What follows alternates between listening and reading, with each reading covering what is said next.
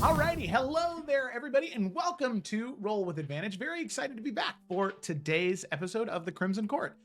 So in case you're not a part of the Discord server, which you should definitely join if you are not a part of it yet, but I actually developed a trivia extension for Twitch. So how this is going to work is instead of it being the pre-live thing that it was before, which if you didn't notice, there was no trivia before the session started today, what you're going to want to do is off on the what should be your right-hand side of the screen, there should be a little icon there that says Lore Master Trivia. And what you're going to want to do is click that and then click accept.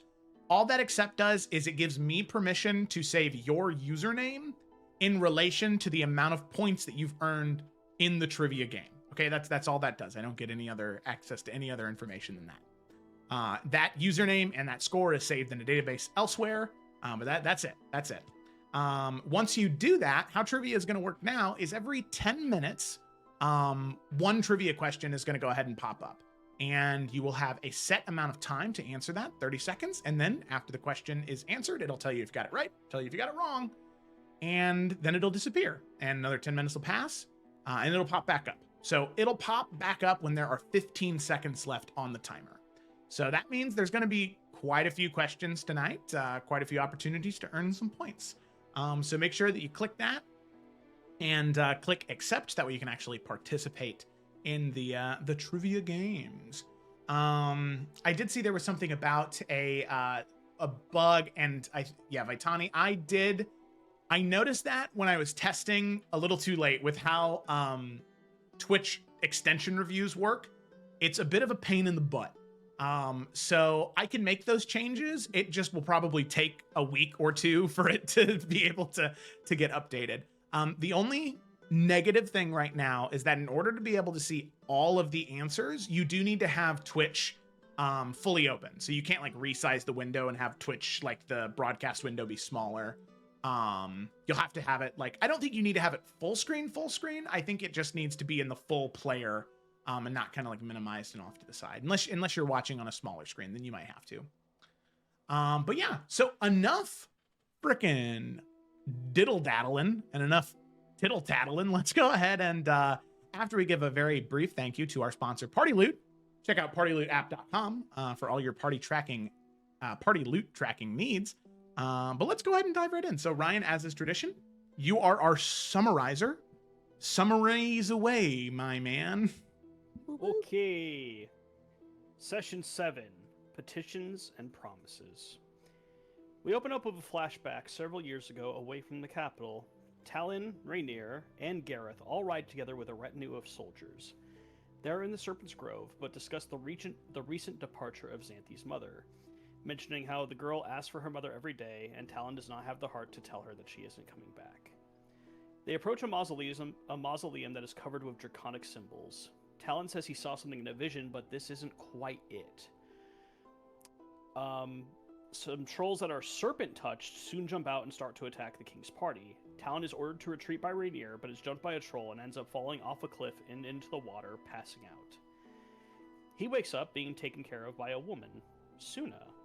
She learns that he has been recovering for 2 weeks, with none of his men knowing where he is. Talon reveals that this place where he's healing, and Suna herself, were the visions that he saw. He believes that he was supposed to meet her, and they move in for a kiss. Back in the present day, after receiving instructions from Gareth on how to handle petitioners, Xanthi goes to visit Rainier, finding Talon sitting at his side. She joins him and they speak. Talon revealing that he hasn't been sleeping much as he worries that something might happen, and he doesn't want to miss anything else. Talon acknowledged that Rainier was a better brother than Edamir ever was, and he regrets that his relationship with Rainier was not doing well the past few years. Xanthi speaks of her worry that Talon is spending too much time with Rainier, as there is nothing that he can actually do to help. She also opens up that House Valcrest needs a new Lord Paramount, as Rainier might not be able to take that position back should he awaken. Talon asks her to stop and just pause and feel, saying that they are allowed to hope and mourn in their own time. The kingdom will not fall apart in a week. Xanthi wanting to debate back, but seems to listen and decides to just spend some time with him. Back at the manor, Kaelin explains to the other heirs that she saw something trying to take Rainier while she was veil walking, believing that the others needed to know. She explains that she went into the ethereal plane, or at least saw into it, and saw something that was fighting for Rainier's soul, which needless to say is not a good sign, and seeing it as a dark entity that spoke to her. Edwin requests to talk to Xanthi in private. He opens up to her about wanting to tell the others about whatever secret he is hiding. He admits he doesn't want to tell Talon yet, wanting to keep it to just the siblings for now. Edwin wants to confront Father Aldrin, but Xanthi dissuades him against it, believing that it would be foolish to confront him so early. He agrees to tell the siblings after the second petitioner. Kaelin goes up to the keep in order to speak to the clerics that are overseeing Rainier, to inform them of what she saw while she was veil walking. Talon is once again there, and she tells the truth in front of Talon as well. The clerics seem to believe her. Kaelin and Talon speak, with Kaelin asking if Talon actually even remembers what her mother sounded like, or if he's just saying that to feel better. Talon struggles, seemingly quite hurt by the implication, but says that he remembers everything about her mother, down to the very song she used to whistle while performing her magics. Merrick, meanwhile, goes to the keep to have lunch with Solara Astralore. They speak of the dragons and how Merrick might already be bound to the Green One. They discuss their relationship, with Solara pondering if Merrick should perhaps leave the throne and the politics all behind. Merrick opens up about the ugly separation of his parents, explaining that he believes his family can be held together if he sits on the throne. The two continue their meal, their futures both uncertain. Long one. Edwin calls everyone to meet in the secure vault of the manor. There he reveals that he has a wife and child back in the Nornathi, with his wife being the princess of the land. They have been married for 13 years, while his daughter is 11. Edwin goes on to explain that the Spy Master has threatened their lives and requires the siblings' help in order to see them reach safety. The siblings agree to help with a tentative plan in place. The King's Hand finally meet with the last petitioner, but upon agreeing to his request for more Adirian watch, he opens up about meeting with Xanthi in private and her support for his request. Many other houses join the cause, mainly heralding Xanthi as the one who to see this through with Otis. With everyone dismissed, tensions grow high amongst the siblings, with many feeling betrayed, while Xanthi continues to insist that she did nothing wrong. The group parts in anger, more divided than ever before. The next day, they are called to Talon in the council chambers to learn of their next mission. They are given 2 objectives, but decide to go to Skyhaven and host a festival to find a replacement sentinel in Rainier's absence. Edwin points out that this will be the best opportunity for him to help his wife and daughter as well. Talon encourages the siblings to work together, remarking that Xanthi would be in charge of the festival, but all decisions would require a majority vote before she could take action. He wants the siblings to bury their hatchets and grow closer, fearing that their relationship will grow as poor as his own with Edamir. With their assignment, the heirs leave, preparing to arrange their travel to Skyhaven. All right. Fantastic. Thank you very much, Ryan. Very good job. Whew, thanks. So with that, let's go ahead and dive right in. As all of you depart from the Keep of Dragon's End, you make your way throughout Crown's Rest and eventually to the Upper City Harbor. As I recall, there, the shopping has already been done off screen for what all of you need. Right? Correct? Unless there's been any additions or revisions. Okay. So for the good of the people here, go ahead and review what have you purchased, what are your provisions, what did you get for your journey to Skyhaven specifically. I posted it in all the chat, friendos. But for everyone watching at home, for transportation, we decided we're gonna take a ship, and everyone's gonna have their own private cabin because no one in this party should really be sharing a room right now. So, yeah, especially for 3 days at sea. It's gonna take 3 days to get there. Security, we're gonna do a medium guard detachment, so that includes 10 personnel that are going to come with us. Mm-hmm. Medium group provisions, because that just makes sense. But then we're also going to bring a court herald with us to help kind of run the activities and gather meetings when we get to Skyhaven for the tournament thing that we're planning.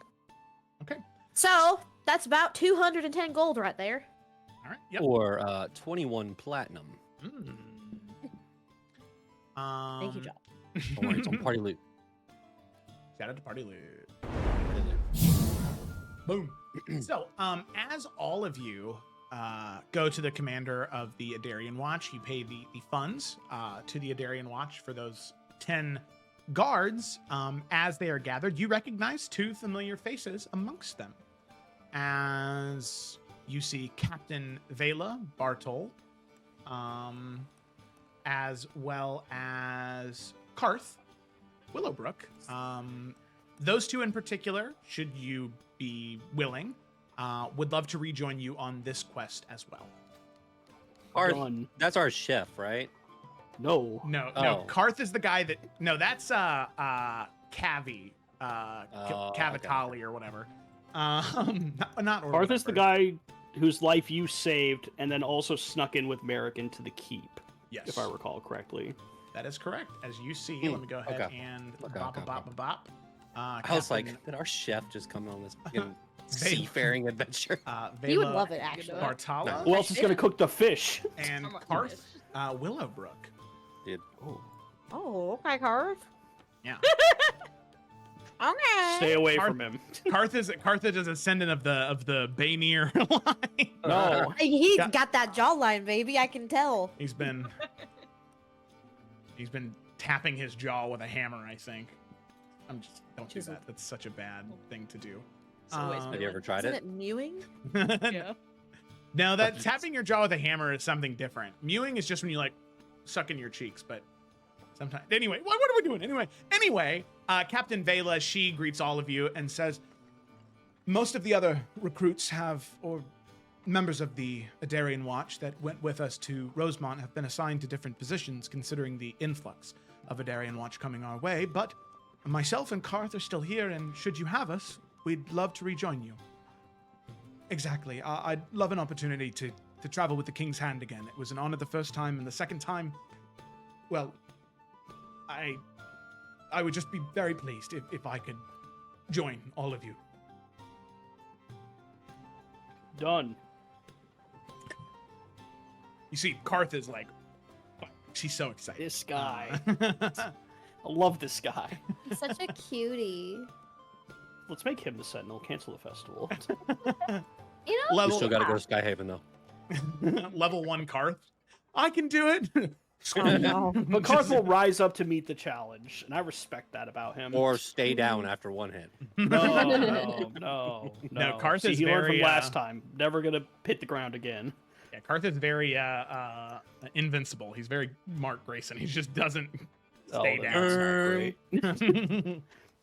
Mark gets Okay. knocked down all the time. But he gets back up. Anyway, What's our time. boat like? well, that's Yeah. the thing. Our boat. That one right there. As all of Which you, one? you gather your Adarian Watch, you gather your provisions, you gather your court herald, who says, "It would be very good to assist all of you," and he'll never speak again unless he's introducing people. No. We need him to speak again. That's for I'm sure. sorry, what is Exactly. your name? My name is John Billingsworth. I am a Oh. court herald of great John. renown. Hmm, John. Good name. it's a good name. I've That's heard what my better. the parents last thought. The last one's weird. Don't see what the hubbub is about. Anyway, so Don't insult the man. you, Mr. Billingsworth, you gather him as your court herald to announce all of the comings and goings of various nobles and guests of esteem coming to and fro Skyhold when all of you arrive. However, you now need to determine what your ship is going to be. So there are currently 3 ships available for all of you to charter. There is the Falcon's Pride, which is a royal vessel flying House Falkrest colors. There is the Kraken's Bite, which is a warship of House Veltaris. And then there is the Wayward Wind, which is a merchant vessel that can be charted a little bit more discreetly. So it just kind of depends how all of you want to arrive in Skyhold and how you want to try and dissuade people from potentially trying to do anything to your ship. Oh man, that's good, Joe. That's hard. Go ahead, Gemma. Surely the first one, right? Like, we're not doing anything secretive. We have no reason to hide. Like, we're gonna be arranging a festival. Like, it's good to get people talking about, hey, what's happening over there right now, you know? Mm-hmm. I agree. What was the second one? I don't want to go with the merchant one. The Veltaris warship, the Yeah, Kraken's... warship is I mean, that definitely one's not the pretty sick. vibe. You mean no one's gonna fuck with us? You're just a Veltaris hater, Xanthi. That's Yeah. all this is. The ship, Oh wait, it's Veltaris. Never mind. Let's go with the Yeah, first you one. shut ship- up. the ship does have a very experienced crew. Any Which one?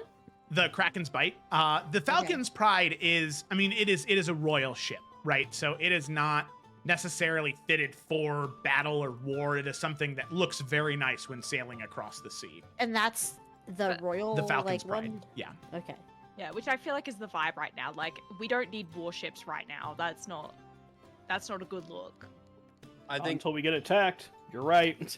We don't need it. the merchant vessel, even though it's low key, will get us attacked more than the other two. Yeah. That's Pirates. piracy. The second one is super cool. As me, the person John, I would love that one. This is my opinion, by the way. I But gathered that. if we do the first one, it's like we're going there for a festival. It's sending a message. It's like that scene in Goblet of Fire when the other houses are showing up. It's like, Yeah. oh shit, look at those guys. They're so cool. I That's like my that. opinion. They First got ship sticks is more That they bang on the grandiose. ground. Yeah. Yeah. Let's do that. I'm down with that. Felicity, Ryan, what you think? Yeah, No, I definitely. agree. Oh shit. It's the right play, all jokes aside. Okay. Alrighty. So all of you approach the You'll captain be sorry of when we get the attacked. you approach the captain of the ship, and she is a rather older, elvish woman, like tight knotted gray hair, sitting beneath a tricorn hat trimmed in gold and brown. And you can see that she is no nonsense as you approach. As all of you have heard of this woman, as anytime you all have sailed back and forth between Crown's Rest and Skyhaven, this is typically the ship that all of you would take. Paid for by the Crown normally, but now that you're serving as an organization under the Crown as opposed to just the kids, it's a little different now. But you all can see Captain Adeline Wyverncrest as she says, "Ah, the heirs. It is great to have you aboard my vessel once more, but not simply as princes and princesses, but as the King's Hand. It would be our great honor to escort you to Skyhaven should you have us." And so we shall. Very good. You all can store your provisions below deck. Any of your Adarian watch you bring with you will have private cabins as well as you. We have plenty of room for them. Please, make yourself comfortable. If there's anything you need, do not hesitate to ask. Thank you Thank you. kindly. Very good. And with that, she just about face turns and goes off to instruct the other sailors to continue on with their work to get ready to leave. Well, All right. this will be fun. I love Eric. boat traveling, sailing. Yes. Does she? Wait, have you? How many times have you been on a boat? Oh, I feel like at least a few times, guys. That's the main she's way to not get lying. back and forth between Ark and Vale and Crown's Yeah, Rest. she's not lying. She's just awkward. Wow. I relate to it Via. back. Everybody thinks I'm dishonest all the time.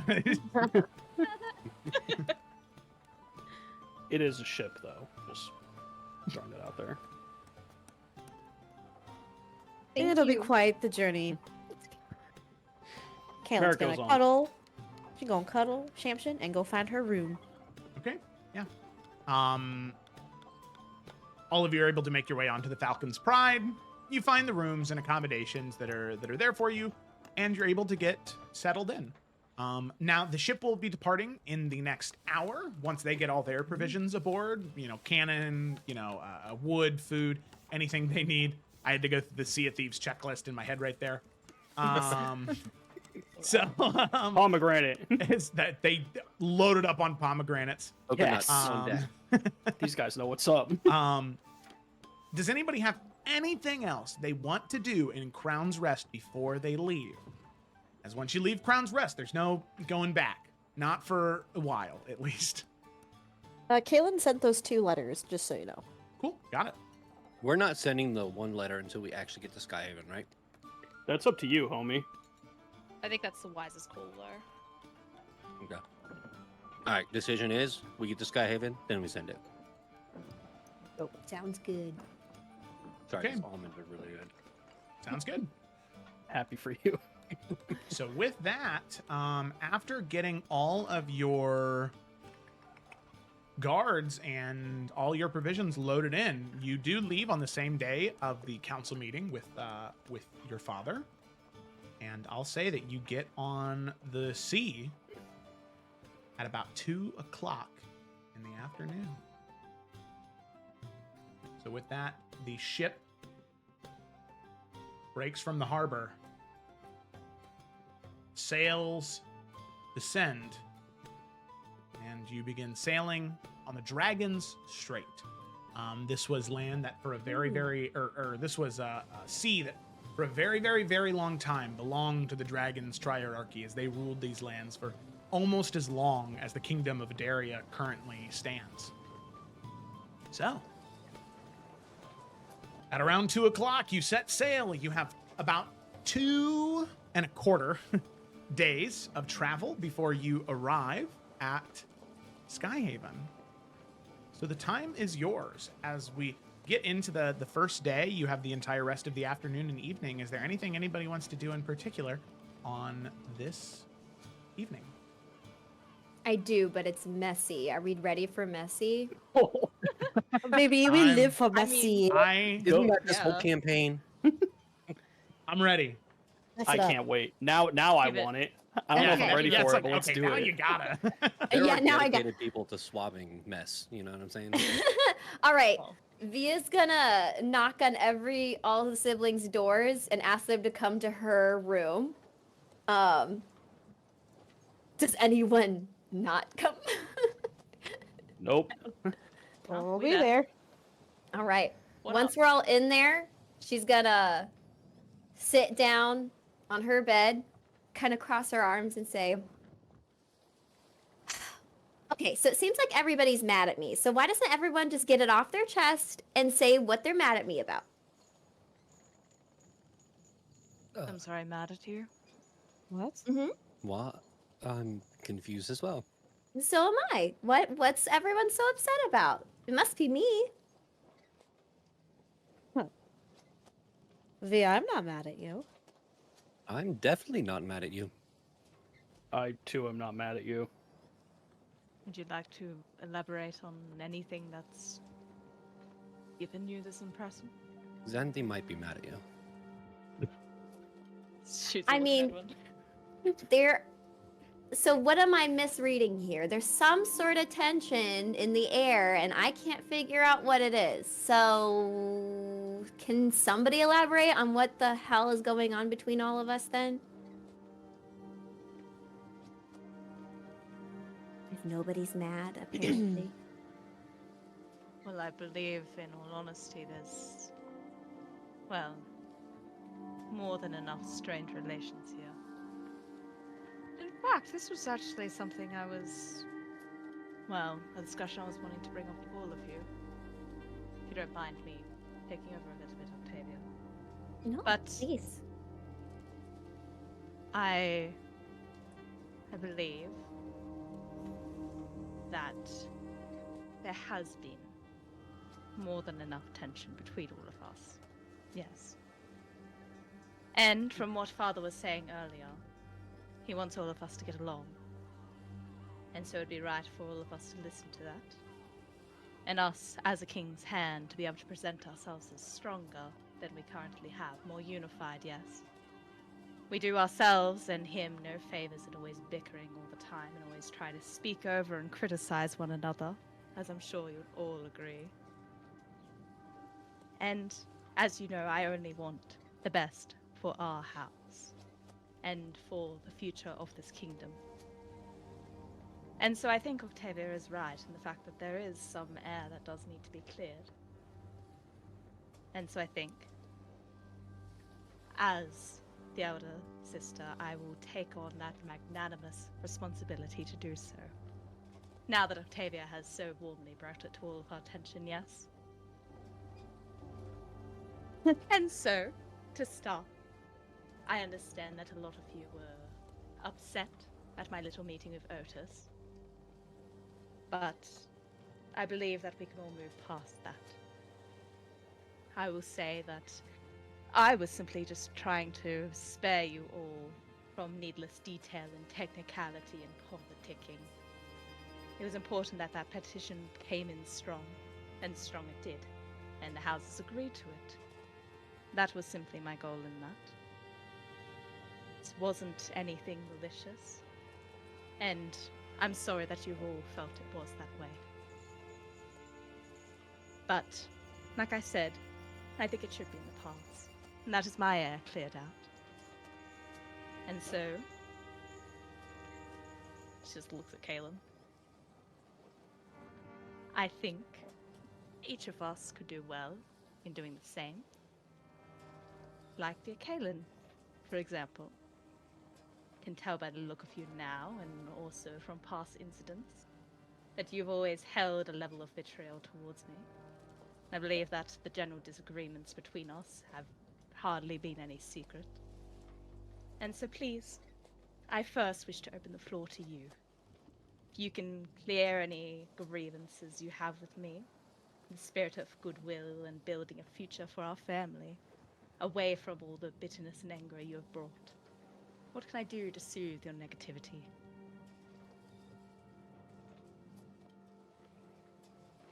Wow.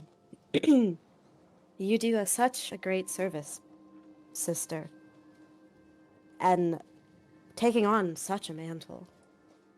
You're very strong for that. Thank you for gracing us with this well-prepared speech that you've clearly worked tirelessly on. Grievances. Well, where does one even begin? Whether or not you think what you did was right or wrong, if we are to work together, you need to stop thinking that your shit does not stink. Language. I'm sorry, dear brother. Let's You need to try stop keep this- thinking that you are better than the rest of us. That's better.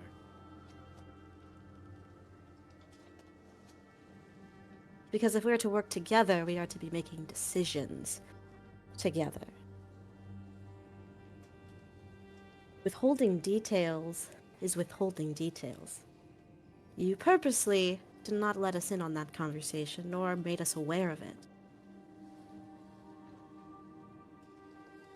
This mission that we're tasked to do now is all about making decisions. And oh great, great Xanthe, you cannot make those decisions without all of our approval. So maybe we should start there.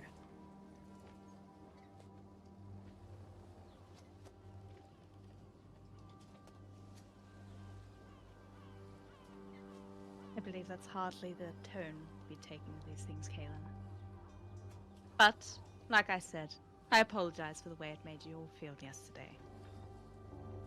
I will make that more than clear. Again, I was just trying to save you all from tedium I didn't think you'd be interested in. But as far as I'm aware, we all each had our own separate meetings that we attended. And, well, as far as I'm aware, the details of mine are the only one that are known between us. The details of mine are known between us as well. That is a correction. I acknowledge that. Edwin and I are the only ones to have spoken about ours. And I all met of with us- Gareth because he invited me to have dinner with him. Because he has concerns for his farmers and wanted to speak with me on such. And we had a very nice conversation on how we're going to ensure those peoples are protected and how they can work with the Servant Grove to expand their borders while also benefiting, a mutual benefit between the two. Nothing malicious, nothing underhanded. I'm sorry, but did you mean the expansion of the Serpent Grove's borders? I mean working together with people who own this land in a mutual agreement. Or working together in borders are different matters? Perhaps you just misspoke. No, I didn't. But that's what my meeting was about. Would you like to dissect that some more, or is that to your liking? I didn't make any irrational decisions or sign any petitions or put my signature anywhere. It was a conversation. One Why good do faith. both of you speak with so much venom to each other? I don't... Did I miss something? Was it before I was born? Like... Because I like you all so much. So what happened here? Well, I have no venom. Oh, I'm only Zanthi. asking the truth. Octavia? I mean, you know, you're very smart. I don't like to be talked down to, Via. And Xanthi is a master at that. And that's why I have so much venom.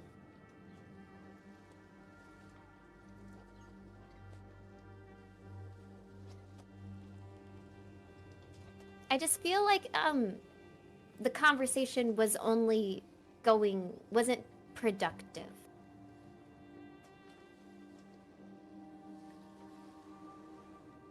Because we do need to work together.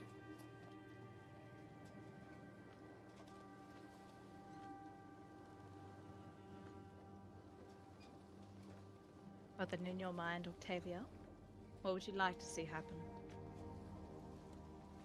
Well, at the very least, that all of us can be cordial and amicable and not hide things from each other and be honest and open, even if we don't like each other all the time. I mean, I like you all, but I guess that's not a requirement, you know?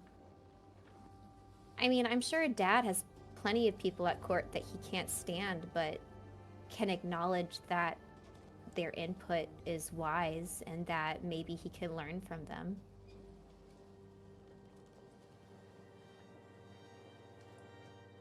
I mean, we're all Fallcrest, we're all blood.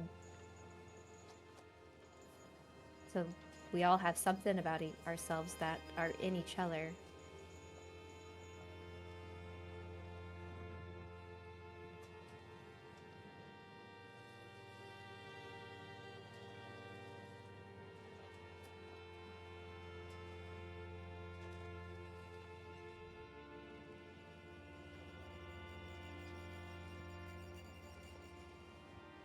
I think that honestly, we have not been around each other for this long, this closely. And we have a lot of things that we need to discuss and bury. A lot of venom towards each other, a lot of issues that we've been holding on to for a very long time, and now we are forced to be within the vicinity of one another for quite a while. It would do us all good that when we have time to ourselves, when there is silence to think about these things. Via is right, we need to work together, and if we don't, we're only hurting the kingdom.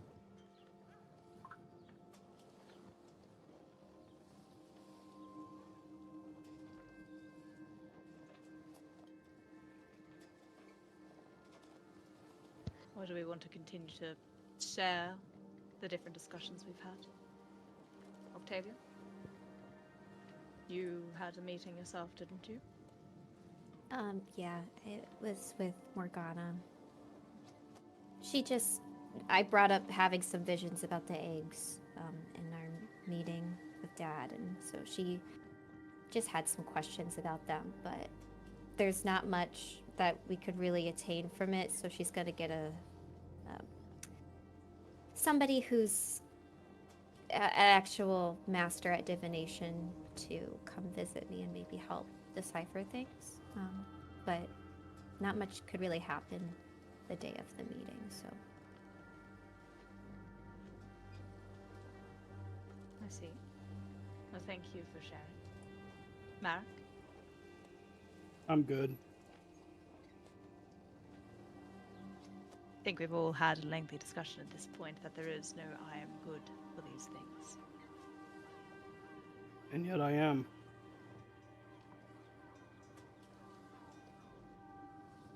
Harry, what's going on? I haven't done anything to cause any of this fighting, any of these problems that are going on between all of us. I don't owe anyone an explanation.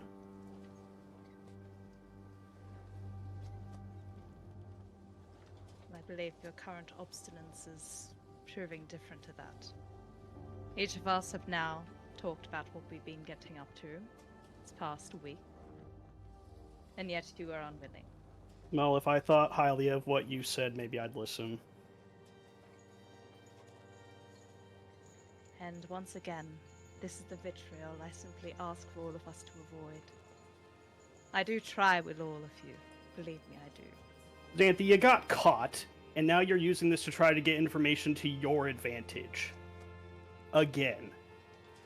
That's all this is. You don't care. You're not interested. You're not curious. You want to take away any advantage someone might have. That's all you're doing. We all know it. You didn't do anything for us.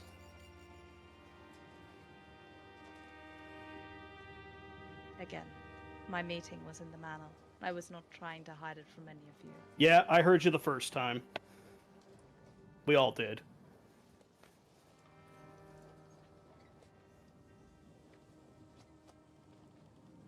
Anything else?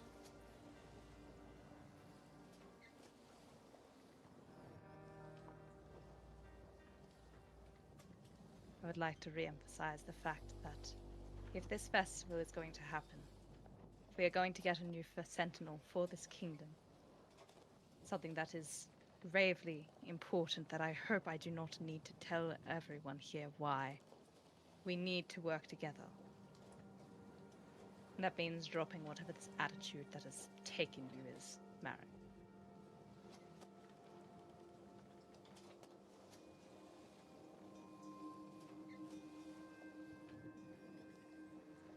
I don't think any of us said we weren't going to work together.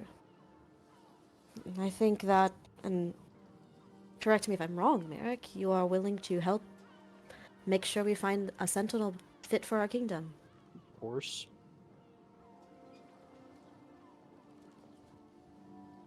And there you go.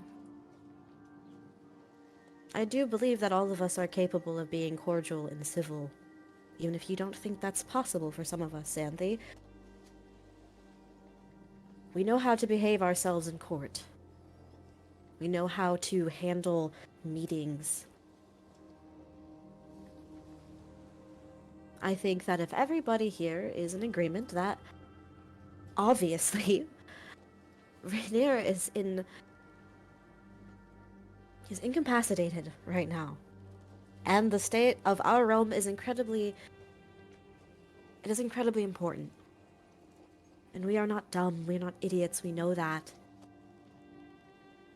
So whatever petty disagreements that we might have with each other, I am more than willing to set that aside for the betterment of our kingdom. And I didn't hear anyone here say otherwise.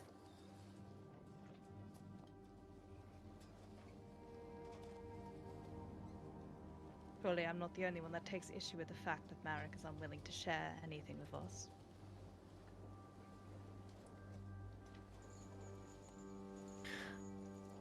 I do think from this point forward we all need to be honest with each other. That includes you, Xanthi. I've been And that Merrick. on it. Now you have. I also agree that honesty and just transparency is gonna be best with our situation that we're in if we need to work, as a unit. But Barry, do you need a second to take something in? I'm fine.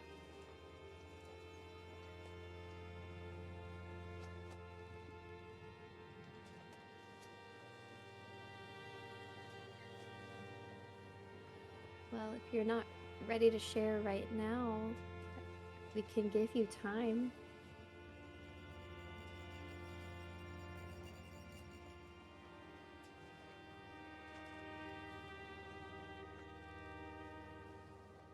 Like everyone in the room looking at Merrick right now. Yeah, basically. It's kind of sus, Yeah. not gonna lie. Yeah. I mean, I mean, you Yeah, were the I one get- talking too, so like it's respectful. Well, Via was actually, but To Merrick, though. So It was like a yep, Merrick. Mhm. You know, yeah, I'll keep that in mind, Wiz. Long as whatever this is does not interfere with the running of this festival. I don't care what your meeting was, Marek. I care about how it impacts a hand. And how it, well, may impact things for the rest of the kingdom as well. Like I said, if we are to operate well, we are to operate together and uniformed. This festival will be our first real show of that. All I ask, for no more bickering, to let things be run and run how they ought to be run. and you Well. agree to that?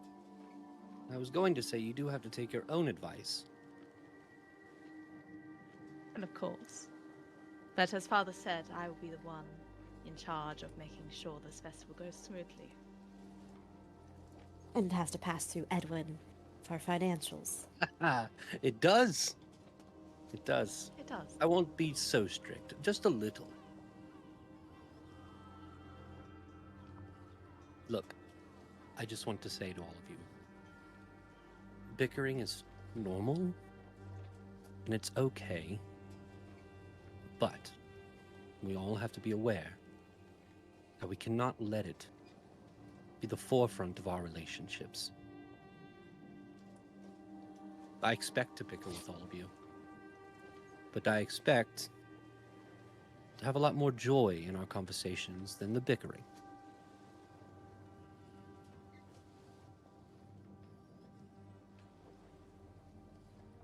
Just... We're going to be on the ocean for a little bit. We have time to think. Use this time wisely.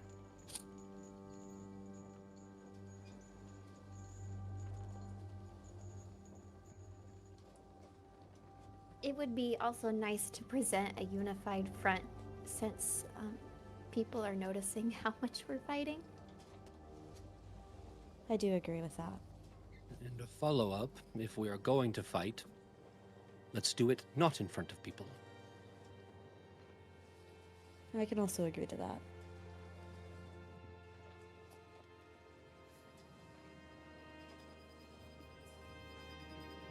I will apologize to you all. Kaylin looking at everyone but Xanthi. I realize that sometimes my temper can get the best of me. And sometimes I can say things that are very hurtful. But I do that because I am extremely passionate about what we are doing. And I am extremely passionate about what I am doing. And who I am. And I understand that not everyone appreciates that, or likes that, or cares about that, but I do. So I will be mindful in how I speak in public, especially. Your mindfulness is noted and your apology recognized. Caitlin.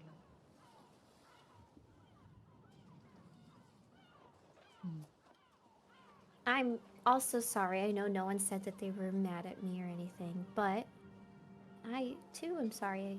I know I contribute to the messiness. I tend to be the one to start the tough, at least tough group conversations. So I just really want us to be okay, really badly. Yeah, I fear that if you didn't do that, we wouldn't have those conversations at all. So, apology accepted, but with the caveat that it's not needed.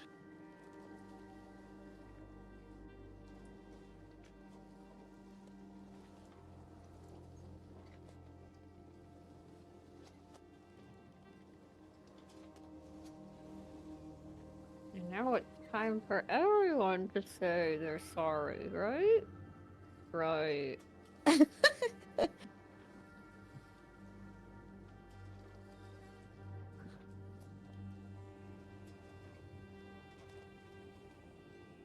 I will say I'm sorry, but I don't know what I'm sorry for.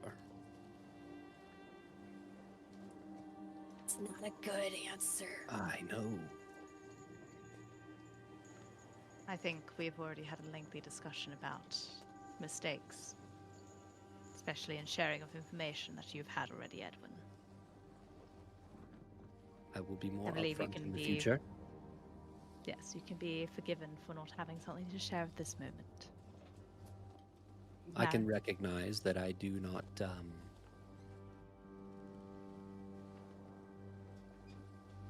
I have a hard time making decisions. So for that I am sorry.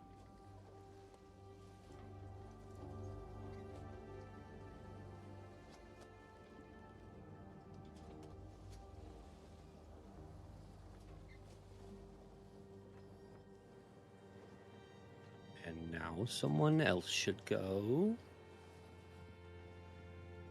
Before I pick someone. Merrick is the only one that has not shared yet, as far as I'm aware. Like I said, I've done nothing wrong, and I have nothing to apologize for.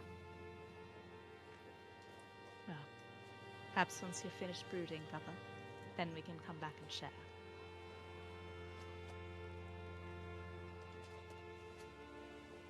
Well, perhaps we should spend the rest of the evening on our own. And sometime tomorrow we can come together to start planning our event. Seems some space would do everyone good. I will invite everyone in about 2 hours up to the top to watch the sunset, but you'll know where to find me. I'll go. I'll be there. Maybe we can have a picnic. Ooh, yes. We can play I Spy. Ooh, might be hard on the ocean. We'll Well, try. we could see what shapes the clouds are. Love that.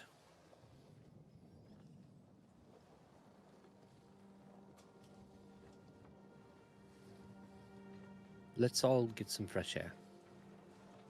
And take some space. Yes, well, meeting adjourned, I suppose, everyone.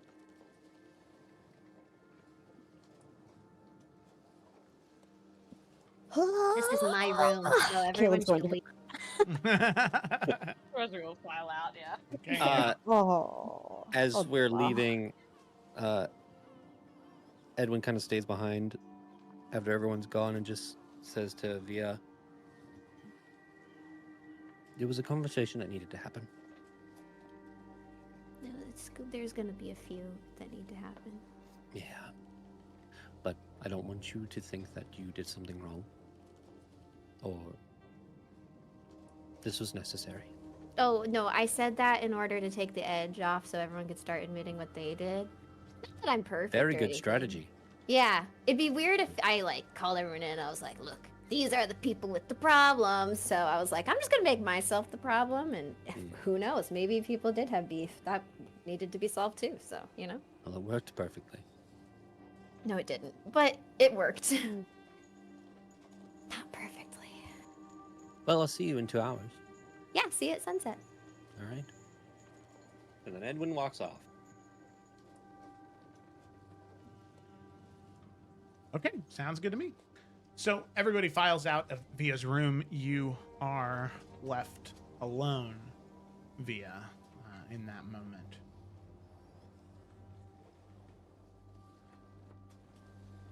As everybody leaves and the door kind of shuts, as Edwin being the last one out, what does Via do in those next few moments after going through that conversation?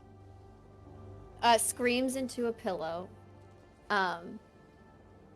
And some like frustrated tears start to well up, but then she just kind of like presses her eyes and rubs her forehead. And then looks to Fiddle. I just don't get it. I don't. But it's fine. I mean, you get along. Yeah, right? I wish. No. She's gonna scoop him up and give him a hug. Okay, all right. That's how Tiffany is. She just flops Oh, dead. okay. Am I about to die? Am I? Yeah, I know. literally. They're like, "Are you gonna eat me or love me?" What happens now? Okay. All right. So we cut away from Via. The rest of the afternoon passes, and unless there's nothing else, anybody who would go out to the deck to watch the sunset on the sea, who all's going up for that? Obviously, Edwin and Via.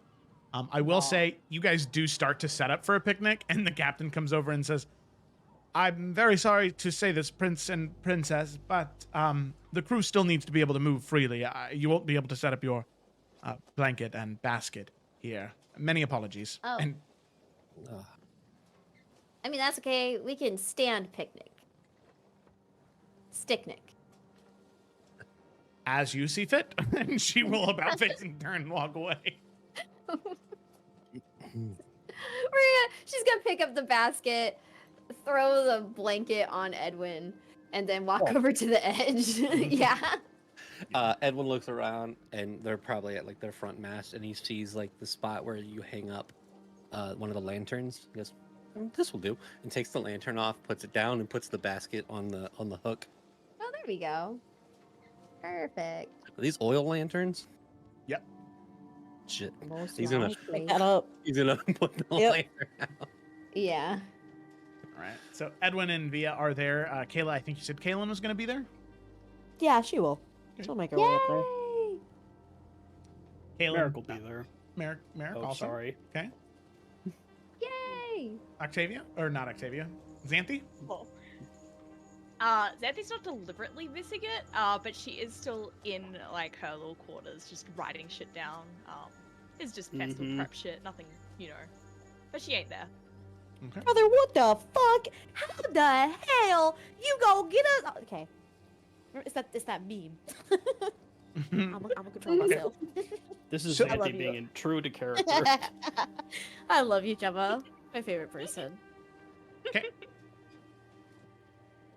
Xanthi, as you're in your room by yourself, sort of writing down, book in front of you, you hear these little scritches at your door.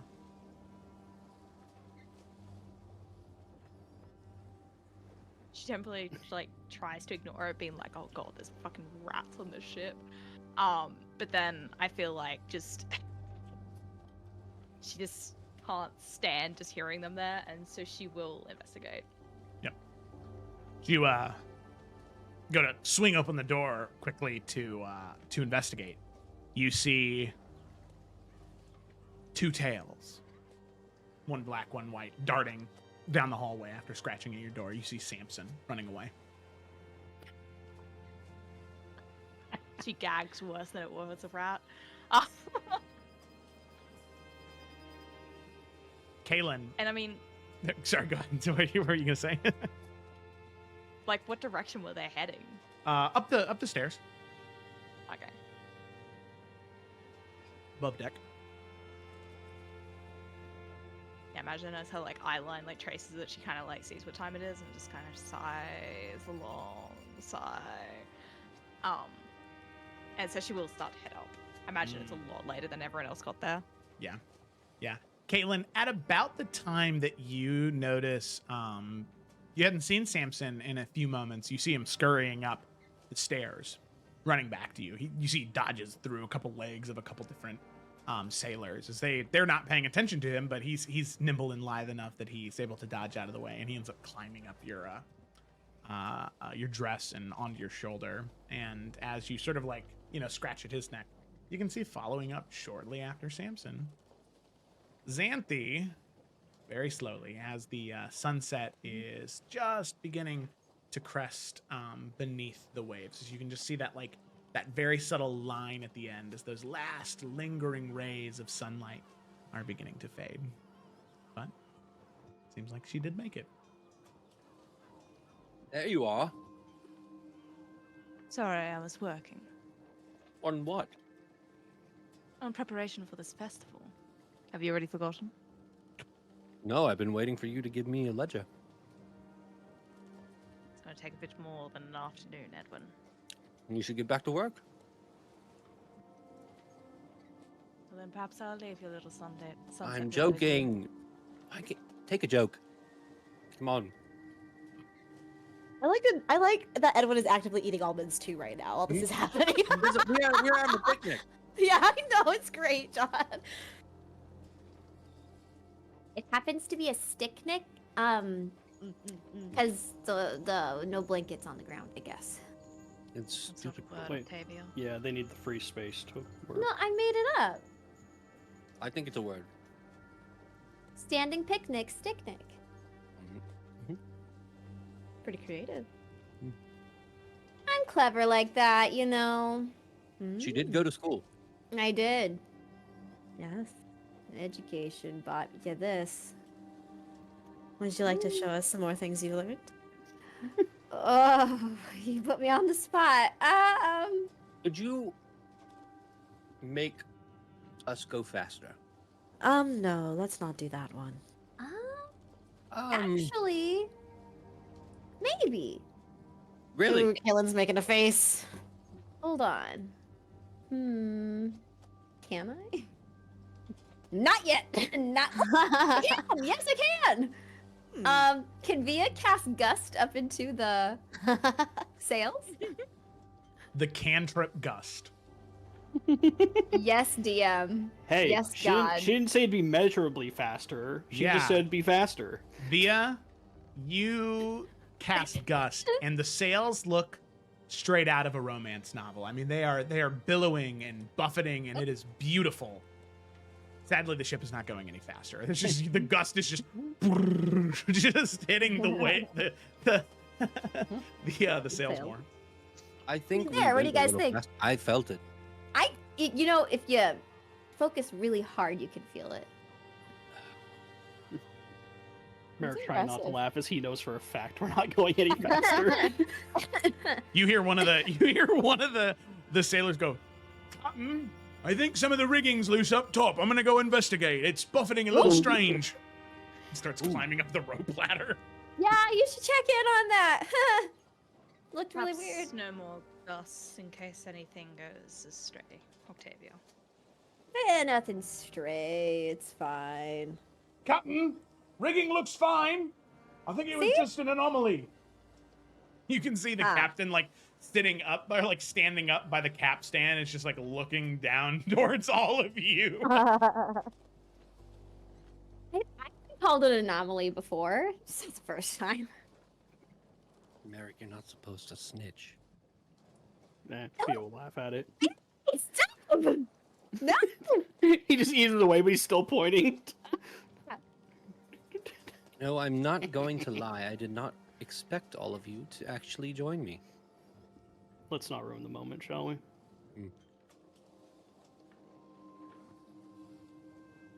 Good observation. Look at that sunset. You know, maybe if more people cast Gust, we could move faster. Does anyone else know that I one? don't. I know You don't know off the this top of your one. head. He takes out he takes out a piece of glass, like sea glass, opens his hand, and it lights up. He casts light. Oh, I can do that one too. Oh, you can. Do you have more Closes sea his glass? hand and it just disappears. He's like, let me just die. Yeah, Edwin's just like, oh, okay, cool. Like that was gonna be my thing, but that's okay. You go to school for all those years, man. Like, Yeah. School teaches you Gust and light and how to kill Kalen's people, apparently. A lot of She's people. gonna set Samson Forget down so he that. can play with Fiddle. Oh yes, they're probably besties. You see, like, Fiddle I like is those sounds. much more of a passive player, you know, where like Fiddle will like move a bit and then like fall on their side and like open up their belly, where like Samson is like very hoppy, you know, is very like Yeah, that makes Active. sense. you can see both tails like pedaling a bike. They move back and forth faster and faster the more excited Samson gets. I'm so glad they get along. Yeah, he likes most people. I don't know if You- I'd consider Fiddle humanoid. They're fae, for sure. Samson looks up to you, Via, and then looks to you, Kaylin, and kind of shakes his head and then looks back to Fiddle and keeps going. What did You're that right. mean? That means he doesn't like most people. Oh, he agrees that he does it. That's fair. Mm-hmm.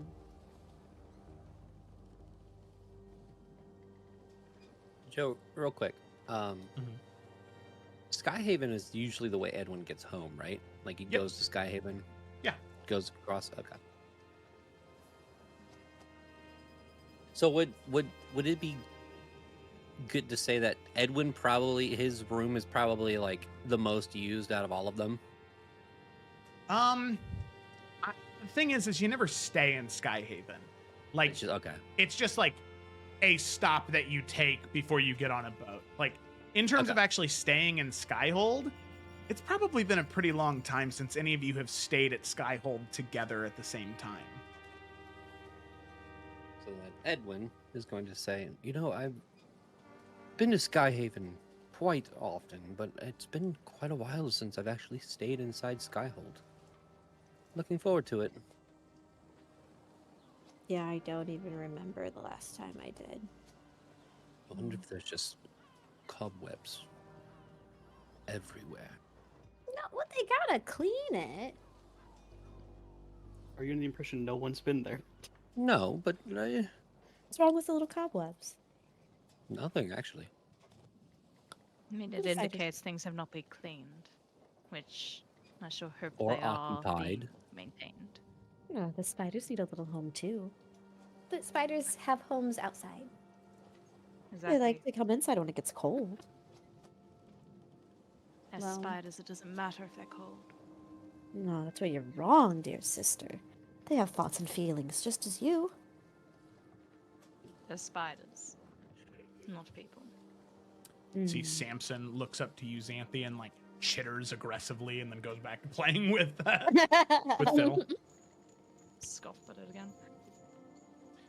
I also Samson do stops hope that playing the animals again. On board, that the animals on board will be, well, kept from making a mock of this ship as well. You don't want to see any of their waste anywhere. Anthony, every life has a purpose. Spiders, for example, are the reason why you are not being eaten alive by mosquitoes and flies and other pests that fly around. Now, also have you know that Samson is a very refined gentleman.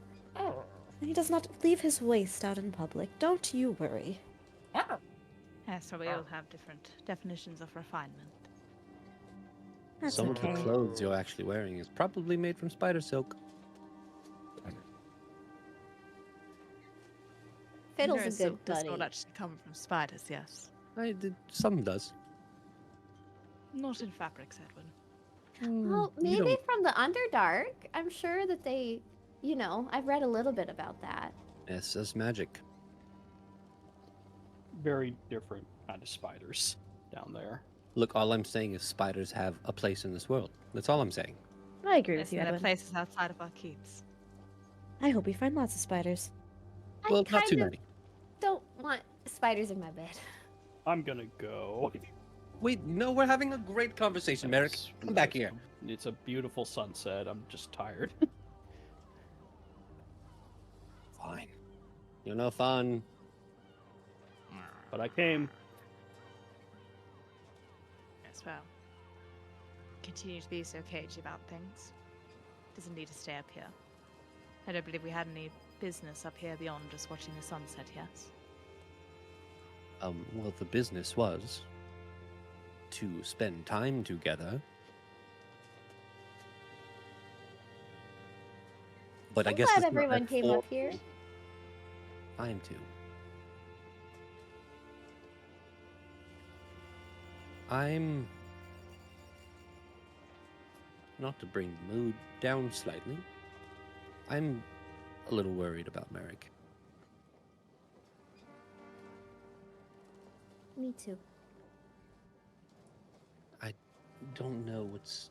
Well, I have an inclination of why he's so upset, but he's angry. I've never seen him this angry.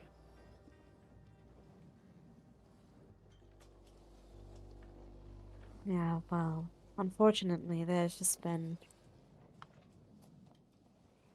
a lot of new development.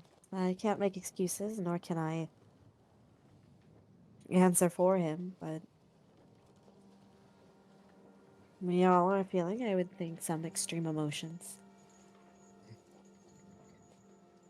Perhaps you should speak with him. Perhaps I should. I don't think I've had a good. Actually, I don't think I've had a conversation with him since I've been back.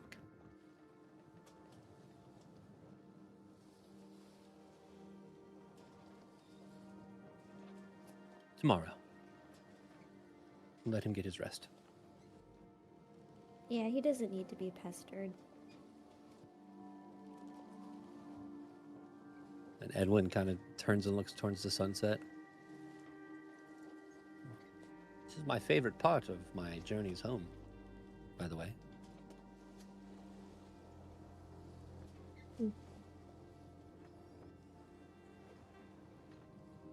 Sunrises are cool too. You don't get to see them much in the Nornathi. Everything's gray and cloudy because of all the snow. That makes sense. Every time I see a sunrise, it's my reminder that I'm on my way home. Beautiful, Edwin. Was that sarcastic? No? No. You'd know it if it was. Very honest. I tried to be. Well, I love you guys. I am gonna go to bed though. Good You night, know- Theo. Good night. Good night. I think I'll follow right behind you. I have to brush my teeth and say my prayers and go to bed. So, good night to. Looks to Kaelin and Xanthi, the two of you. Oh, I'll be on my way. Don't you worry. Kayla's not going to be stuck up here with Xanthi. She's going to scoop up Samson. And see that for most of the time, Samson had just been like mean mugging Xanthi, just like staring up at her, just like. Yeah, they be doing the exact same thing back. Oh. They didn't even hear the conversations that people left. She only snapped out of it when Kaelin picks up. Look out. And then you pick up the ferret, the body. How'd everyone go? Slinky. He's like, Off to bed with you. as you pick up Samson, Kaelin, you hear him kind of chitter to you, and he goes, I know. We just got to ignore them, you know? She's nothing important to you.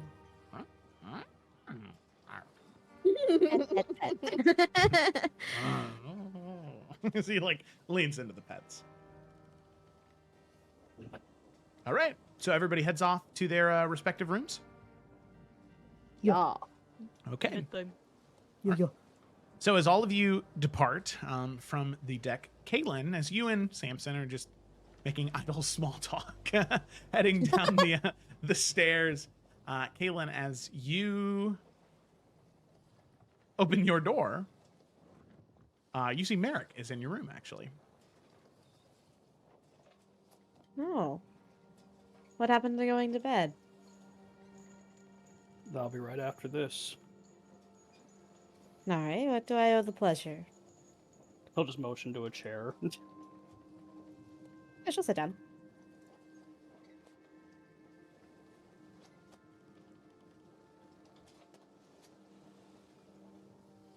He kind of thinks for a little bit. Like, obviously, he'd been down here for a little bit before you came down. Mm-hmm. Do you think Xanthi was just trying to get information? Oh, absolutely. I mean, why else? But So I why'd have you give nothing it to to her? hide. Because, Merrick, if she wants to play, I'm going to play. How do you know what I said was entirely the truth? He kind of thinks back on it. He's like, oh, shit. Hmm. I didn't roll an insight check when you said it. Dang it. It's too She late just now. smiles and just kind of shrugs. Was it? I'm kidding. You don't have to answer that. Good, because I'm not going to.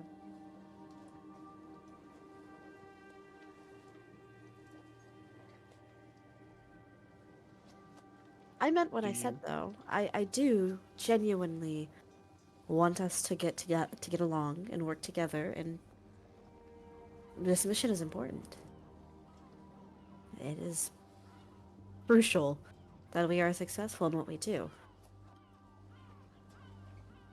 I agree.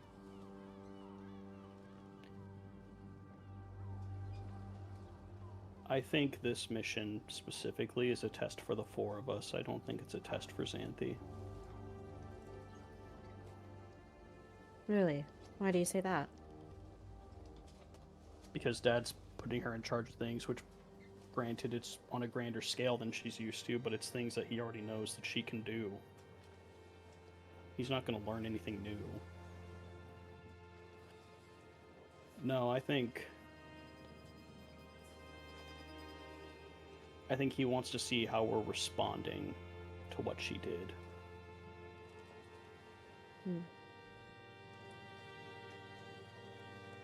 I can see that. Because I have to admit, the moment that it left his mouth that it had to be a majority, immediate thought was just to say no to everything and just have it all go to hell. But the more I thought about it,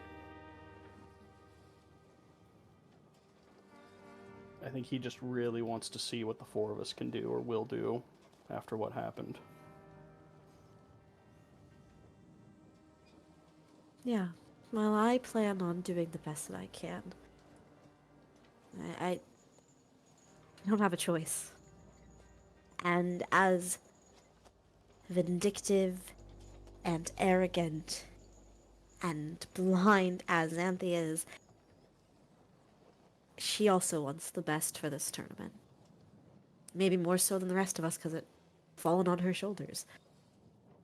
So she doesn't have a choice but to also listen to us. I agree.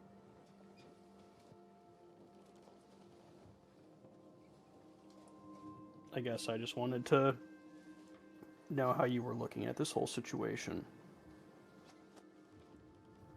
I'll Certainly be can't honest. blame you for being mad. I am more than mad. I don't even know if there's words for how I feel. But it's not just that. It's everything. It's everything. But I will be honest. She has opened the door. And it would be foolish of me not to step inside. I'm going to play the game, but I'm going to play it better. While still making sure we are getting things done. We are being efficient. We are making the right decisions. We are benefiting the kingdom. But I refuse to be made a fool again. I refuse to be seen as a weak link, or that I don't know what I'm doing, or that Xanthi knows everything better than all of us because she's just one step ahead. I will no longer be one step behind.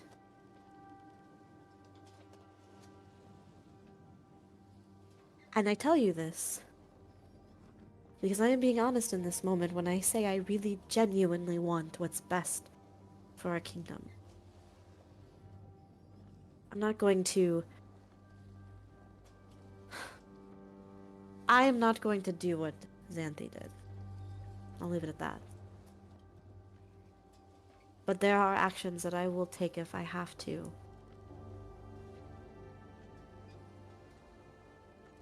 And I'm not going to turn against... I am just going to work in other ways. Take that with what you will.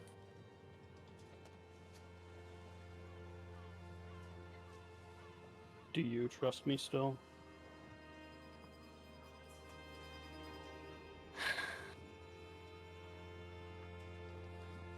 I want to. But you didn't offer us anything in what you were up to. I didn't want to give her the satisfaction. She got the perk of getting the Adarian watch, getting most of the credit there, and then using it as a backdoor to get everyone to talk about what they were doing. It's all benefit for her. She didn't mean that apology. She said she got caught. Even in there, she's still standing on that same bubble that she was defending herself on. And like I said, I'm not perfect, but I'm not the cause of the problems in the King's hand.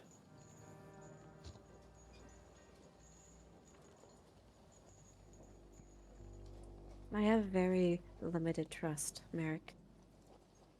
But right now, I am trying to divvy up that trust as carefully as possible.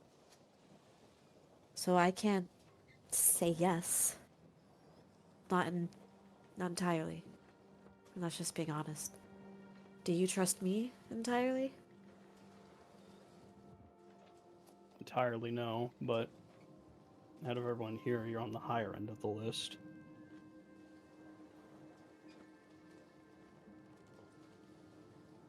That sounded better in my head when I said it. No, it's truthful. That is honest.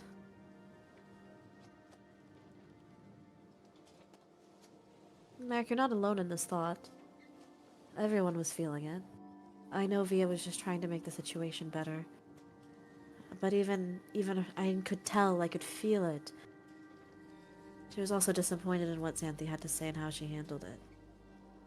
Clearly Edwin was too. You're not alone in this thought.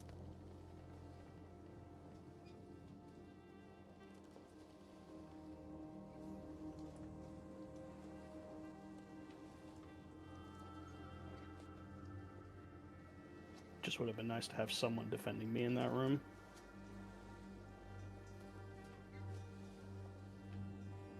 With all respect, Merrick, I think we are all, right now, too busy protecting our own necks.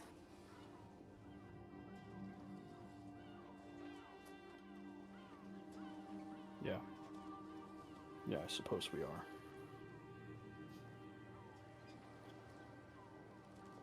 I'm not saying it's one- right. I'm just saying what it is.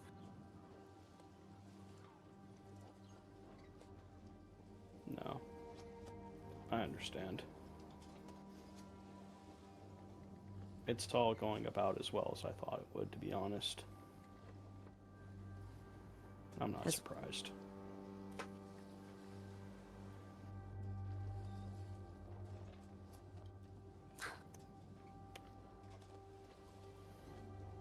She doesn't have words for that. One thing before I go, though.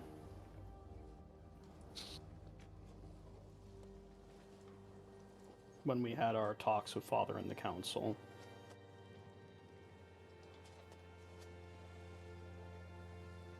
I picked you to be named Queen. Why? I just thought about everything that happened in Rosemont, and I found no fault in it. You fought when you needed to fight. Talked when you needed to talk.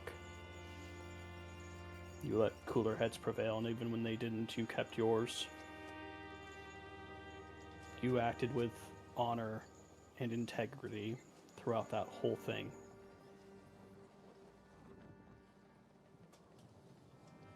I was really proud of you. Still am. Wow. Thank you. Well, for being honest, I was terrified the entire time. You didn't show it. I have found that over the years, I think that I have been skilled at hiding a lot of things. But thank you. Sincerely, Merrick.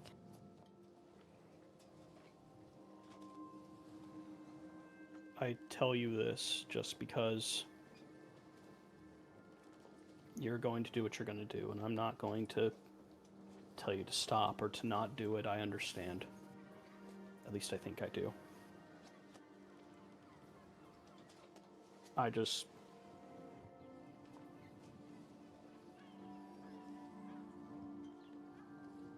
don't know. I just hope that the next meeting I have, you're still one of the names I speak highest of. I intend to do everything I can for this kingdom. And nothing is going to stop that. Everything I do is for its people. And that is all.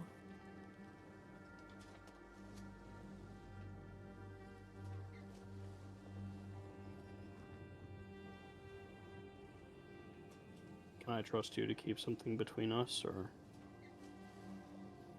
no?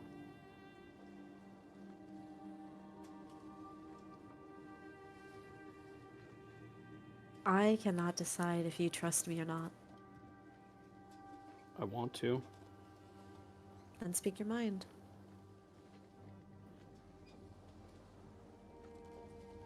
My mother was in the capital.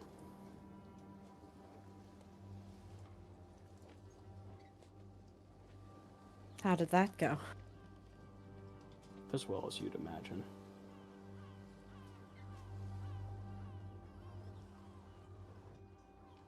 That's why I didn't want to bring it up.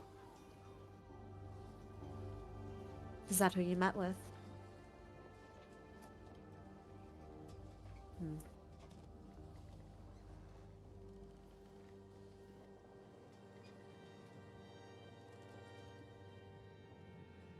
Don't forget who you are, Merrick. Don't forget who you have built yourself to be. I know how that woman can be.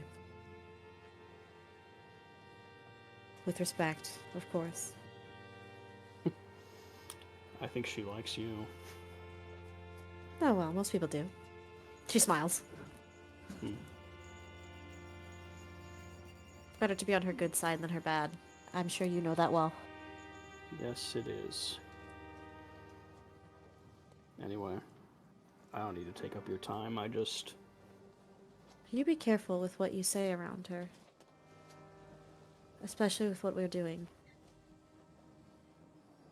Of course.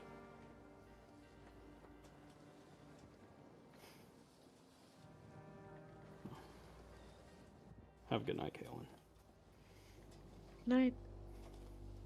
And he will see himself out. Okay. Merrick, you retire for the night, Yeah. and all of the rest of you head to sleep. Sleep finds most of you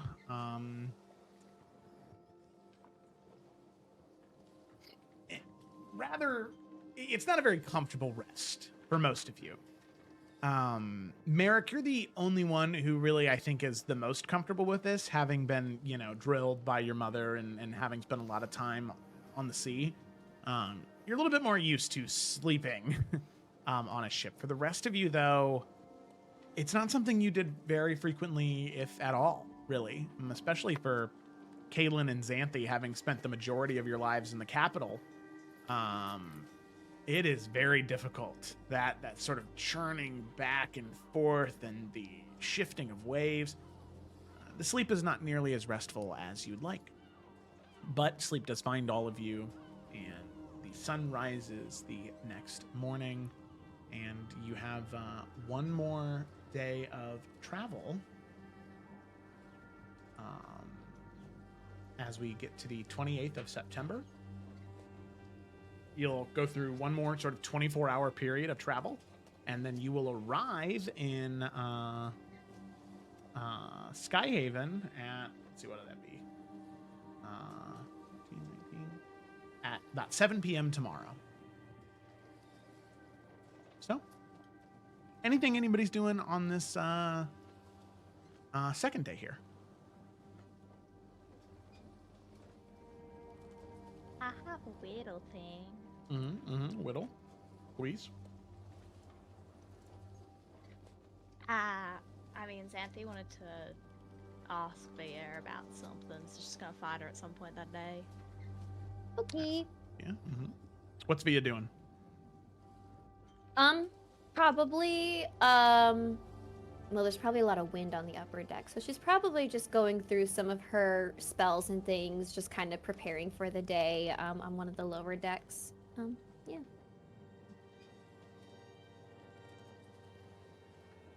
Sure, Pet and fiddle.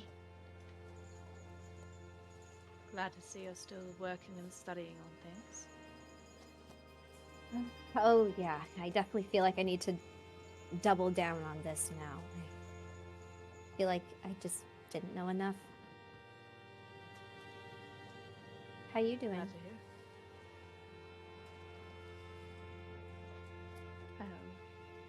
Been busy trying to ensure that this festival will run smoothly. Need any help? Well, I mean, I'm open to any ideas that you have. Oh, what do you Figure have it will so be- far? Maybe I can just take a look at it with you if you want. Do that. Mainly just, well, trying to at least estimate the numbers of guests that we'll be having. It is a vaguer term than I would like, considering we're just, well, hopefully opening up invitations to, well, several of the other states. Yeah, I It's can difficult imagine to that's plan when kinda you don't know hard. how many people are coming. But it was actually regarding that I did want to speak to you. Okay. I was, well, of course, planning on sending word to Lesia, requesting any potential participants there. I simply wanted to open the door if you wished to send your mother a letter personally regarding the information about it. Oh, sure. I don't think they would probably come, but yeah, I would love to send her a letter. I mean, if I do get to see her, that'd be amazing. But it's just not likely. Believed it was worth the invitation regardless. Yeah, and if anything, it's better practice to invite even if you don't expect them to come, right? Exactly. Not sure if there will be any, well, champions or participants from there. It is, well, quite the distance to travel, Right. especially in the name of unfamiliar lands. But again, I thought it was at least worth an attempt. Thank you. Yeah, I can. Do you want me just to write it up and then give it to you and it can get sent out whenever the rest do? That was what I was hoping. Okay, yeah, I'll work on that. And then I'll also, whatever you get ready, I can kind of take a look at what you have and see if there is any suggestions. I mean, there were festivals at Arkenvale that I didn't really organize, but I attended, so maybe I can have some ideas for you. Or perhaps you could elucidate me onto what happened there. Yeah. We have the day to talk about it. Okay, let me get going with this and then we can plan here in a bit. Sound good? Sounds good. But do continue your studies first. Oh, yes, definitely. Very important. You can tell she's kind of tired of studying, but she will keep studying. But she gives Hope you Xanthia a stay very there. genuine smile as well.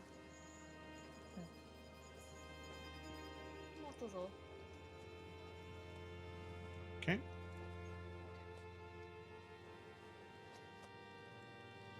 Is anybody above deck? Oh yeah, Edwin definitely is. Okay. Sunrise and all that. Edwin, as you're above deck, just sort of looking out at the sunrise, taking a look around your surroundings. With your passive perception, you would see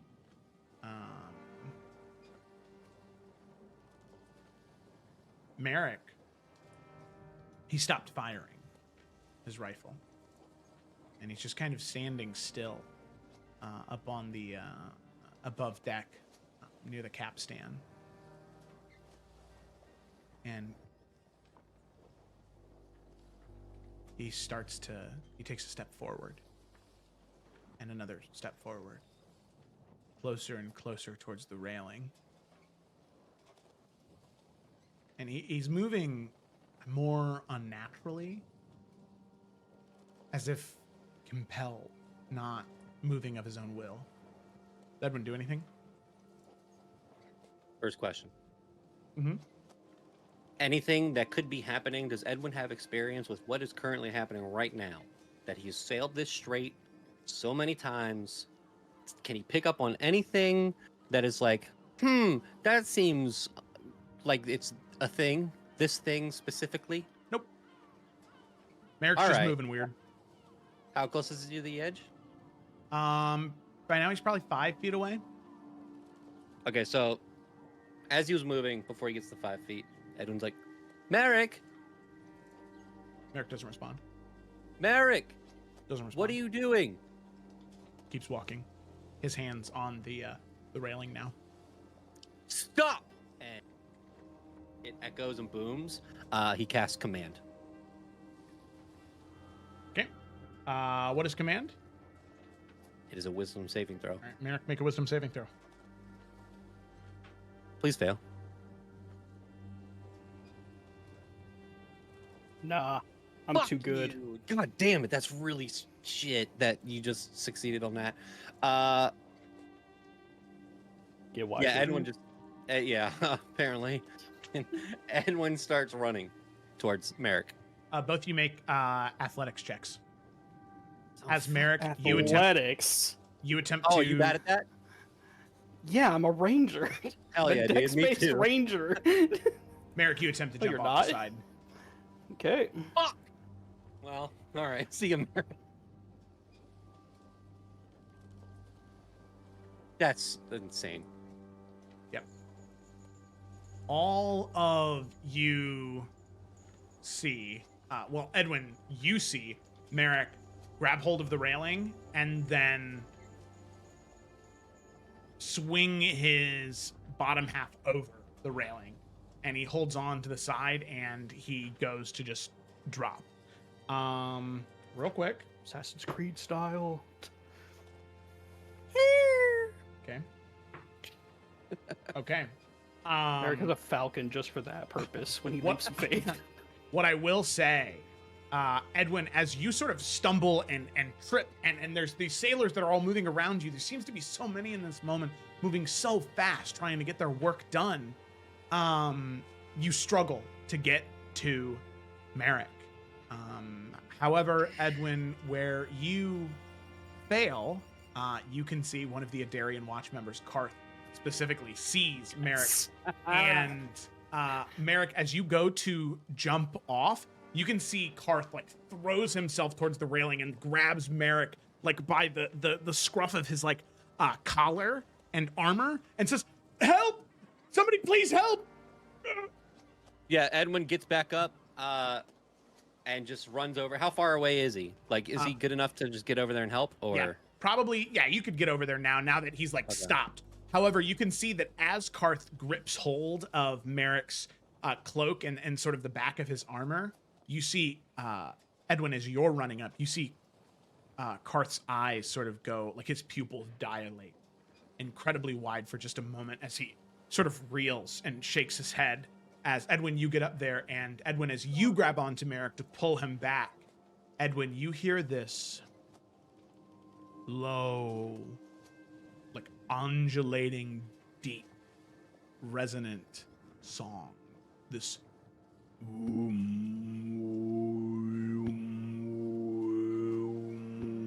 as you grip hold of Merrick and go to pull him back. It shocks you for a moment, and you pull him back, and Merrick, you snap out of it. You can see that Edwin and Karth are like holding you down on the deck as sailors are starting to run and gather around the three of you now. What do you do?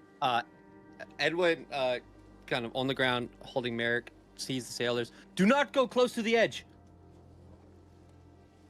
Oh, you're okay. And he kind of like places his hand on your cheek. Thank the gods. And he stands up and helps Merrick get up. What happened? Edwin knows what this is, right? No? Edwin, you don't, aside from when you touched Merrick, you don't hear anything else.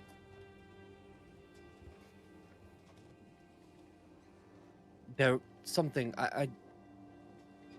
you were about to jump off the ship.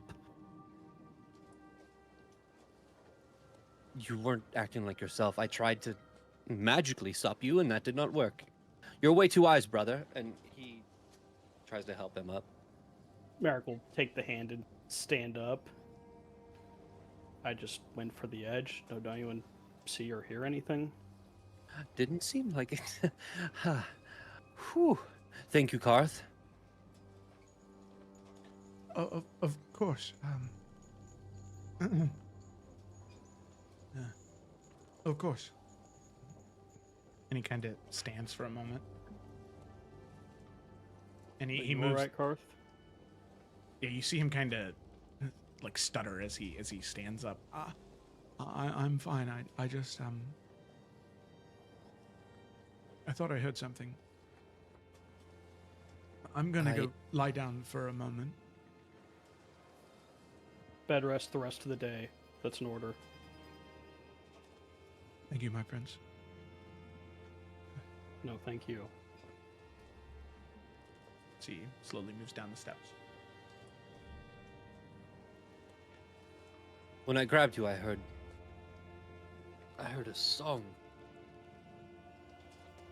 Like a siren? We know what sirens are, right? Like, that's not out of the question. All right, Yeah. cool. You're Sounds familiar like with it's been okay. for 4,000 years. Damn it. familiar with the mythology. Cool. So this doesn't match that description.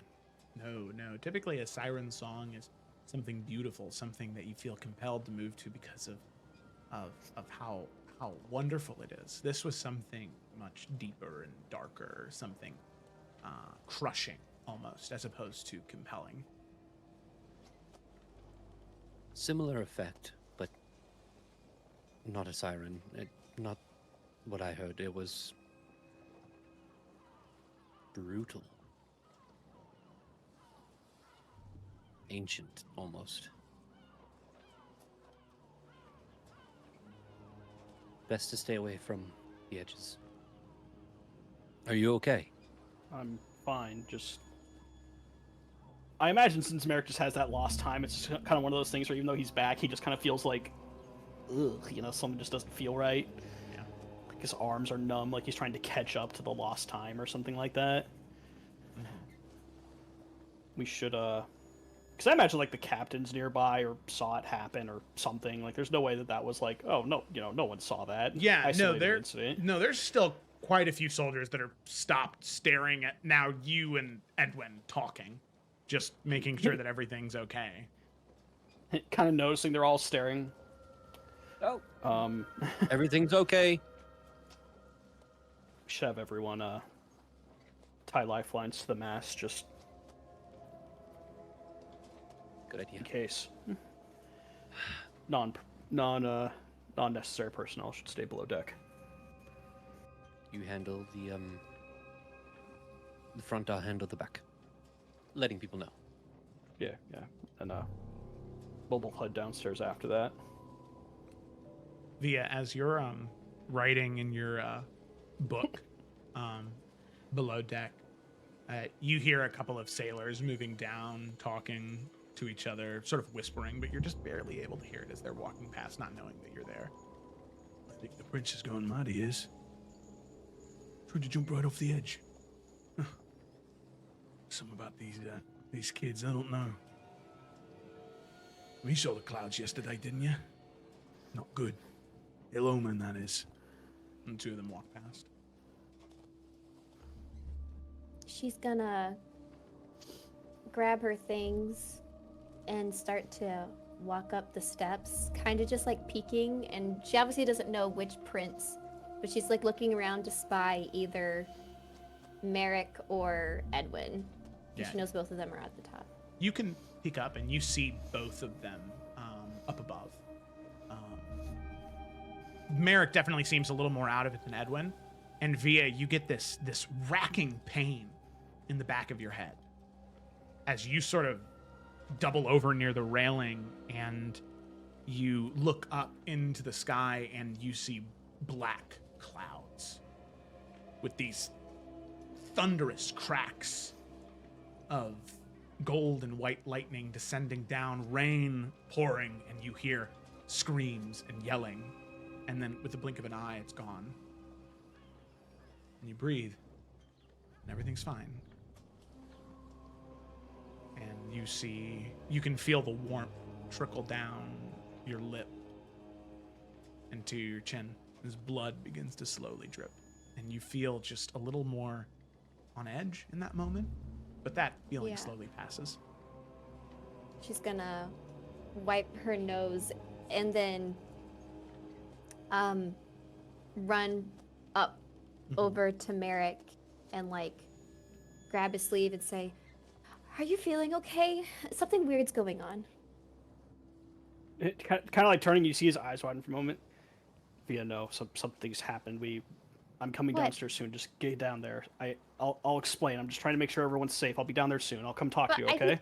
I think you should come down now. Is the message getting passed along? Like, has Merrick done enough to make sure it's like, okay, they're handling this? Because also, it's not really his ship. He's just trying to be helpful. Yeah. Mm-hmm. Okay, then in that moment. Also, at this point, as more hubbub is being put around the ship, Kaylin and Xanthi, word would also get to you about something that happened up deck.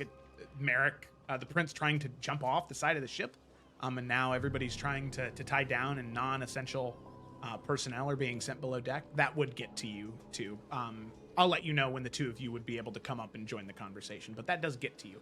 But Merrick, Via, go ahead and continue. Well, I was going to say, Merrick's just going to escort Via back to her room because he does not want her up here. She's not gonna let you go. Merrick, you need to stay down. He won't let you go down. No, yeah, he's not going back up. Oh. He said he'd stay with you. Oh, he wants to make sure you're staying down there. Okay, good. Because she was also just trying to make sure you were staying down here. Yeah, no, he knows that Via would not let him go back up. So, in the interest of making sure she's safe, he's not going back up. Okay, good. He's not even going back to his room. Like, he just like heads into her room with her.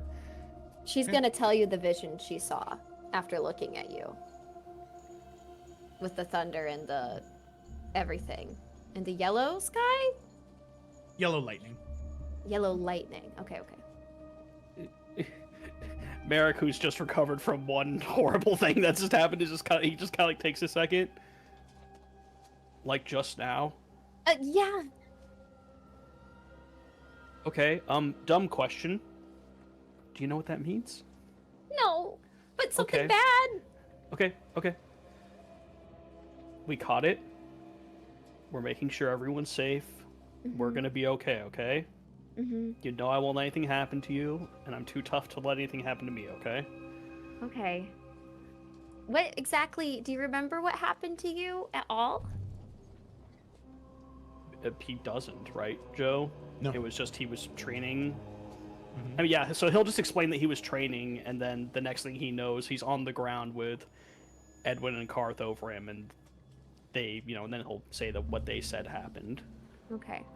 Does Via recognize anything from her studies that sounds remotely like this kind of a sea anomaly? Anemone. Nope. Anemone. Damn. Oh, cool. This is crazy. Um, She's gonna...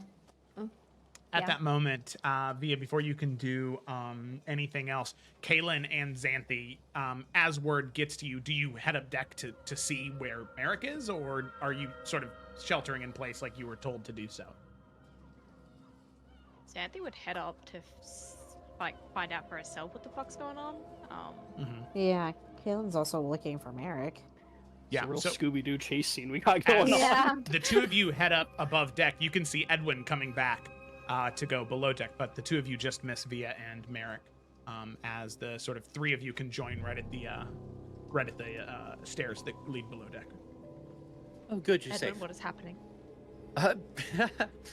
I don't know. Let's go Were you below not deck. up here? Yes, I was. Merrick tried to jump off of the side of the ship. Where is he Luckily, now? he's below deck with Via. Koth was able to catch him before he jumped off. Is he in his right mind? No, Are we being No, attacked? not by something I can see physically yet. The three of you notice that where the skies had been like white and clear for the most part, along the horizon, encroaching in from several different angles, very unnaturally, these dark, low, gray storm clouds beginning to churn in towards the ship. Let's go below and discuss further. Let's go find Merrick and Via. Wait, hold on a Okay. moment. Where's Captain Wyverncrest, right? That's her name? Yep, she's up at the capstan right now. You can see she is just bewildered looking up at those clouds. You see her shout out a few commands, prepping the ship for a storm. Yeah, Xanthi's just gonna call out to her. Yes, Is Princess. this a familiar storm? It's no strangeness to us that within the Dragon Strait there are anomalies from time to time, but this is unnatural, even for the Dragon Strait. Figure Yes. out what's happening. Report down to us when you figure it out. We will. Alright. Three of you head below deck. You check Merrick's room, and then as you knock on Via's, Via, right as you're about to say what you were about to, you hear a knock on the door. Yeah, she'll open the door. Oh. You're in here. Come in. Okay. Um, So, mhm. Merrick, are you feeling better? Still feel a little off, but in my own mind, if that's your question. Right. When I went to go help bring Merrick back onto the deck, I heard a low, guttural song, but not beautiful, brutal. It was almost gut-wrenching in a way. It did not... It sounds like sirens, but it definitely is not. Does this sound familiar to Kaylin at all? To anyone? As all of you think about it, you can hear the rain begin to hit the deck. Who? Guys, I got a vision that was really scary. It was like a weird, crazy storm. Edwin looks up to the sound. And what else? I mean, Marek, what exactly happened? This, at least, I hope you tell us. I have no memory of the incident, Xanthi. What were you doing beforehand? What was the last thing you remember? I was training with my rifle. House Veltaris has some of the best shots on open waters. I was redoing some of the training exercises I used to do. Near the edge? He wasn't near the edge. Not dangerously so, no. Something must have driven you towards it. I simply want to try and find any leaders to what that is. So there was nothing out of the ordinary. Oh, there's something very out of the ordinary with what's going on right now. You Yes, knew but what she what you meant. noticed. All of you hear a knock I on the was- door. Enter. As the door opens and you can see it's the captain. We've noticed movement in the water. Maybe few hundred or so feet out from the ship. From all directions, it's moving towards us. Smaller creatures, some larger. We can't see them underwater, though. Could it be connected to the storm? Potentially. It is unnatural, so perhaps these creatures are moving the storm towards us. But the question is, you all are contracting this ship. What would you like us to do?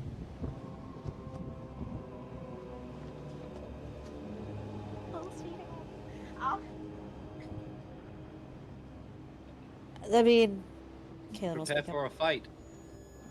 Oh, Sorry. no. We also you're need good, to dude. try and make as much distance between us and whatever this is. If it's following us, whatever. We cannot stay in these waters for any longer than we need to. We could potentially... Actually, I don't know if they can. Can we move ourselves closer to the coast? Because we're like crossing the strait kind of thing. You right are. Now, right? Yeah, right now you're smack Okay. dab in the middle. Yeah, never mind. We need to have as much speed as we can. Anything that will accelerate us. I don't know Hey. if there's any smaller islands we could potentially find safe harbor at. Princess, I understand the request, but the downside is in a storm like this, if we sail at full mast, it'll tear through it, and we'll be stuck. He's As right. much speed as we can. As much speed as we can. Very well. And you can see she'll go to leave, and there is this lurch, this boom, as into the front of the ship. All of you can feel yourselves like thrown a bit, as it seems like the front of the ship hits something. Oh no. And you all kind of lurch and stop. And you hear the sailors say, Sahagwin! They're attacking! They're trying to board! And you can see immediately they are moving to, you can hear them moving to arms, grabbing rifles, grabbing weapons, and you can see the captain, she immediately pulls out the two of these pistols at her side and begins to move up above deck. So, Can I cast Come on. my German missile? you can. Me yeah, too? As you're running up. Yep, as you can. Yay! Yeah, Merrick pulls out his rifle and he just starts running. Edwin just yells to everyone, "Stay close to me!" as we're running up there. Okie Let's dokie. go. Because I got to heal. Stay within 30 feet of me. Having ship. Okay. Alrighty. So with that, as all of you run up above,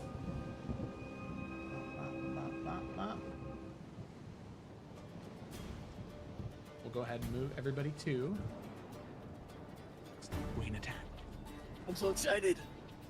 Oh, All right. shit, there's so many. So how this is going to work, in order to keep combat moving, the ship is divided into three parts. There is the bow, which is the front, the stern, which is the back, and then there's the midship. The midship is what all of you are in charge of protecting and defending, attacking and killing the Sahagwin that are attacking the midship. The Adarian Watch is going to focus on the bow, and the sailors are going to be focusing on the stern. At the 20 of each initiative, there's going to be a contested roll between the Sahagwin and the bow and the stern, and all of you are just going to fight it out like normal. If the bow and the stern win, they'll eliminate one of the Sahagwin. If they fail, one of the either sailors or a Darien Watch will be eliminated instead. You can see there are quite a few of them sort of popping their heads out of the water, trying to stab these like tridents and other bidents, these piercing weapons, and climb their way up on top of the ship. So with that, I'd like everybody to roll for initiative. Hey. There is a crab. You all right? Just like Crab. Crab. crab. Let's do it now. Damn it. He's on our side. Yeah, the crab fight for us. Get him on the initiative. I do have speed with animals. Ooh. Under Ooh. the sea. Have him sing for us. He's talking, he's like, all right, Is it let's just- take him out. He just gives us constant bardic inspiration. Yes, wait. You see, there's another crab down here, so we get 2 things of bardic inspiration every Kill all round. these seaweeds. Snap it. Yeah. All right. Give him a So pinch. let me go ahead and add the sailors, and we'll put both at the 20 of the initiative. 20 and batten. 20. Okay, so that is where we're going to go ahead and start at the beginning of combat. Oh. Wow. Sound effect was kind of crazy. Okay, Thank you, one. so we are starting with Captain Vela up here at the top of the Adarian Watch. You can see they immediately clean. form this like chevron, and you can see, thankfully, none of you are fighting these large Sahagwin. You can see there are, one is poking its head above water, but you can see 3 or 4 more underneath at the bow of the ship that are currently like holding it in place. Damn. And there are a couple more in the back that have their like tridents jammed into the back that are currently keeping them restrained. So the ship is like stuck in place, just having the waves thrash up against it. So you're fighting on this uneven playing field right now. There's this like sea spray that's coming up into all of your faces. So one thing as we get to all of your turns as combat starts, anytime you move more than half your movement speed, you have to make a dexterity saving throw or else you slip and go prone. Okay? All right. But the Adarian Watch, they're forming a chevron. They're taking shots. And the Sahagwin are attempting to board. So contested roll here. Just a straight roll. That is a 19 for the Adarian Watch. That is a 13 for the Sahagwin. So that is going to be 1 Sahagwin killed. That is 1 victory. Okay. Alrighty. Yay! Sailors. That is a natural 20 for the sailors. That is a 7 for the Yay! Sahagwin. All right. Sounds good. Then we move to all of you. Via, it is your turn. Okay. So these We're 5 gonna- Sahagwin in the center are the ones that you guys have to deal with. Right. I know you said if we move, we could slip. Let me just make If you sure. move. Over half your movement. Yeah. Oh. Okay. How much was that? Is that 15? Mm-hmm. Yay, Oh, 15. sorry. Okay. Via's gonna cast. Where the fuck did it go? Tasha's Caustic Brew. And it's a stream of acid that emanates from me in a 30-foot long line and 5 feet wide. So I would like to get these 2. Okay. So here, I'll cast it there. Did it display? Uh-huh. It's not a whole lot of damage, but it can be reoccurring damage. So they have to make a dex saving throw. DC's 13. Nothing super crazy. Plus 0 for both of them, though. Fail and Nice. fail. Great. However, So they'll take. Via, as you see the acid make contact, it seems to be maybe with the like thick mucus that's covering most of their skin. It doesn't seem to be as effective as you want. They still take damage.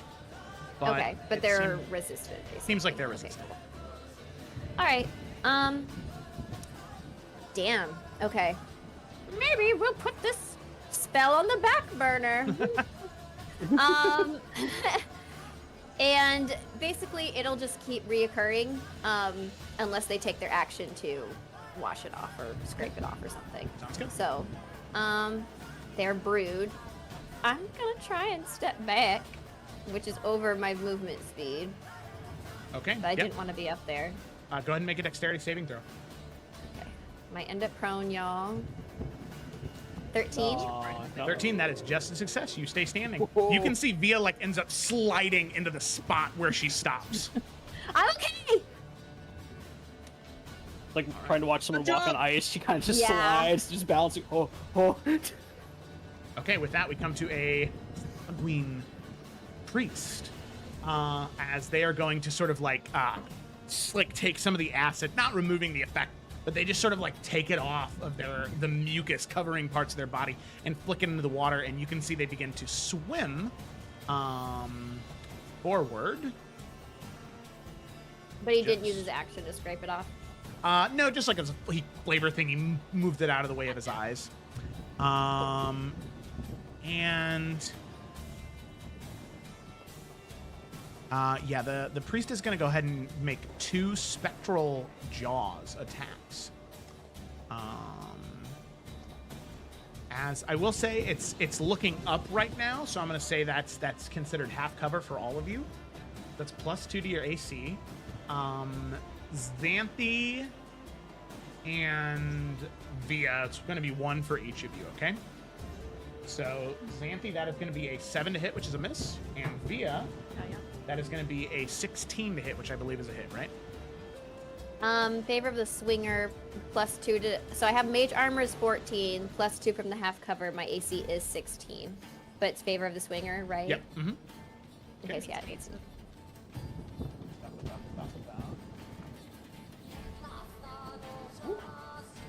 Okay, that is going to be 7 points of damage, Via. And you can see that Via, as the spectral jaws, almost like with each flash of lightning, it's like you're seeing a shadow cast on it before you see the actual jaws, like deep, deep, deep purple and blue, swirling together, mystical, as like a shark just chomps down on you, and those spectral blades pierce into your skin and tear. And as you see the blood drip onto the ground, you can see it slowly begins to move towards the edge of the ship. And you can see the Sahagween, their eyes widen, the reds of them glow as they continually say, "The blood, the blood, the blood, the blood." And You? No, Bruce, fish are friends, not food. we come to a warrior. Oh, thank God. I was worried they were talking about me.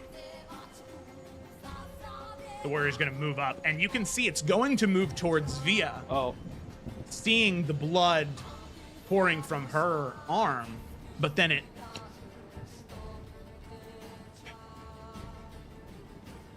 the blood, and will begin to move towards you, Merrick. And you can see Damn it it.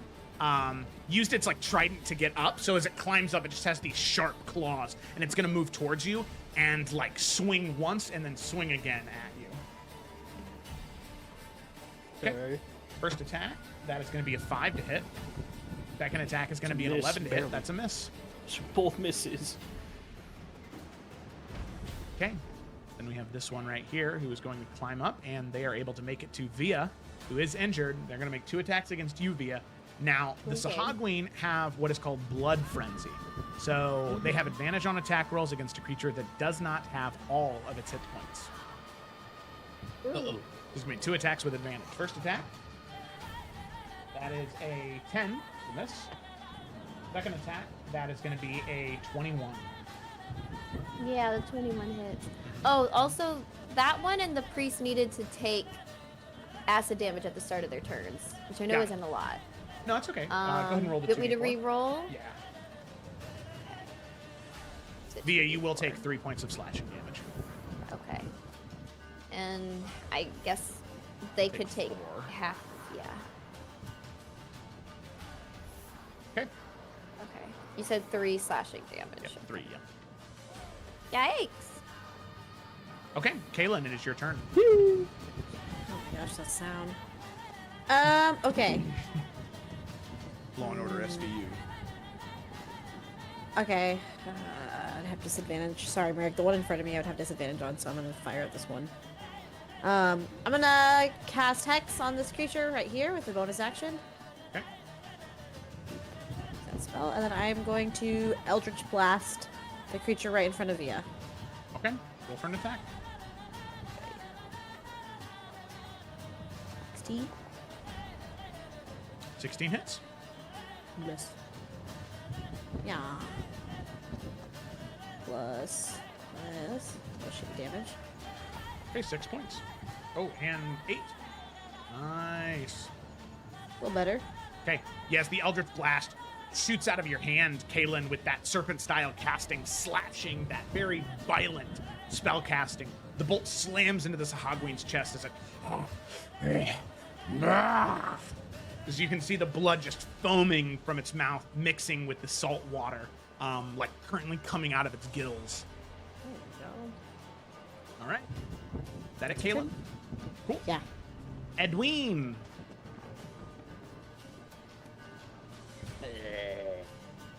now I understand what it's like to be a caster. Because things change, and then your plan that you had at the beginning changes because of the changes. Anyways, I'm gonna go ahead and use my... Fuck! I wanna do that?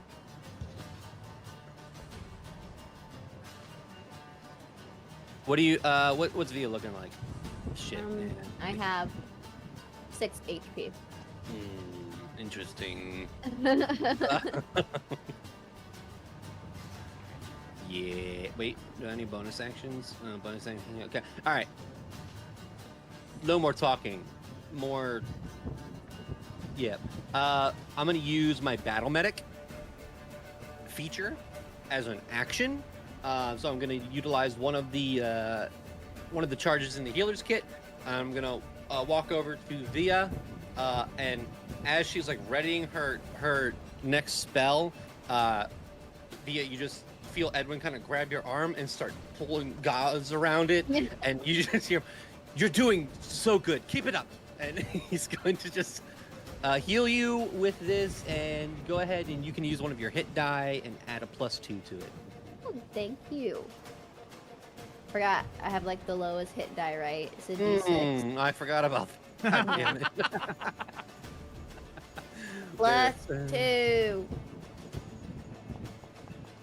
Let's fucking go. I got 3. That's Wait a that's minute, the same amount of wait a damage that the Sahagween just did to you. That's Hey. true.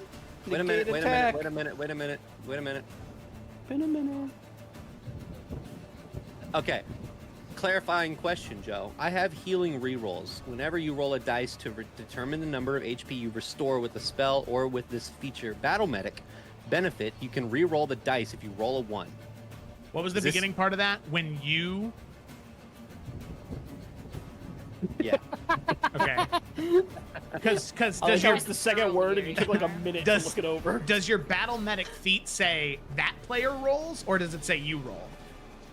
Says as a utilized action, you can expend one of your healer's kits, blah, blah, blah, blah. That creature can expend one of its HP dice, and you then roll, and then you roll then, that okay. die. So yeah, Aha, you're I supposed was to be gonna say, rolling. that So actually- yeah, that there you go. sucks because it can't work with Battle Medic. I was like, yeah, that's crazy. Oh, well, that What a doesn't weird even nerf. count, dude. No, it's fucking, I didn't roll it. Let's go. 5. Well, Thank you. You're welcome. Hey, listen, at 11. level 2 hit points fucking matters. No, it does. Yeah. especially for the wizard. Yeah, yeah, he's Yes. he's tying things off. Sorry, and he's just It's okay. She's stressed. She's like, yeah. The Sahanin just waiting patiently while you patched her up. No, he's passionate, and he's also like pushing his shield back off. And he's just that's all he's got. Honestly, I can't. Sorry, my turn took so long. Yeah, that's it. That's all I got. that's a really good feature, especially at lower levels. So. Yeah, because I already used one spell slot to try to stop Merrick from jumping. But, You yeah. should have just asked Karth to stop me. Next time, I'll duly note it. That guy, once again, always has Merrick's back. Mm-hmm. The betrayal will kill me one day. Okay.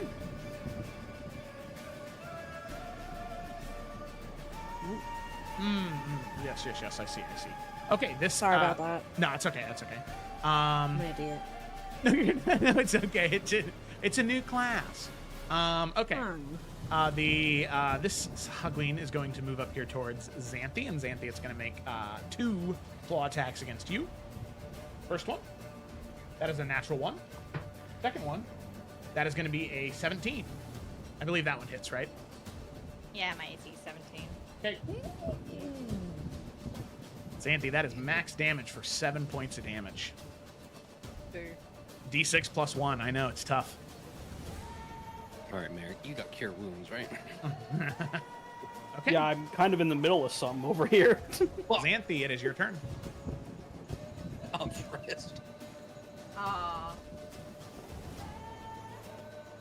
I'm gonna use this now just because be screwed over by not using it now because I'm trying to like save things as much as I can. So first of all, I'm gonna second win. Okay. I'm uninjured now. Nice. You sound far away. Oh, as far as leading past my mind. Okay. So yeah, second winning, getting my shit back. I'm fine. Not a scratch. And then.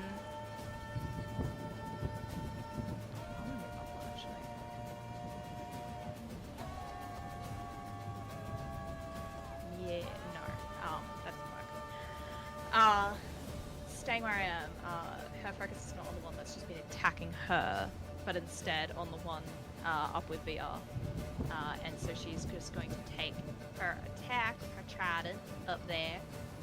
Because my trident's better than yours, actually. And she's actually going to hit that first round. Look at that. At least I have 24 hits. Otherwise I would cry. In this scenario, yes, Xanthi, you do actually hit on the first round of combat. Oh! And roll max damage! I do hit it. Thank you. Who is Xanthi's she? coming back with a vengeance, dude. No. One up top by Via, not the Oh, one okay. down there, me. My bad. She's not like the other trident users. Yeah, I'm better. As it jams into its chest, the Sahagwin, as it falls down to the ground dead. Good job, Oh. Xanthi! And then, just to get more of these fuckers out, and also because I have it now, I'm also do a little action surge and take another attack at the guy at the bottom. At the bottom guy. Okay. I Wing don't think twang. two anymore. We used to have them, like, range. 11 is I just a think it miss, Xanthi. Just a miss. Yeah. Anyways, it's fine. I got one of them. got one. Ignore this bit. Although actually, what I will do is I'm gonna sidestep. This doesn't do what I want it to do. Never mind. I'm not gonna do anything. I'm gonna stand there and end my turn. Bah. Okay. Merrick, as we get to your turn, Okay. that song is blaring in your ears right now. That.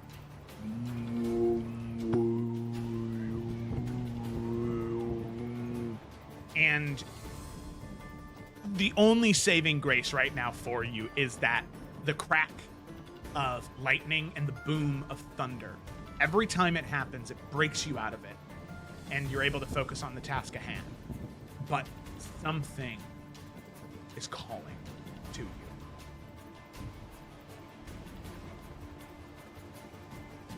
Okay. Thanks for that. All right. Getting back to it, we are going to use favored enemy, and we will hunter's mark the lad right in front of me. Okay. And then, with his new... I lost it. The Drake Bane Dagger. For those watching, we identified this off-screen. Magical dagger. It's a +1 dagger. It does additional damage to dragons, but it's just a +1 dagger for the sake of these guys. So, just so y'all know, that's what it does. But yeah, he has mounted that onto his rifle now, and he will swing with that at this guy. Okay. Swang away. Oh, that's a miss. 11. 11 is Um, just a miss. You know what? I'm gonna use that inspiration I got last session Hey, to there you re-roll go. and hit him. Try and hit him. There you go. There we go. 18. 18, that is a hit. All right. So damage from the dagger. Why'd that roll twice? Oh, because it's adding the fire damage. That's okay. So 9 points of damage total. Oh, okay. That makes sense. I was like, what? Plus the 100 mark? And then the d6. All right, 16 damage from one hit. That's pretty good. That was a good inspiration for level 2. All right, well, that's it. I do not have action surge, so Merrick is just trying to recall all of his training. He's recalling rules in his head. He's trying to do anything he can to just not focus on that song and just focus on what's in front of him right now. No, for sure. And that's Okay. it. All right, sounds good. another warrior's turn. All right. It is going to move up here, and Kaylin, you can see it's running towards you as it climbs up over the edge of the ship, and then it sees Merrick, and is going to focus Merrick. First attack, Merrick, that is a 21. Cool. That's a hit. That is going to be 5 points of damage, and then the next attack is with advantage. Mm-hmm. For an 18. That's a hit. And that is going to be 2 points of damage on the second one. Okay. I will need to make 2 concentration checks for Hunter's Mark, so I'm just going to do that real quick. Yep. DC 10. All right, well, it failed on the first one, so never mind. Oh, no! Level 2! And it's a free cast anyway, so Yeah. I don't lose spell slots, not the worst thing. Okay. All right, with that, we move to the top of the turn order. The Adarian Watch, contested rolls. That is going to be a 5, and the Sahagwin, that is going to be a 15. So you can see a trident with a chain attached to it flies up, impales itself into one of the Adarian Watch soldiers, and they are pulled into the sea as they cry out in pain, splashing into the water. Okay. That was a pretty good sound effect. That's a bad way to die. Thank you. Okay. All right. Next up, the sailors. Sailors, an 11. The Hogween, an 11. That is a stalemate. So what you can see is there is a trade, some blast of gunfire from the top, as well as some tridents being thrown. Each side loses 1 person. Okay. All right. Via, it is your turn. Oh, yeah. I don't think that would help. Sorry. I'm thinking that I don't have anything good here. Oh, right. Which one of these bitches? Badly injured. Okay, we're gonna try and use magic missile on this one. Okay. All 3 bolts. Yeah. Okay. Why is it only 1? Is Because magic 1 missile worse in this one? Nope, it's always done that. So you just got to roll 3 more times, or 2 more times now. Oh, Not really. That's silly. that is very silly. Okay. Well, because you can send each bolt to a different person, so that way you can. Oh. Yeah. Damn, Via. Damn, Via. Yeah. With that, via the one that was like ripping into Merrick, as 2 of the bolts hit, and the third one makes impact, you can see just crack, and then into the chest, that final one, crack, as it just sort of falls over onto the ground dead. You okay, Barry? Yeah, I'm holding my own. Good one, Wisp. That's it. That's all I got. Okay. The Via killing priest people again. is Takes going to his damage. is going to climb up the side. Yep, Half they of will. 3. They will take 1 point. Well, they'll take 2 points of damage. 2 points of damage. Okay, it's going to climb up the side, not coming onto the ship itself.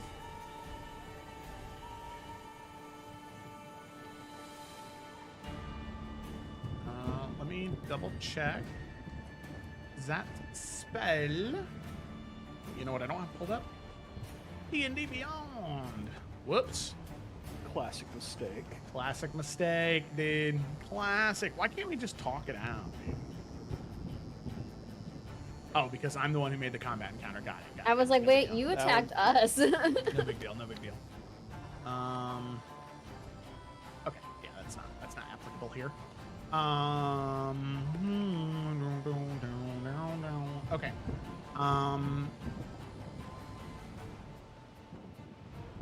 It is going to go ahead and... Yeah, it's just going to make 2 more spectral jaws attacks. we're gonna do. Now that it can see, it's gonna do one at Merrick, one at Via, considering they are the injured ones, and it will get advantage against both of you guys. So that is a Merrick. The first attack against you is a 17. That's a hit. And that is going to be 7 points of damage. Okay. Via, the one against you is going to be a 22 to hit. Oh my fucking god. And that is going to be 8 points of damage. Oh As both of you can see these giant claws, like, chomping on you and ripping and tearing with these like almost serrated teeth that carve into you. The spectral force. It is incredibly painful.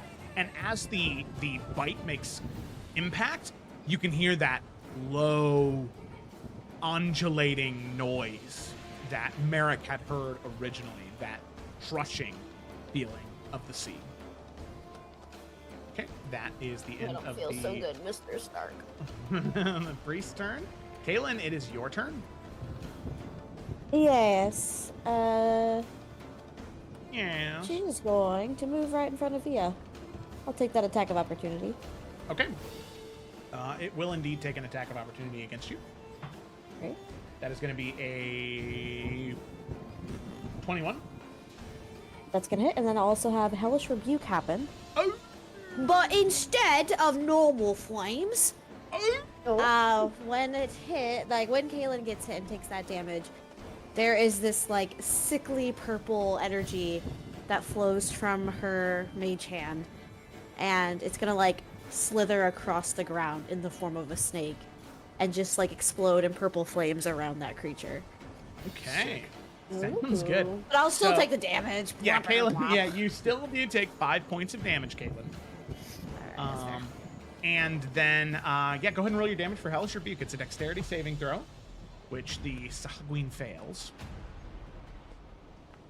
9. 9 point. Damn.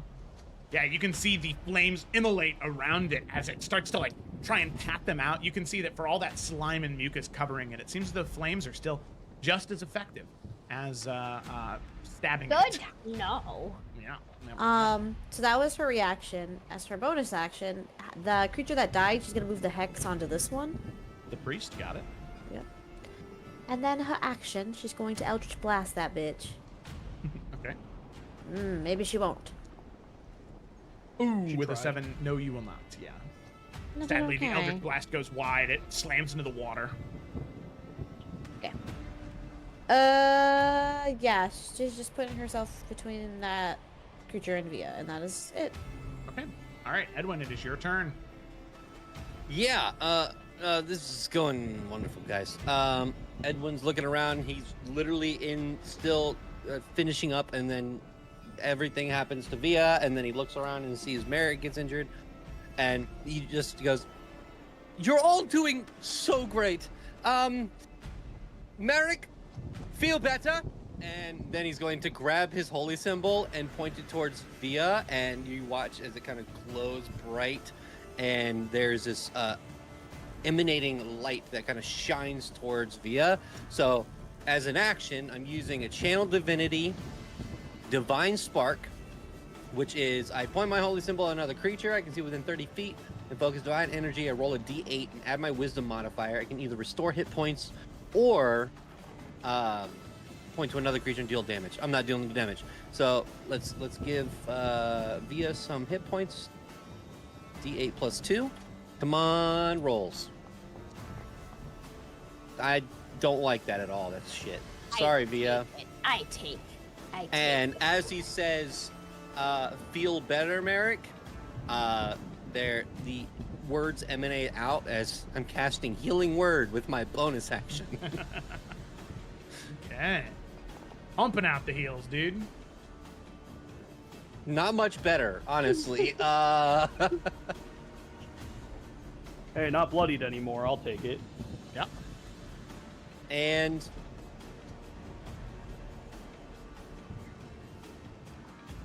can I use half of my movement to push Via back right here and stand in her place? Yeah. If she'll allow me. I allow. Thank you. Yeah, Edwin doesn't like push you. He just goes, "Come here," and he just grabs her hand and then just puts her there. And goes, "All right," and just stands in front of her with his shield. That's really funny. Okay. Alrighty, that was it. Edwin? Yeah. Xanthe, you're unharmed. At least it Okay. says it on the map. All I right. think that was the I point she was making, babe. Yeah. This Sahagwin is going to move here, and it is going to make its 2 attacks against Merrick, since it has advantage on those. It can smell the blood, and it wants to feast. Merrick, this is going to be 2 attacks with advantage. And +2, right? That's right, because it is flanking right now. So that is going to be a 20. Take some inspiration, Ryan, for reminding me. Thank Thanks. you so much. That's why I did it, John. So that is going to be. You gotta game the system sometimes. That is a dirty 20 to hit, though. Yep. See, the +2 didn't matter. The 18 would That hit is me that anyway. one beam. That is going to be Modern 3 problems points of require damage. modern solutions. 3. Okay. Yep, 3. With advantage again, and the +2, that is going to be 22 to hit. Yep. Seeing the 20 would have hit. It's a good thing I reminded Joe. And then that is, ooh, that's going to be 6 points of damage. 7 points of damage, sorry. 6 plus 1.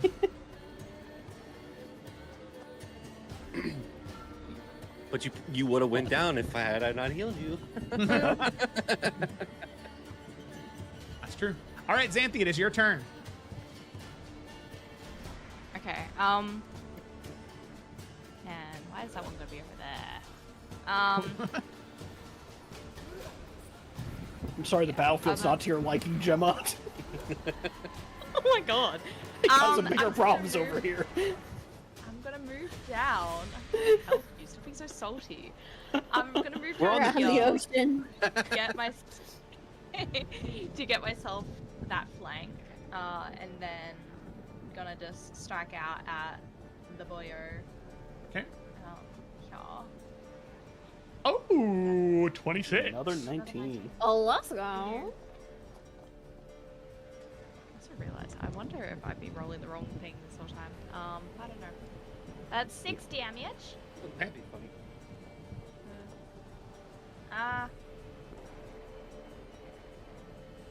Meat merp, that's all I can do. So, Meat merp. All I Gemma, can do. you can try and topple him, right? oh shit, I forgot about that. Yes. It's not gonna Ryan, help take that much inspiration. here, but at least you then can hopefully get it, please. Strength saving throw? Actually, hold on, I'm just getting up now. Con save. Okay, a little bit better. That's a 15. Which I believe will beat it. Sorry, I'm just reading this at the same time. 8 plus. Oh no. Hold on. That seems too high. 8 plus. Oh, ability. 8 plus proficiency plus con mod. 3 plus proficiency. So then. That would be 13. Yeah, so that is a success. No, 14. Yep, still succeeded. I guess still success, yeah. Yeah. Okay, it stays standing. All right, that it, Xanthe? Yeah. Merrick. Oh my god, at 1 hit point, just. You have 1 hit point. I didn't hear no bell. Man, I was gonna make that joke. Damn it. Merrick is gonna cast Cure Wounds on himself. Bold play. Yeah, I know, it's questionable, but, you know.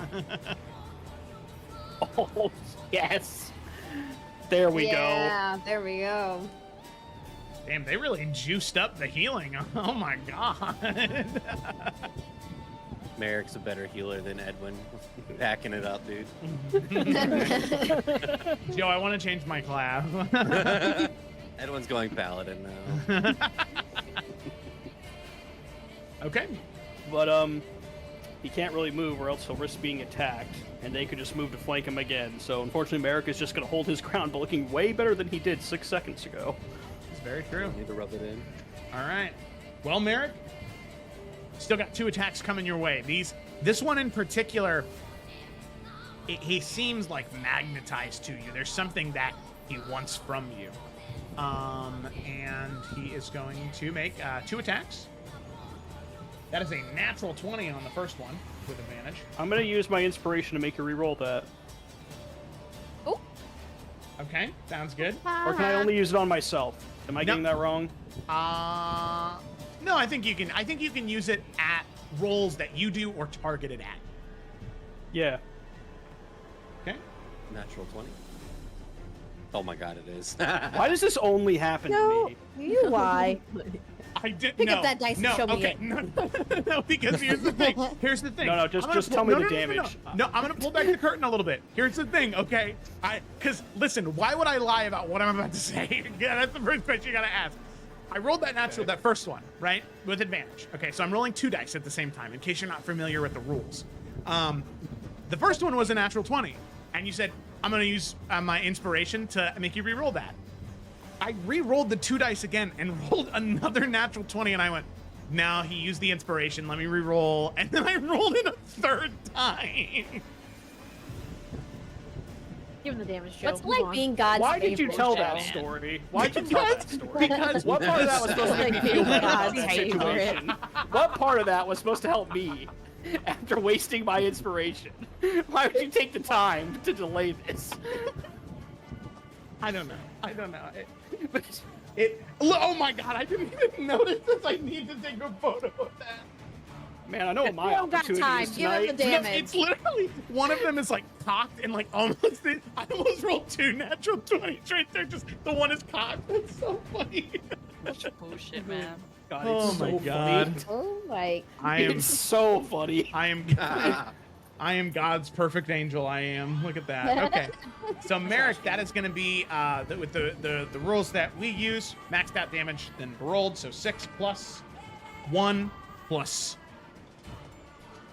1. So that's going to be 8 points of damage for the natural 20. Okay. Such a long pause between the 2 1. Now second Really attack. hard to add one. Second Big attack numbers first. on Merrick with advantage because he's not at full health. Okay, that's not a natural 20. Can you imagine? That'd be crazy. It's just a 19 and they're champions, which is unfortunate, but No, that is That going one to be that is going to be 13 plus.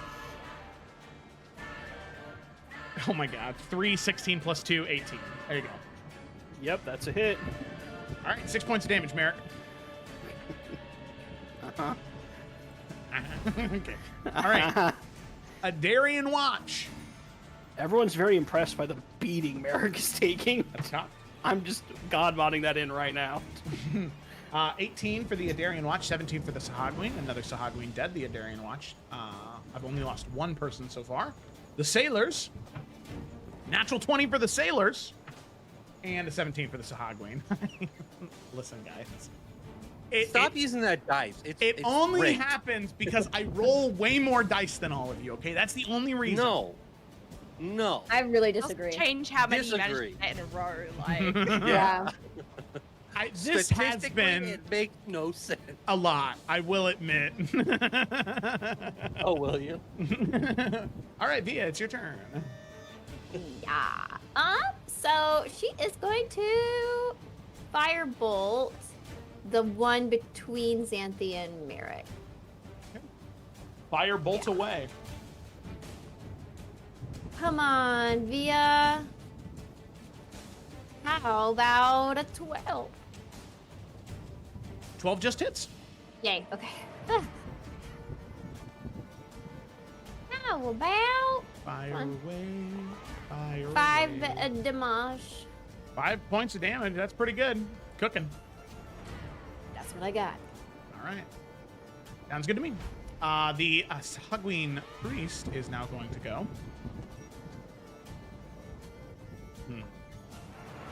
Kaylin, it's going to send 1 your way and 1 towards Xanthi for the Spectral Claws.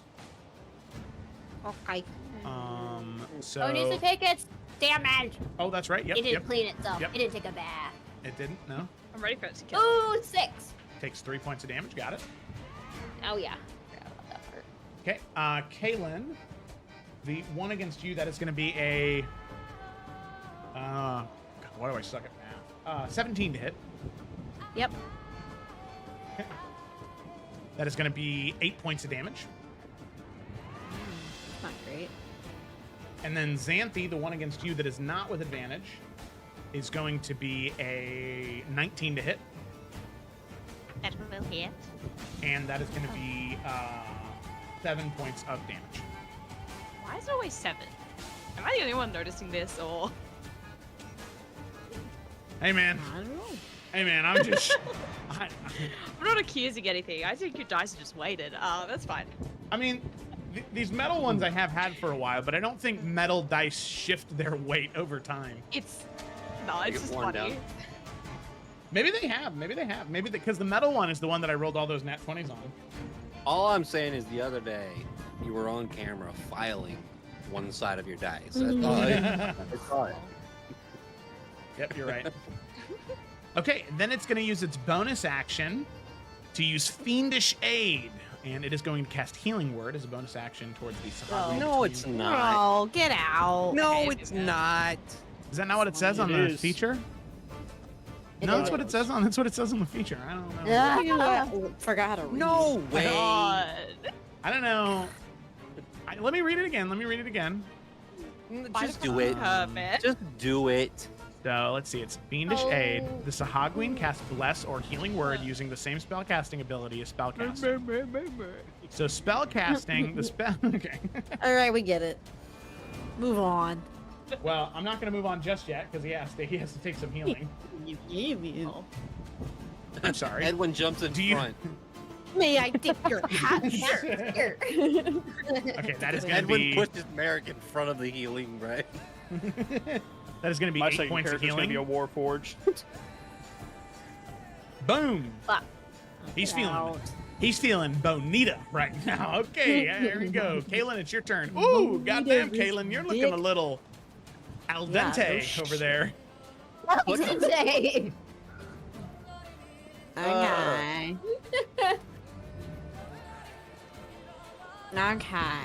Okay. Okay, well, Edwin, you're looking a lot better than I am. So I'll just shift around to the other side of you. I can't move myself. Yeah, Edwin will voluntarily move out of the way. I think it's because there's like a dead creature beneath me, so I can't move Kaylin. Oh yeah, here I got it. What the? Huh? I want to move her right here. Not closer to the thing that's hurting her. No, I had to move you off the dead creature. That's all. Next to Via, please. Next to Via, you got it. That's not much movement. So even though it says 20 feet, it wasn't enough to slip and fall. Okay, yeah. She's gonna bonus action move her hex to this guy. Okay, Wait, hold on. Can I do that? I think so. I think you can only I move think- a hex when yeah. the creature dies. Ah, okay. You have to drop to yeah. There's a double check. So I think it's this guy who's still marked. Yep, it is. Fuck that guy. Let's kill this guy. Hopefully. Okay. Blast him. Well, we're gonna try. 16. 16 hits. Yes. Yes, damage. Ooh. Okay. Hell Yes, yeah. damage. Alakablam. With that, he is Yes, dead. baby. Ooh. All right. All right. All right. Eric's covered in That so much blood and is viscera. Kaylin's turn. Some of it's Alright. his own. Okay, A lot of Edwin, it, actually. it's your turn. Merrick covered in crimson. That's why he wears red. That's why Edwin wears brown. Damn! Damn! What does that mean? Wow, You're it's mean. catching Holy strays. shit. Or when he poops his pants because he's so scared. He's not a scared guy, all right? He's a very brave little boy. All right. It's okay. so- Via's wearing yellow to cover her piss. So This. So, Edwin's looking around, and everyone looks like shit. Except for Van Zandt is doing okay. It's just, it's a little easier to see the blood on Xanthi. So she does look like this, but she's actually not that Yeah. bad. Merrick, the more you Oh. look at him, he looks fine. Yeah. You think he's always okay? that red, actually. Merrick looks like he's in Dragon Age Origins right now. What are you talking about?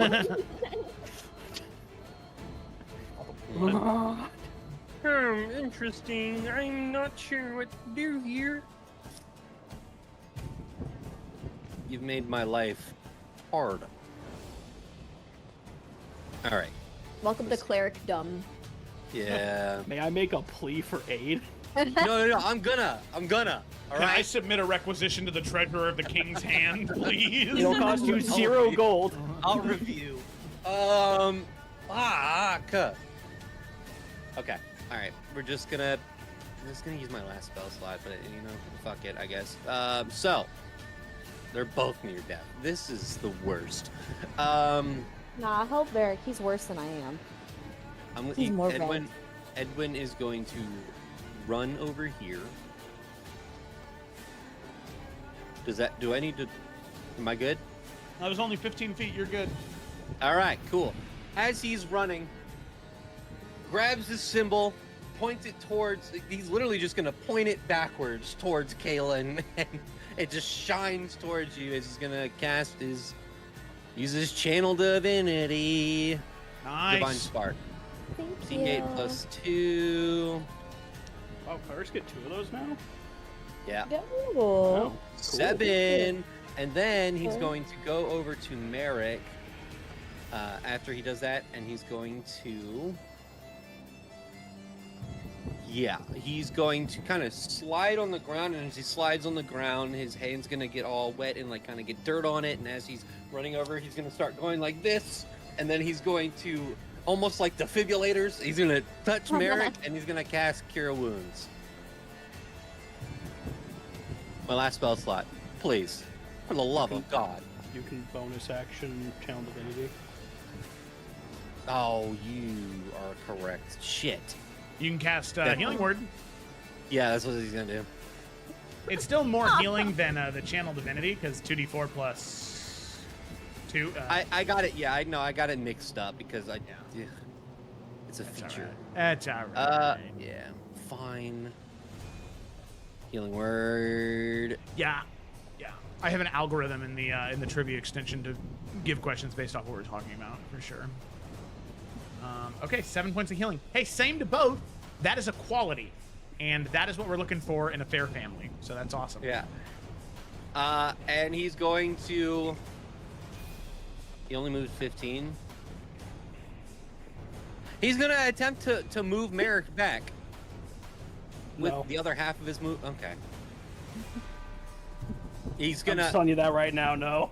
As he's running over, please stop getting hurt, and he's going to give over and then try to move him, and Merrick doesn't move, and he goes, why are you being stubborn? And he's just gonna stand there with his shield. That's it. All right. The Sahagwin warrior. Merrick, you don't move. Yep. And it, like, foaming at the mouth, the blood mixing with the sea foam as 2 attacks are coming down towards you.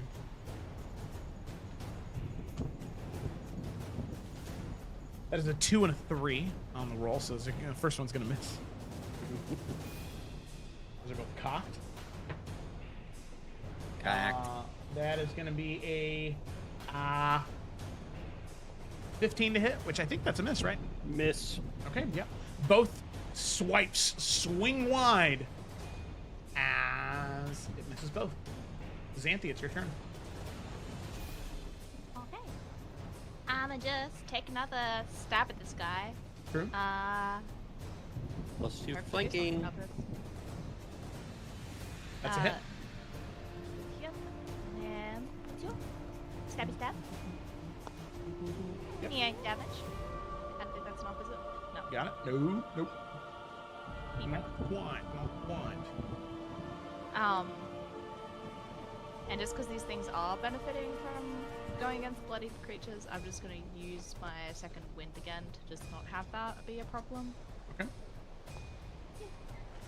Wait, fighters can second win multiple times now? Yeah, you get twice per long rest now. Whoa! Oh. Wow. In 2014 Did not know that. Man, that would have been so God, nice right? last campaign. Hey man, they've changed Yeah. so many things. It'd be so nice. Like, Mhm. Holy but yeah, I'm back shit. to being uninjured. So skill issue for the rest of you guys. Somewhere Nalfian's rolling in his grave. Honestly, These Edwin kids wants to have be no hit. idea how hard we had it. Yeah, fucking back in our day. Lauren's like, yeah, missing an I action mean, surge same thing with the amount sucked. of healing that happens, man. Like, as someone that had 2 characters with that shit, like, oh my god, these numbers now. That's a little cuckoo bananas. All right, that's it, Xanthi. Yeah. All right, Merrick, it's your turn. Gemma, can you try to topple him again by chance? I keep forgetting about this. He So does I'm fail not the trying to be saving annoying. throw. It would just be really cool if he was prone. There you go, he's prone. You're welcome. Well, He failed the saving throw. oh, neat. Okay. Won't. Sweet. All right, well, in that case, Merrick's going to apply his second Hunter's Mark to this guy, and he will go in with the dagger once again. Is prone just additional now, or it's still advantage if they're prone I think it's now, still right? advantage. Yeah. Okay. All right, cool. 16. 16 hits.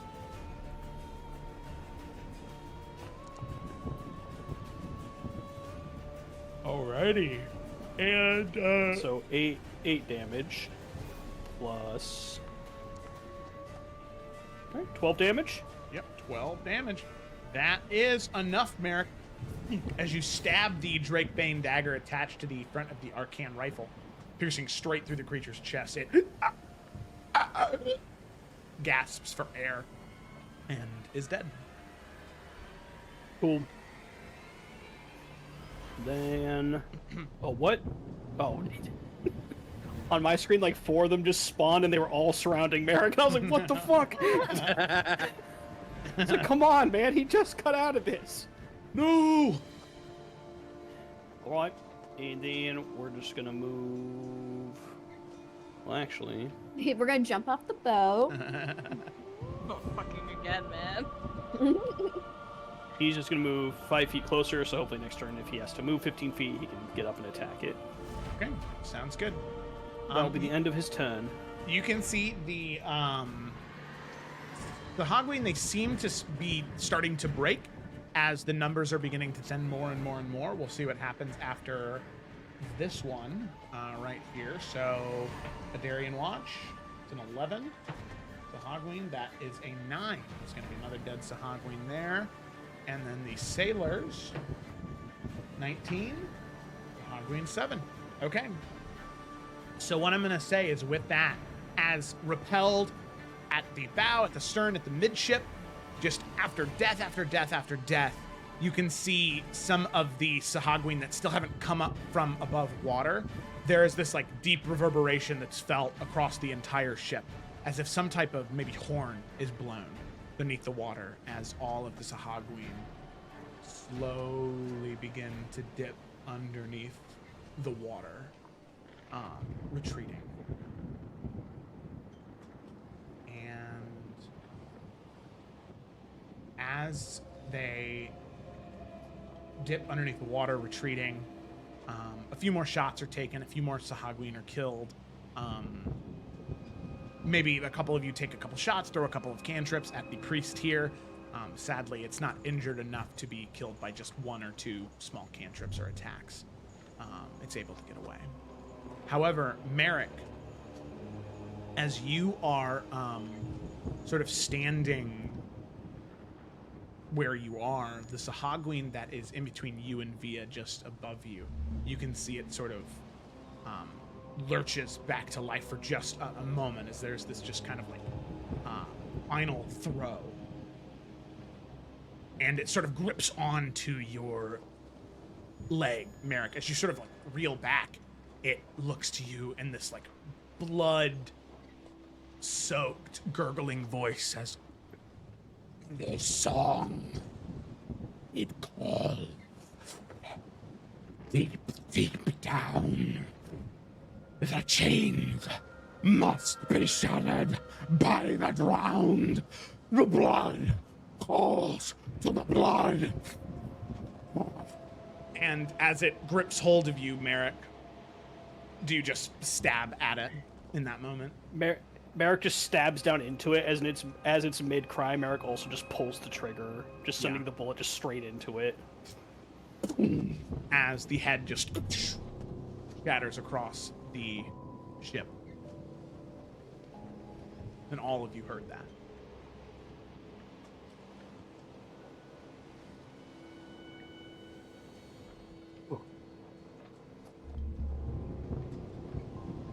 Are you okay? Fine. Definitely got some new scars, but I'll live. You know what it was saying? No idea.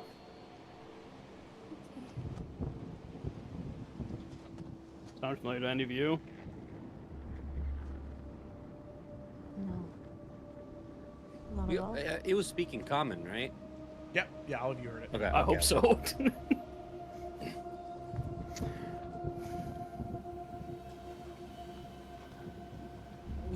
We should. Captain Vela begins to move, as well as the captain of the ship begins to move towards you as all of you continue to conversate.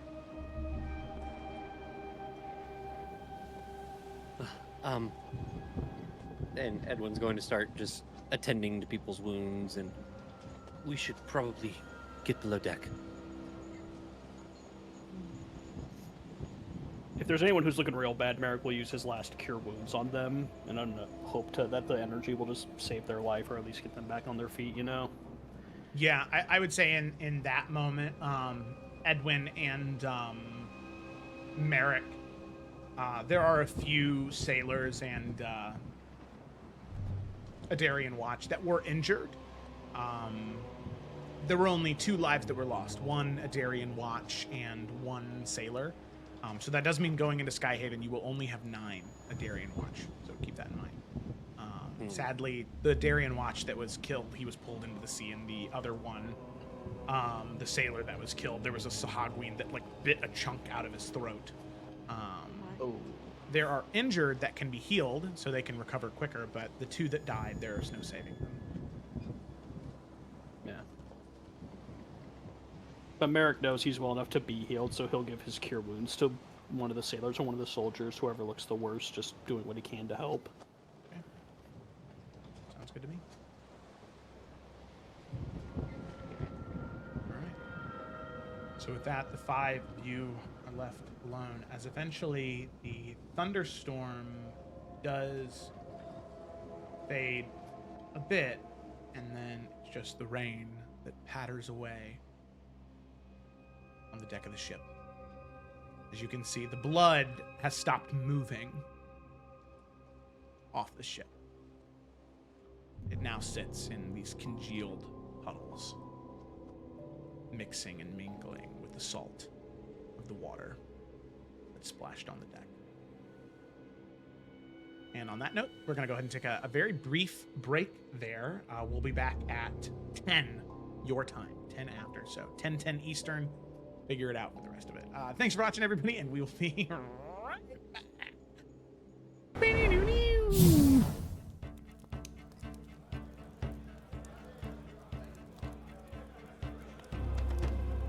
A voice that echoes, weak, feeble.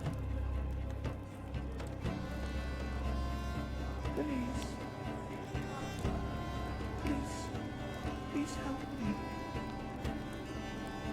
And you feel that voice emanating from the far left side of that altar, from that emerald egg. The others don't speak at all. You don't feel anything coming from them, but from that emerald egg. But then, yeah, then a bonus action, cry. Just cry? Yeah. Okay. That's a free action, Nick. Oh, okay, fair. good. So that way, if there's something in the vault that, you feel like shouldn't be there, or that none of you put in there, you can go to her and you can see who put that item in there. And Could you send us a list of all the names? Yeah, that would be Mhm. helpful. yeah, I got you. And then finally, there is Dravana, Windmere, who is an elf, who is the steward of guest relations. So anytime guests are staying, she makes sure that the rooms are clean and proper, and that anything they need is taken care of. So if you have a Loxodon guest coming over, she'll make sure that an extra large bed is put in the room to accommodate their stature. Reiterate plans so we're all on the same page. Merrick, with 2 other guards, and Fiddle in his pocket, looking around. Via is going to infiltrate into said place and attempt to pull lever to open door. We, the children, and some guards are going to be standing off to the side hiding, while another envoy goes up to the front gate. And no, we're just all hiding. No. There's got to be the envoy of, I think, captain and maybe 3 guards, just so there's more with us. They're going to be going to that exposed wall entrance, and they're going to be approaching this envoy. Okay. Because we want where the conversation to take place not be near the gate, because otherwise that makes it way harder for me to sneak up to where the lever is if everyone's gathered there. Okay. I think Galen's gonna do some talking. I don't even matter. need it. Fuck off. Get fucked. Fucked. What? Nice second level spell, loser. Get And fucked. I want to take my wind if I may. Let her win, Joe. Let me breeze it up. Breeze it Keep up, his fucking breeze it breath, up. There you never go. Yeah, breath. Xanthi, you can feel the wind begin to compress around you, forming this shield, trying to hold you in place, but through mental fortitude and strength, this resistance to being told what to do, you break out of it, and you can see there's this impressed look on his face. He smiles. He's not taken aback. He's not in fear, but he nods and says, "That's what I expected from the likes of someone like you. Impressive." Wish All I right. could say the same to you. That's so funny. I haven't changed the name of the Cloudbot yet, so it's Solvis Emerald is the name of the cloud. I did see that. I noticed that. Yeah. He's still in the ether somewhere. Good. Still up. All right, it's not changing. That'll be the All right. remnant of the past Ooh, campaigns yes. that exist still. Yeah, I think that's funny. I like it. He's in charge of this cult too. I'm gonna lose my shit. Could you I thought we killed you. Could you imagine? I was like, Somehow, Solvis Emerald returned. We've played these games before. You can't keep getting away with it. +2. All right, 24. This Yeah, Eldritch Blast. we got a hex. We got a hex and an Eldritch then Blast. Give him that Hopefully- Warlock 1/2. Oh baby, let's go! Our first natural 20 of the game. Congratulations! Kayla, you were destined to be one of the first natural ones, and you rolled the first natural 20. How do you feel right now? Which is Last of the crazy game. because with Hex, you crit on the Hex damage and on the Eldritch Blast, so those 2 This guy's damage so dies are dead. maxed out. So what's the shit. what, 12. 12? That just hits. Well, wait. Yeah. I was like, really? Yeah, that just hits. Since you're hitting him from the opposite side, he does not have the 3/4 cover bonus. Oh, okay. All right, Via, you've surprised me. 6 points of fire damage. 6 points. He is dead. Via just looks at her hands. Oh my god! What is her death count? Kills at everyone. I was about to say, Yeah, Via might have the good. highest kill count I right think now. so. You had double the kills of anybody. Oh my honestly. god! Yeah, she just looks at her hands and then focus back at the fight. Here we go. Galen's whole outlook on her is about to change. Kaylin's like, I can work with this. Darian Watch is gonna. There is Gregor Flint Barrel, who is in charge of the cellar logistics, making sure that the food and board is good here, and that everybody has everything they need to eat. if there's any guests that are coming that have any dietary restrictions, making sure that those are there. There is Vitala Duskrun, who is a halfling. She is the keeper of the vault. So it's her job to keep track of everything that she has record of that has ever been stored in that vault. And anything that you store in there as well. And that record is something that is stored on her person. And it is private and only shareable with all of you. How many for run? I know the other people. You're the only one on camera. I know. The other ones need to use their voice. Let's get back to the horses and kind of see how far we can get from them, and go from there. That's what Caleb. Everything is fine. Make a deception I check. promise. Make a deception check. Say that. Kaylin what's is she gonna do about it? literally like rubbing her temples right now. Also, if we're going back to Rosemont, we don't need her to do anything anymore. Oh, Kaylin is really rubbing her temples. Oh, no! No.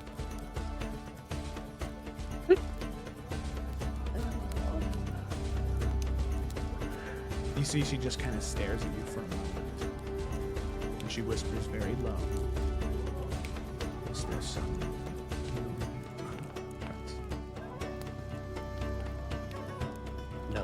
No, Captain. It's just us. There is much to discuss. Falls off to the side.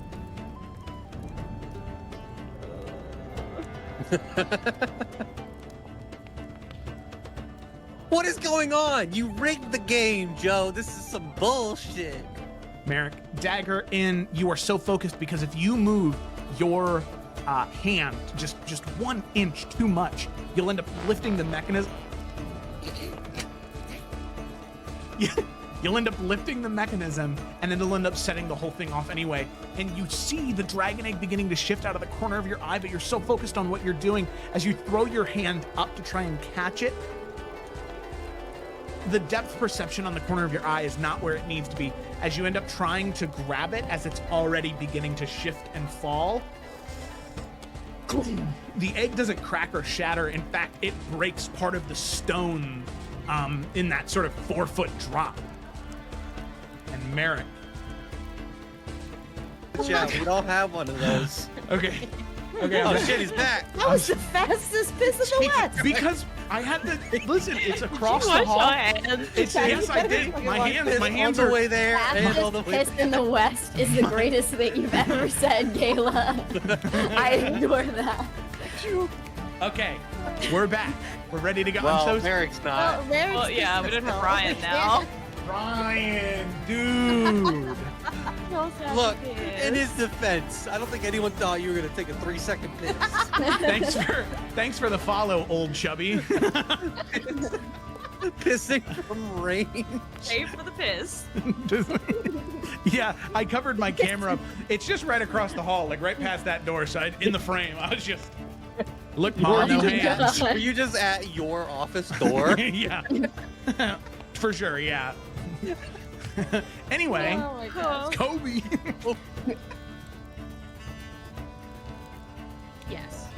Okay. She's basically gonna be like, you know, I'm here as a representative of the, you know, the king's hand. They want to meet you, but I'm here to ensure that, you know, we can come to an arrangement on how to meet safely before they actually show up. Meanwhile, sneak. There we go. Okay. Got it. You got it, Joe?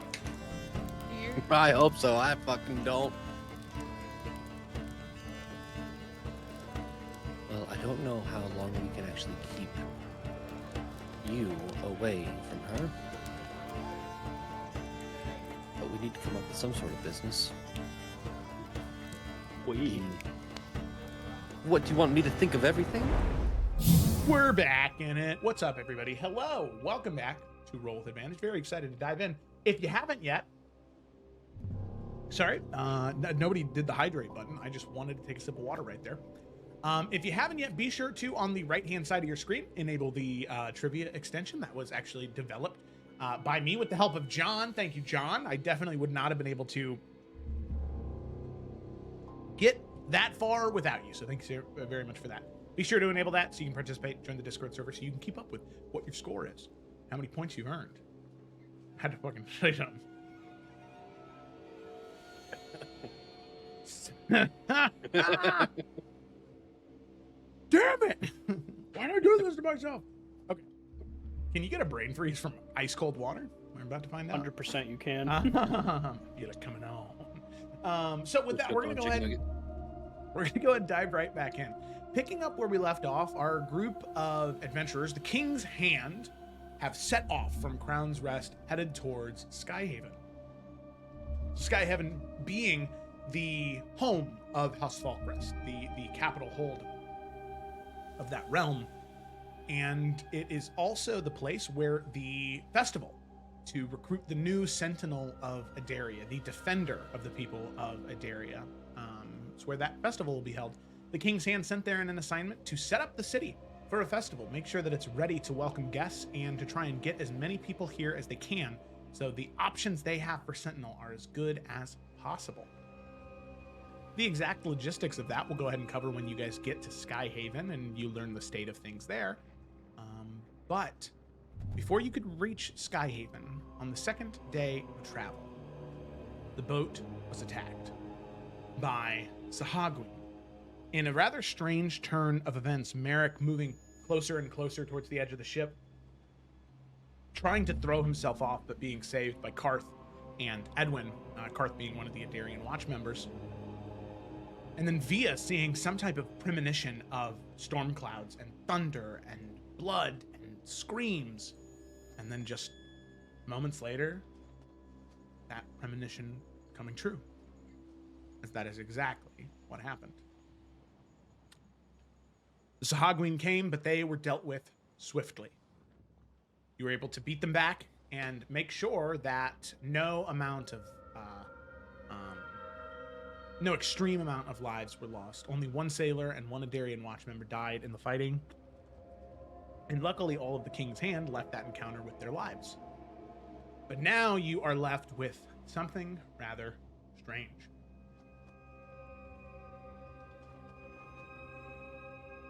What that Sahagwin said to Merrick before it died. The song, it calls deep, deep down. The chains must be shattered by the drowned. The blood calls to the blood. The storm clouds linger, but the rain slows. The thunder now is distant, as the blood is washed off of most of you. You all stand there for a moment. Merrick and Octavia, definitely, well, Merrick, Octavia, and Kalen, the most injured, having sustained the most damage in that fight. You all look to Merrick, Captain Vela, and the captain of the ship, Captain Wyverncrest. Both of them approach. Captain Vela, she comes up to who I guess would be Merrick, closest to that side of the ship, and would sort of put a hand on your shoulder and say, "My prince, are you all right?" I'm fine. "My lady Kaelin, Princess Fia, are all of you doing okay? Is there..." Breathing. Would love to rest. "Yes, please, head down below deck." Yeah. Kaylin is like looking at Merrick, like just trying to figure something out, but she's not gonna say anything. "I think it's very strange what has happened," you see Captain Adeline, a Wyverncrest, say. "Sahagwin are not known for speaking the common tongue. my prince, looking to you, Merrick.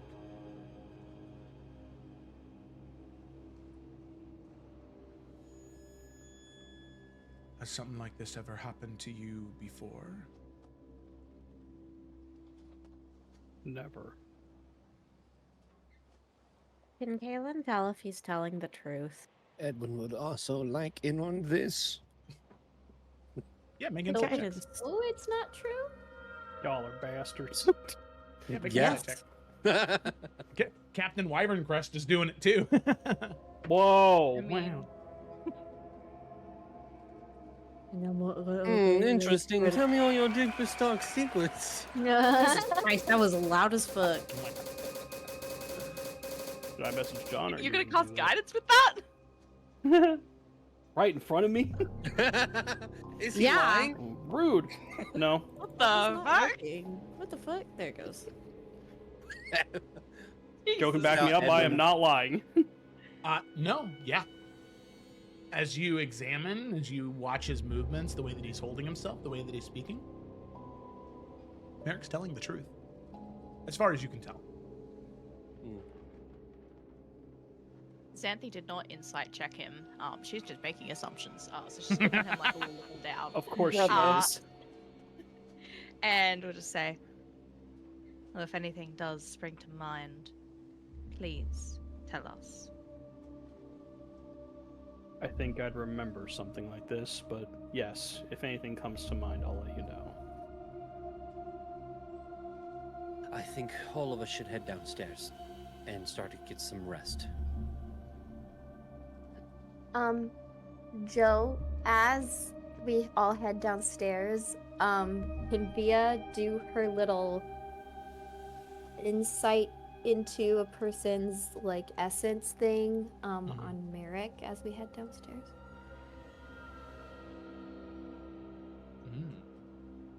Interesting. Yes, you can. And I will message you what Via sees. Oh, Oh. Interesting. I mean, me too, right? Like I would know what my No. essence is. Yeah. Okay. Nope. You know, Ryan, you did that so smooth. I was almost like, well, yeah, I guess I should message her.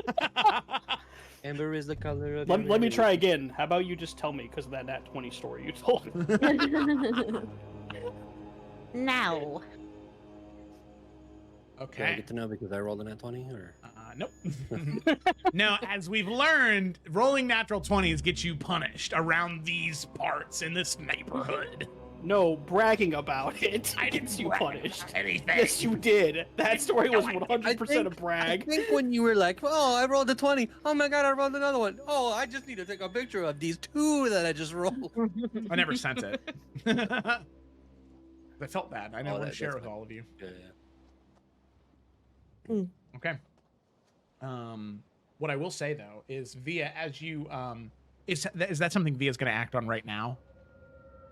Yeah, I think like with all the weird stuff that was going on, especially with the combination of the vision, she kind of just like a little bit more like impulsively rather than like, being okay. wise about it. It's just gonna act kind of thing and Okay, see sounds what good. she sees. I need everybody to give me a second to like type. Van, entertain them. I'm walking down the steps, but I have a hobble because I got hit. You know?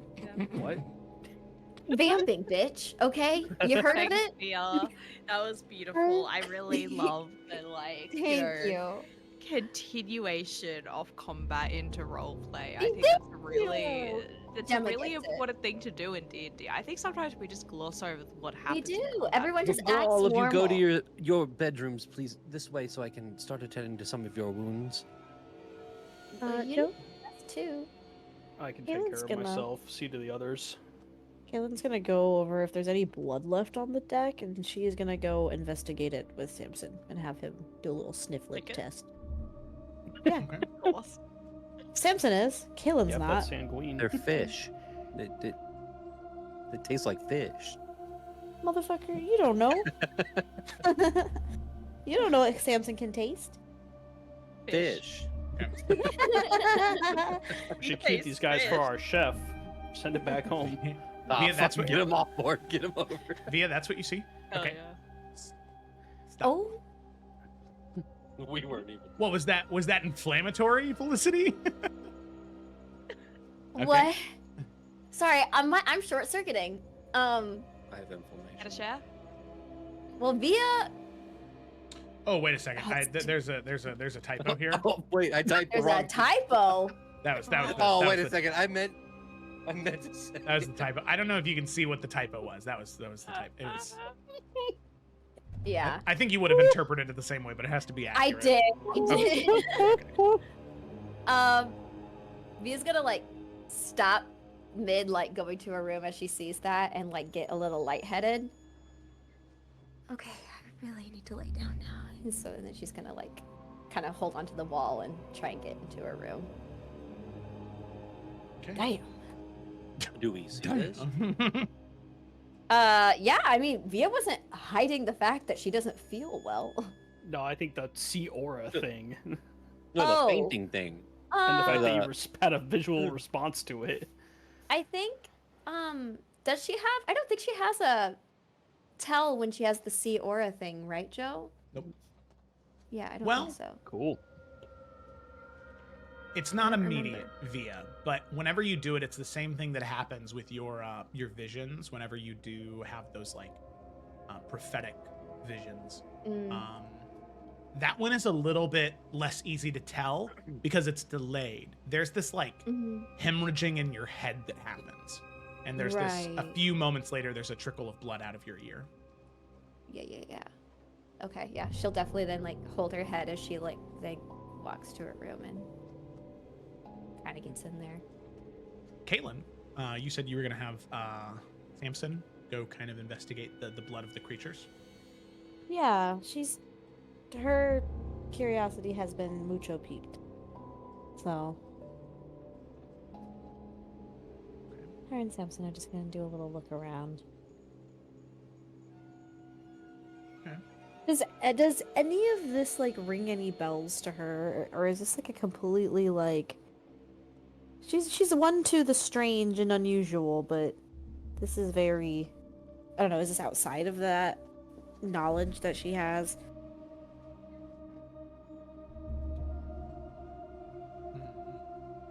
And Samson does a little lick. Little mlim it's into the Mlim. into the blood. Into the blood. You can see that as he does, he kind of very gross to Samson. If that wasn't easy to tell from what I just acted beautifully, I'd say is the ferret. But what I'd like you to do, Kaylin, is I'd like you to make a charisma check to try and listen to what Samson is saying. I do have speak with animals. I'll make a charisma check. Yeah, I mean that's up to you. That's if you want to use speak with animals, you can. I actually don't have any spell slots left after that fight, so. Ooh. So maybe you can interrogate him after a short rest. Beedoo. 22.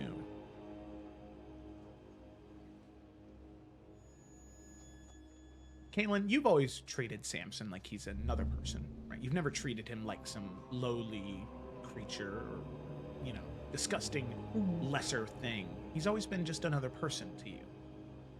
And just like with real people in your everyday life, sometimes you feel like you can be around them for such a long time, but still notice new things. Samson's tales have always been, tales. There've always been two of them, as they sort of sway back and forth. But there's something you don't know how recent it is, how new it is, but one of them seems just a little more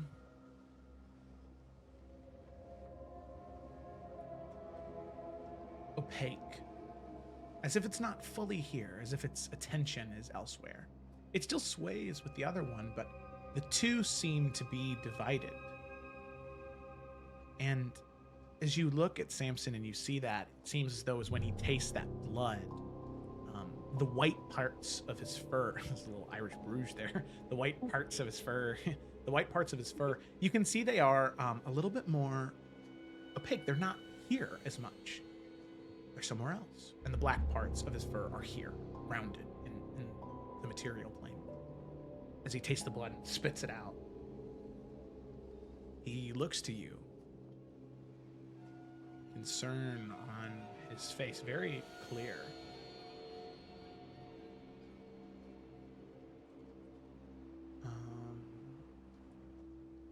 And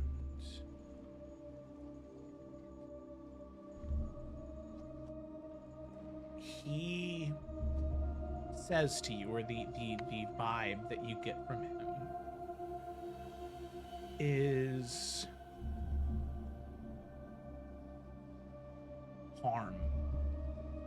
harm to souls.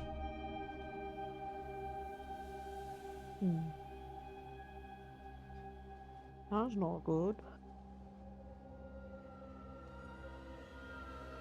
Alright. Enough of that. Let's leave this be. And get someone to clean it up. She's gonna scoop up Samson. Yeah, you can see Samson kind of.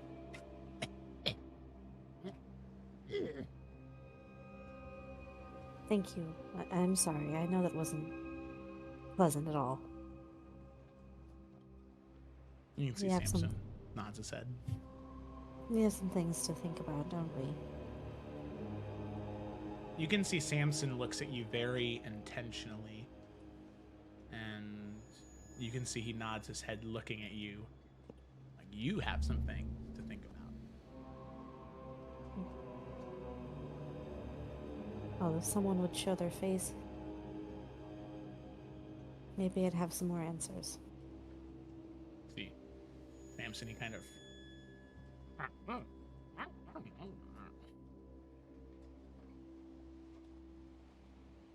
She bops him on the head, and she'll go back to her room.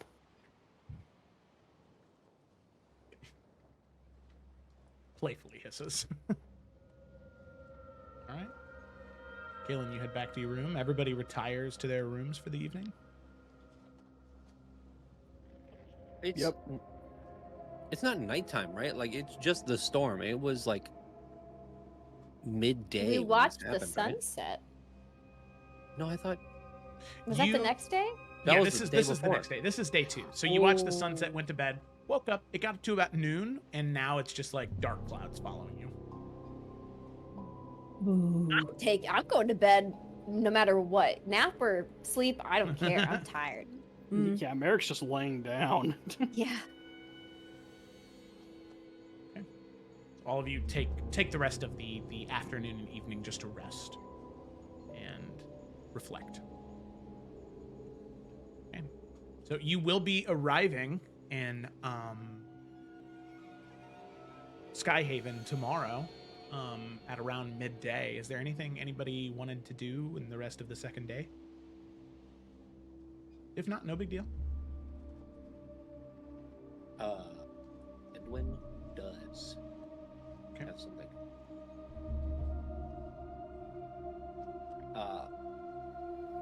Is it still dark and dreary, or is it How much later? tomorrow? I mean, the next day, right? Like, In the morning? Yeah, as you're approaching Skyhaven. Yeah, at that point the skies definitely do clear. And the rain no longer present. You're back to sailing like normal. Edwin's obviously up early in the morning to watch the sunrise. He has brushed his teeth. He has done his workouts. He has done all of his morning routine. Early in the morning. Is Merrick up? He hasn't left his room, but he'd probably be awake. I think he's just like laying in bed. Like normally he'd get up and like do some stuff, but after everything that happened yesterday, he doesn't really feel inclined to put in some extra effort and work out today.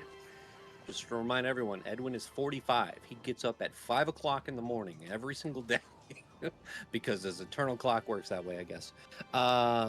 So around 7:30, Edwin is going to notice Merrick has not come out and just kind of walk towards his door and Merrick? He You hear a little bit of movement, and he opens the door, just very much still and just like, his sleeping clothes, but having recognized your voice. Yes. Good morning. How are you Morning. feeling? Fine. It's amazing how quickly stab wounds close up overnight. Yes. Would you like some coffee? I'm not a big coffee person. When was the last time you had it? Probably the last time you were here and asked me to try it. So, This 5 is from years, a magical give or take. mug. I'm fine, thank you. All right, more for me. It's unlimited. And he starts Yeah. to drink it. I guess He it's does the- amount for you. Yeah. He does the old man like slurp on the coffee, as he's like drinking it. Just wanted to check in on you. Yesterday was rough. Mm-hmm. Shut up, Joe.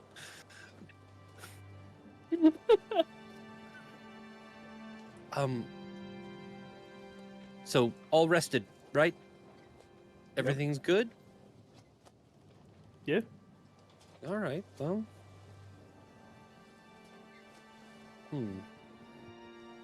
Thought there'd be more of the conversation to the starting part.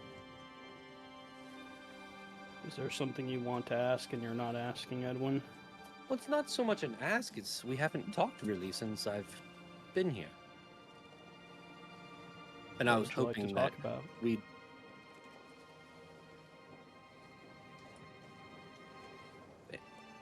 Honestly, anything. We haven't spent any time, really. I mean, we've been fighting things, we've been politicking, we've done everything other than just talk. We talked on the way to and from Rosemont. Yes, we had a conversation, but not one-on-one, not just the two of us. I feel bad that we didn't get to go truffle hunting when I got home, I was really looking forward to it.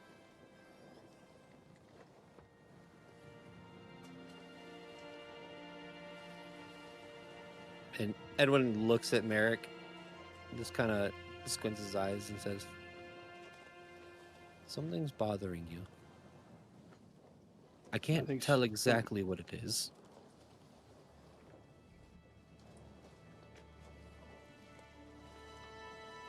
Are we not all being bothered by what's been happening lately? No, you know what I mean, Merrick. It's more than that. It's more than just the bothers of our day-to-day tasks and the conversations that we've had. It's something deeper.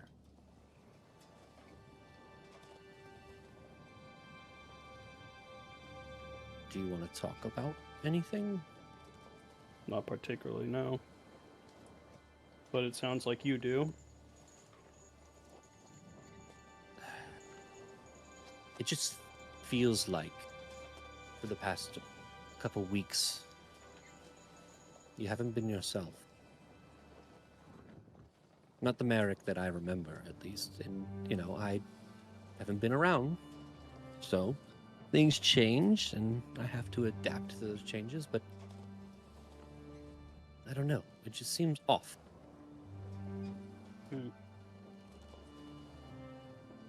So you want to know what's bothering me? Of course I do. I want to make sure that all of my siblings are safe, healthy, and can talk to me about anything. I'd love to hear what is bothering you, if you want to tell me, of course. I mean, honestly, Edwin, I don't really want to talk about it, but I suspect I will just have these conversations to keep looking forward to until I tell you. Well, that is a great observation. If you don't want to talk now, then I'll probably ask you again in Skyhaven. If you don't want to talk in Skyhaven, then maybe a couple days from then. Yep. I mean, it's kind of what siblings do. So What was that? I didn't hear anything. There's a weird string change. Weird. Well, do you want to come in? Yes. Walks in. Door shut. Open. You're gonna want the door shut. Ooh.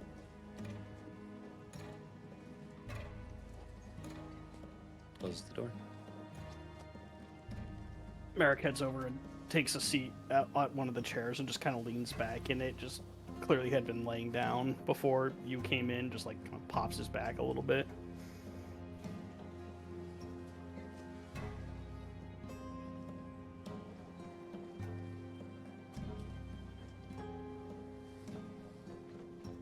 "13 years.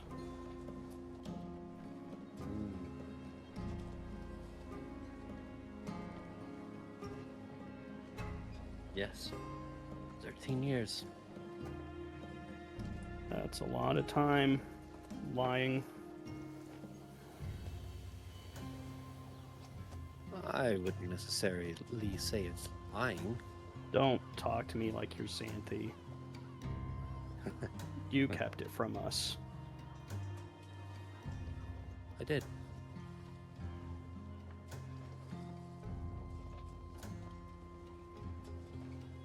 Because of politics? Politics being one of the reasons, but there was others. But mostly politics. What were the others? Well, it is not my decision solely as to revealing that information. My wife and I had conversations. As I said before, we'd planned on coming out about it about a year into it, and then she was pregnant. And that changed everything.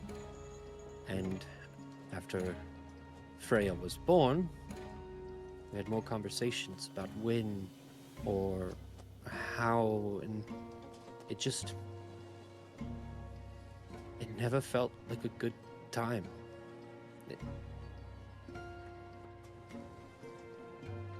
And the reality is, it still doesn't, does it? Their lives had to be in danger for you to Agreed. tell us. Otherwise, we still wouldn't know, would we?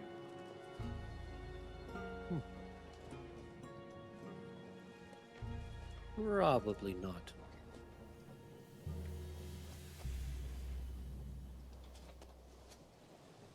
There was never a good time, and I wanted to make a good time, but yes, their lives being in danger did change how I was going to tell everyone. I had planned on telling everyone when I got back this time. But I mean, this happens every time. Mm-hmm. So, you wouldn't have said anything. Because what's really changed?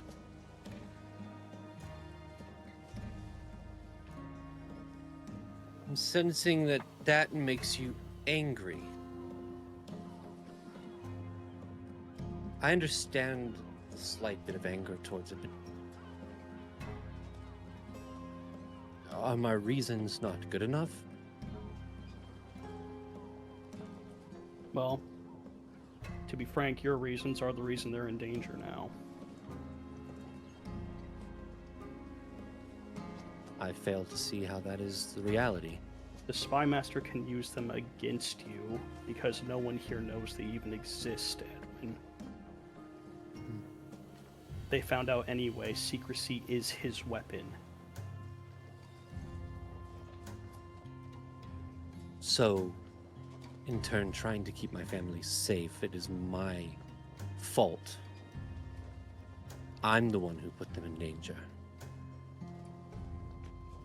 Well, right now there's 5 people in this entire nation who are working to try and help them. No one else is.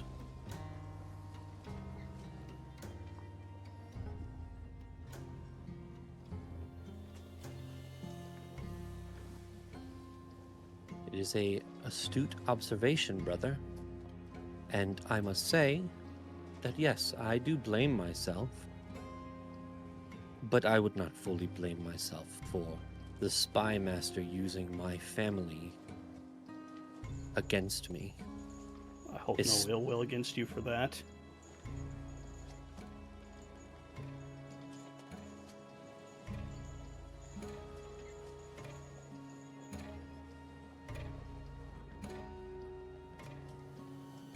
What else is there then, Merrick?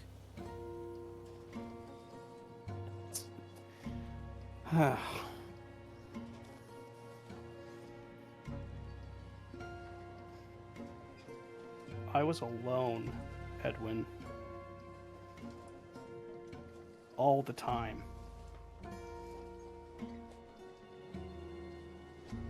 My mother was gone. And even when she was present, mixed results, to put it lightly. Father was seeing to all of his other children along with all of his responsibilities.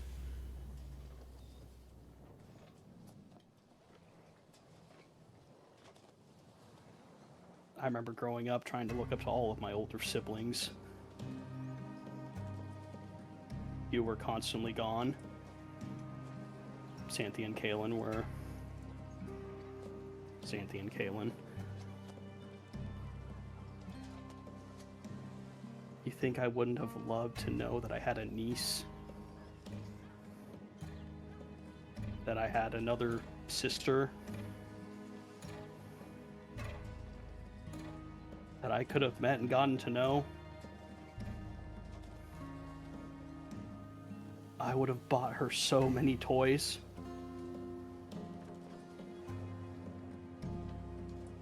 And you made that choice for me. I made that choice to protect them.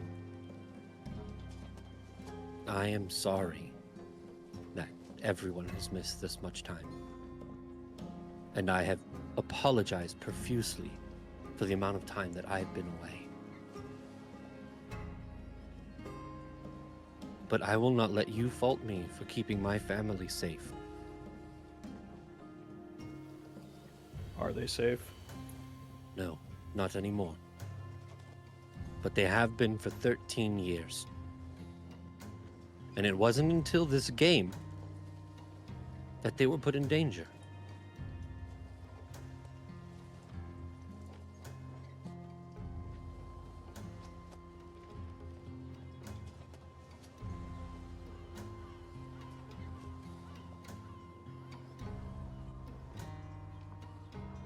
I don't know what I could say to you to make you feel better about the situation, but this is the situation.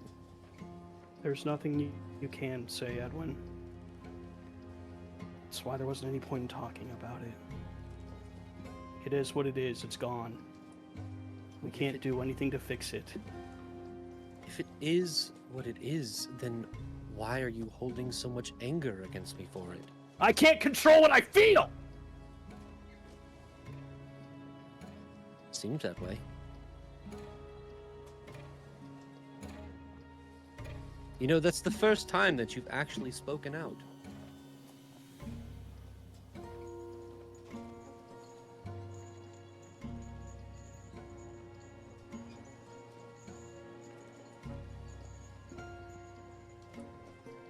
So all of this anger is because of what?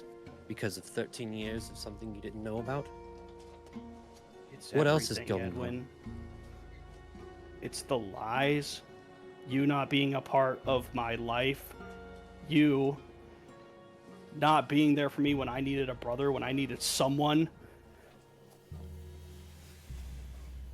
The accusations, the way you've all been looking at me lately, like any of what's going on is my fault.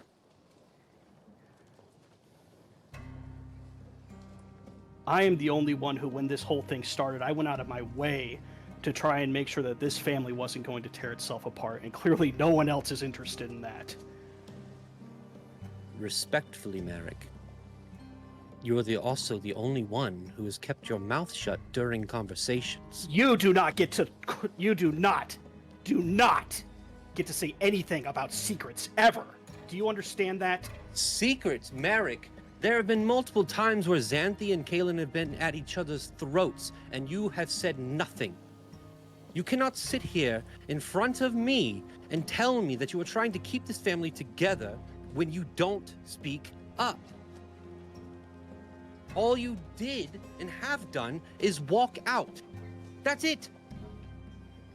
And you've been an enabler. I have not been an enabler. If anything, I've been a mediator. Please. Anytime anyone does anything, you are so quick to be there to embrace them, to let them know that everything's okay. Things aren't okay, Edwin. Things aren't good. We are on the way to some or all of us getting killed by each other. Do you not see that? I see it every day. That's why I keep healing all of your wounds.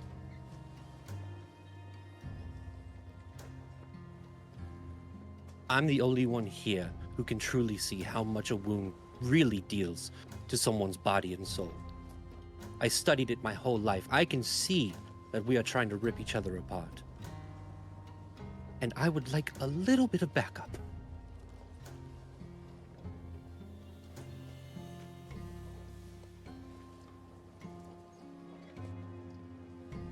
Didn't come in here to have a fight with you, Merrick.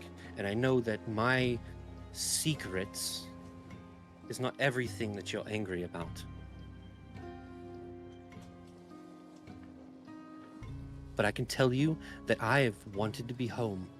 I am sorry for the time that we missed, but every time I will choose my family. Every time my wife and child will come over this family.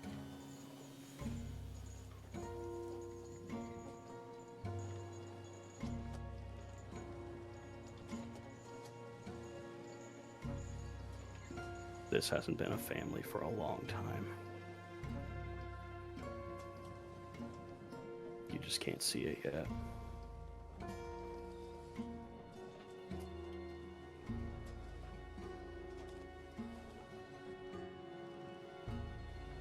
Well, like I always do, I will attempt to try to hold it together, while the others try to tear each other apart.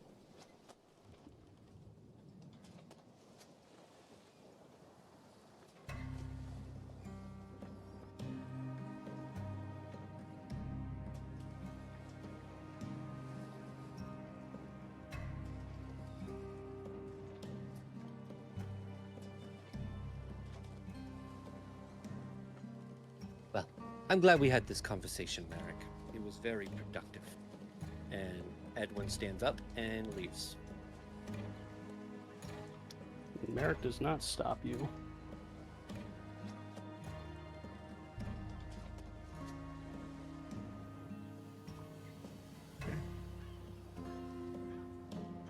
Alrighty.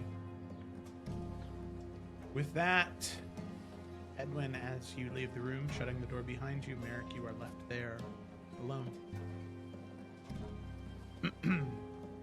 So, the rest of the day will pass, and you will arrive at Skyhaven around 5 or 6 o'clock on the 1st of October.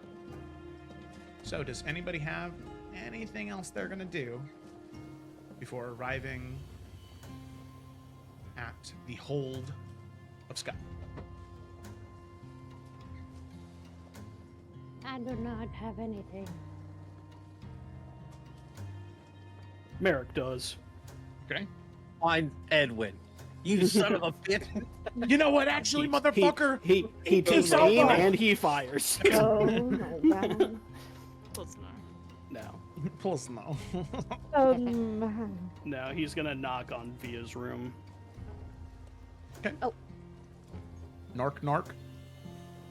Yeah, she'll let him in. Hi, Barry. Hey, Come on in. thanks. And I'll just walk in. Just, I don't want to take up too much of your time. I'm sure you're busy, and I'm still kind of beat from yesterday.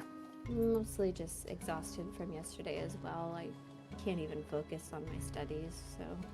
I get that. Do you still have studies, or is this an independent thing? Oh, independent. I just continuing and yada. I mean, we're always learning. A forever student, you know?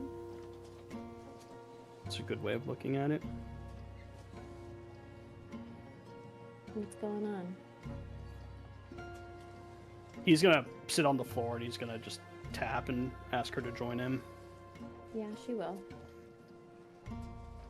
And he'll just kind of wrap an arm around her and kind of pull her in for a quick hug. Obviously, she reciprocates. I just want to let you know that whatever happens, you and I are going to be okay.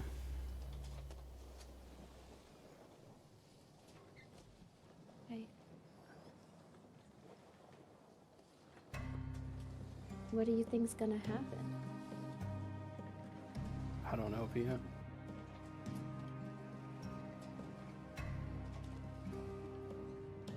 I don't know if I understand what you're saying.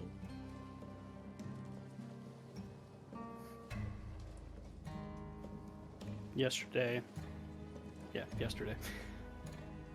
When you... 2 days ago? 2 days ago, damn it. When you pulled us all in here.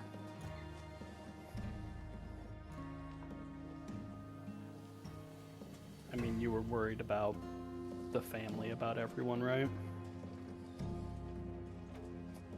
Yeah, well, I'm worried in the sense that we have stuff that we need to work out, you know, but I figured, you know, somebody's got to be the one to kind of start those conversations. I'm not worried in the sense, like, that we can't heal.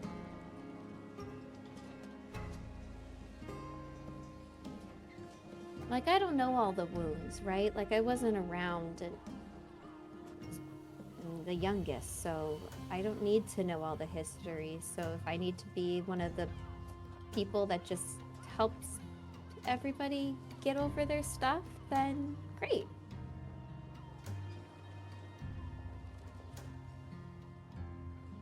There are some wounds that are a lot deeper than you realize, Via.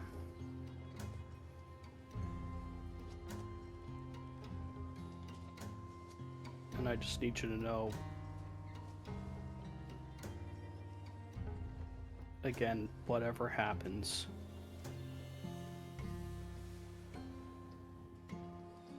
you're stuck with me, you know? I'm not going anywhere.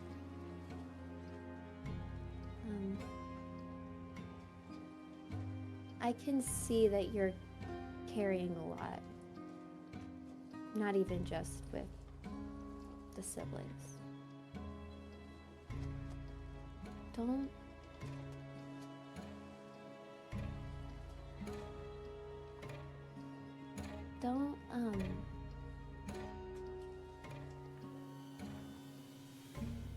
you're very strong. But I think sometimes you need to decide when to choose to have a battle versus letting go and walking away.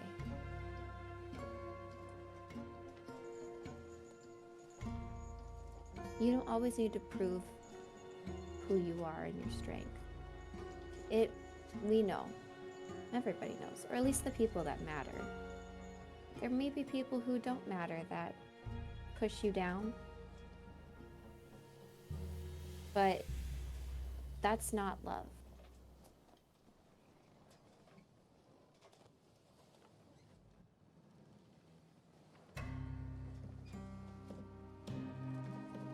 And you always have me.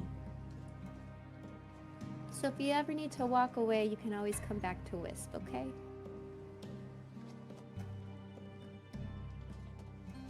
Thanks, Via. Yeah.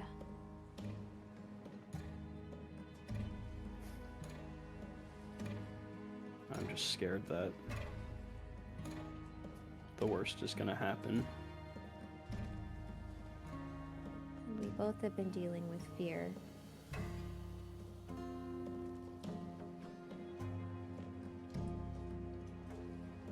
But I also see progress in us.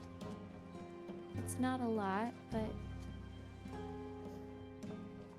I feel like it's worse than it's ever been.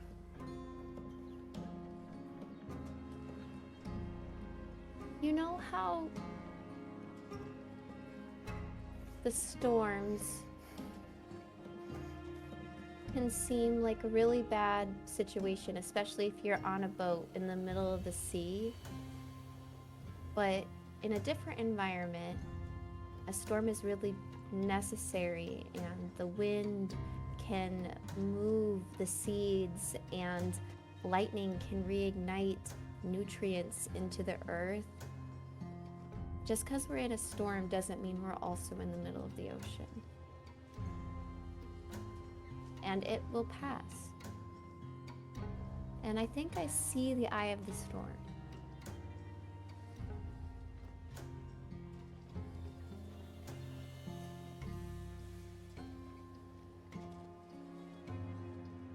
Maybe it'd be easier if I could see what you see. Oh, she's gonna like put her hands over her eyes. I don't know if that's true, but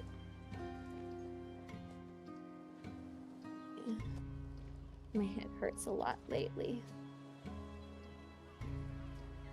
Do you need some medicine? Duh. I need an expert. That one could probably help.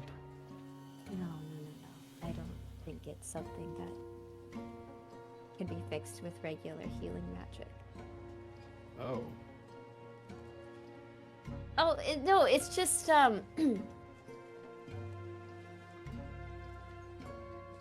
yeah, the visions hurt my head. And I've been getting them ever since, yeah, ever since an intense one, it's just been hurting a lot more. And so, but I also feel like they're helpful, and so I don't want to like not do them, but it's like, you know, you always have to like kind of, yeah. And also I can't always help it. Sometimes they just happen, like the one yesterday just Sure. kind of happened to me. So, That makes sense. yeah. But anyway,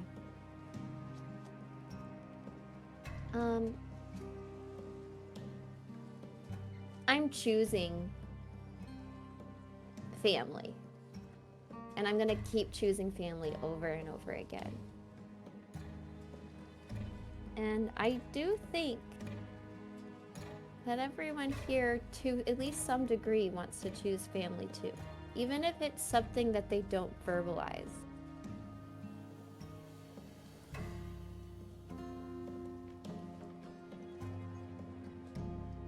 What if we all missed, you know? I think we all kind of are in the same little rowboat going down the river of lonely child at some point, you know? So now we have the opportunity to get to know each other, and it'll be, I think, better than ever as long as we are open and understanding with everybody. Because I think some people are hurting too that don't look like they're hurting. Who do you mean by that?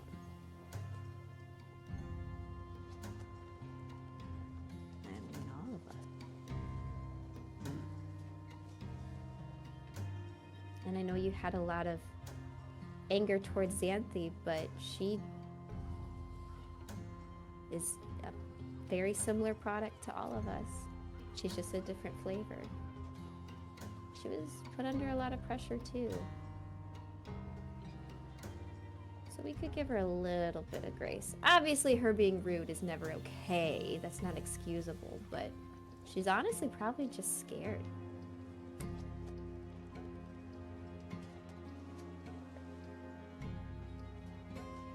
And I know you two don't have the best relationship, but she and I have a pretty okay one. And she's really sweet if you can see it under some of those ridges and mountains.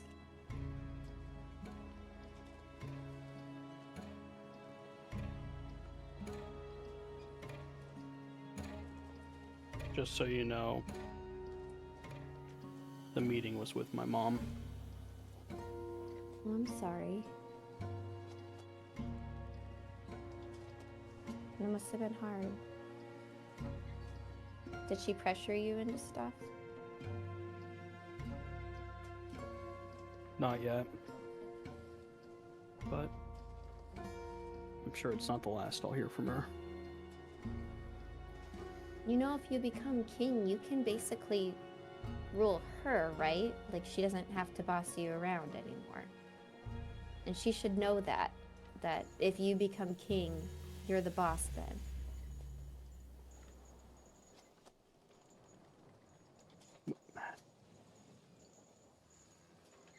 My mom has been hard on me, but I can't deny that there were rewards from what she did. Yeah, they don't have to be mutually exclusive. When that first fight we had with the cultists, I just, I've never taken a life before. Yeah. It was hard. I know. My mom tried to get me to go out to be a part of the Veltara ships that hunted down pirates. She wanted me to get the experience so that something like that wouldn't happen. Dad wouldn't let me go. How old were you?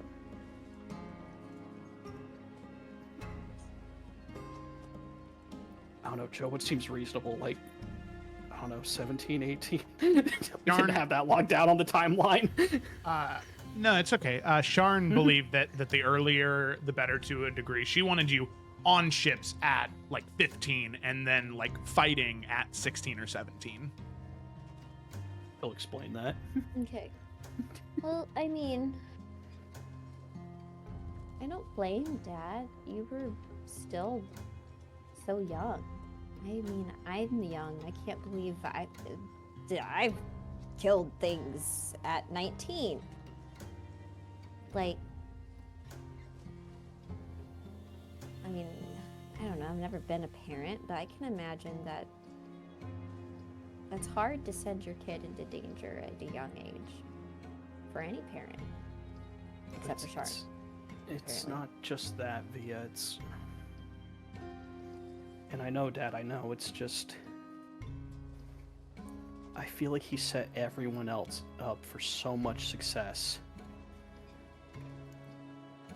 And I feel like he just abandoned me.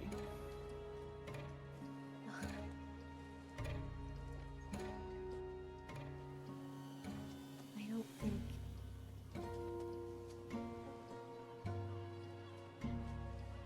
I don't know, I'm not here to compare, but I felt the same way.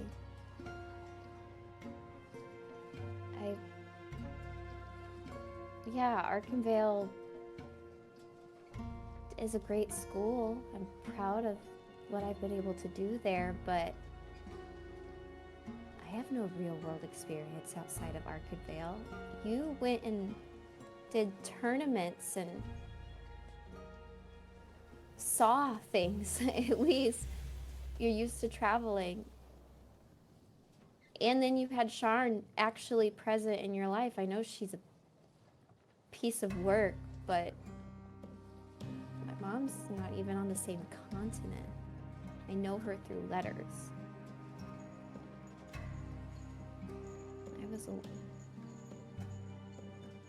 You visited me the most, you and Xanthi.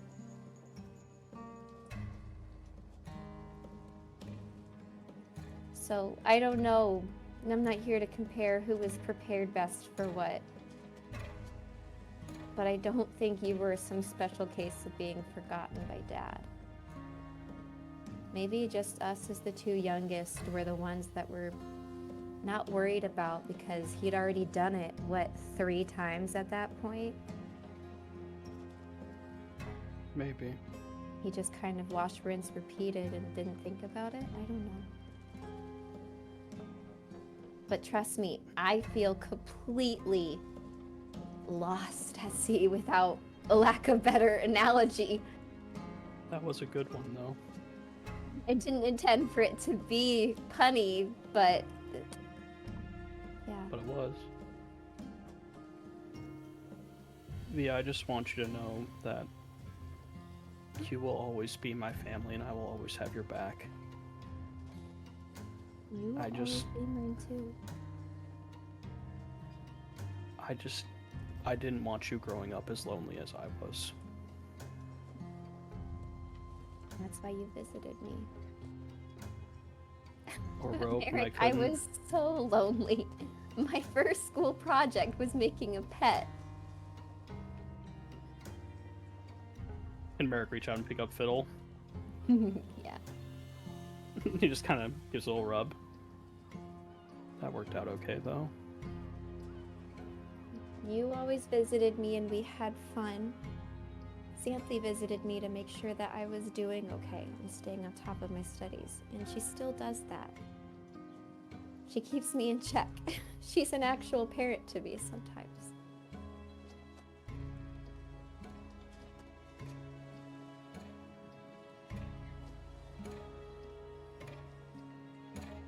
So all of you are my family. I love you all so much, and I'm so sorry for all the hardships that we carry, but I'm not giving up on all of us. Not that easily.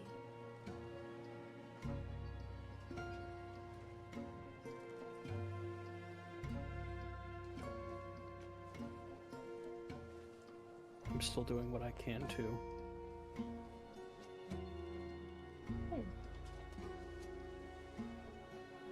He'll pass Fiddle back.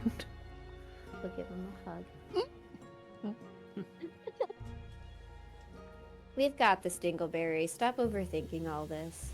Sometimes, look, you're more like a grounded kind of energy, more like, what is that, stubborn? Yeah, that's the word I was looking for.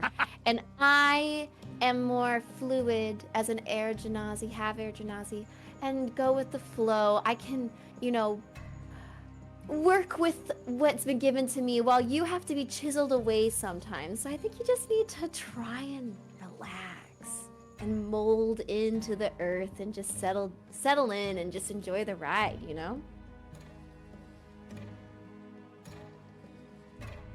God, I'm trying, but I am not having a good time via. It's okay, me either. But Oh, thank God. we have each other, and I think we both benefit from our energies.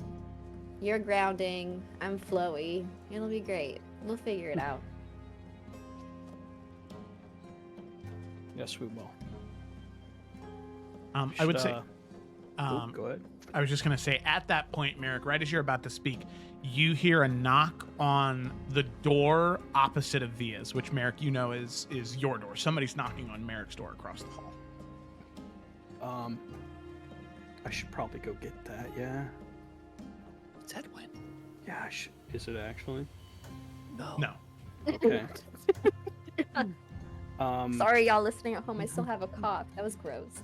I didn't catch it. Oh, really? I literally just gagged into the microphone because it just came out of me. Yeah, in you my sounded laugh. like Robert F. Kennedy. Maybe Oh I my just tuned it out. I No, don't I'm know. just kidding. Don't make me laugh. It didn't come through. I'm just Like, kidding. every time I laugh, I feel No, like there it's it coming is. up. There it is. No. Okay, bye. This right now. Okay. Merrick's just gonna give her one more squeeze and just be like, probably should start packing though, which shouldn't be too long until we get there. Oh yeah, definitely. Good job yesterday. And he'll give her shoulder a squeeze and he'll stand up. You too. He'll just open the door to look to see who it is. Yeah, as you open the door, It's you can see Garth. it's no, it is not Karth, it's Captain Adeline, the captain Okay. of the ship. Acceptable. And she sort of turns around with the door and says, my prince, there was something I wanted to say to you after the events of yesterday. And she'll kind of walk forward. It doesn't seem like she's trying to, preserve any secrecy here. She just wanted to say something to you real quick. I just... Do you close the door? No, Okay. no, that was a joke of her stabbing me. Oh, okay. That was a joke. No, he's listening. He doesn't move. Okay. After what transpired yesterday, I wanted to share something with you that I think might be relevant after going through some of my own logs. There was an individual that I encountered very briefly in my travels. A pirate, to be quite honest. Their name was, the name they were given was Four Fingers, but their real name is Lorraine Hunter. They recounted something very similar happening to them. The ship being stopped by Sahagwin in the middle of the Dragon Strait, trying to kill her more so than anyone else, but failing and being repelled. From that moment, she never left shore again. As I understand it, she's currently in Faithspire. She never left the city. She never boarded another ship after that.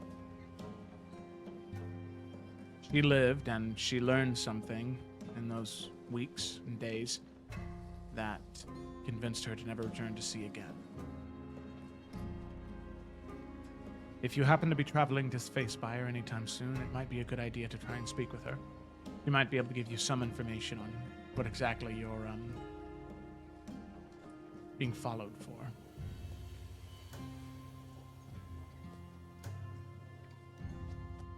Do you know where exactly she is? I don't, sadly. I know that she went to Faithspire and that's it.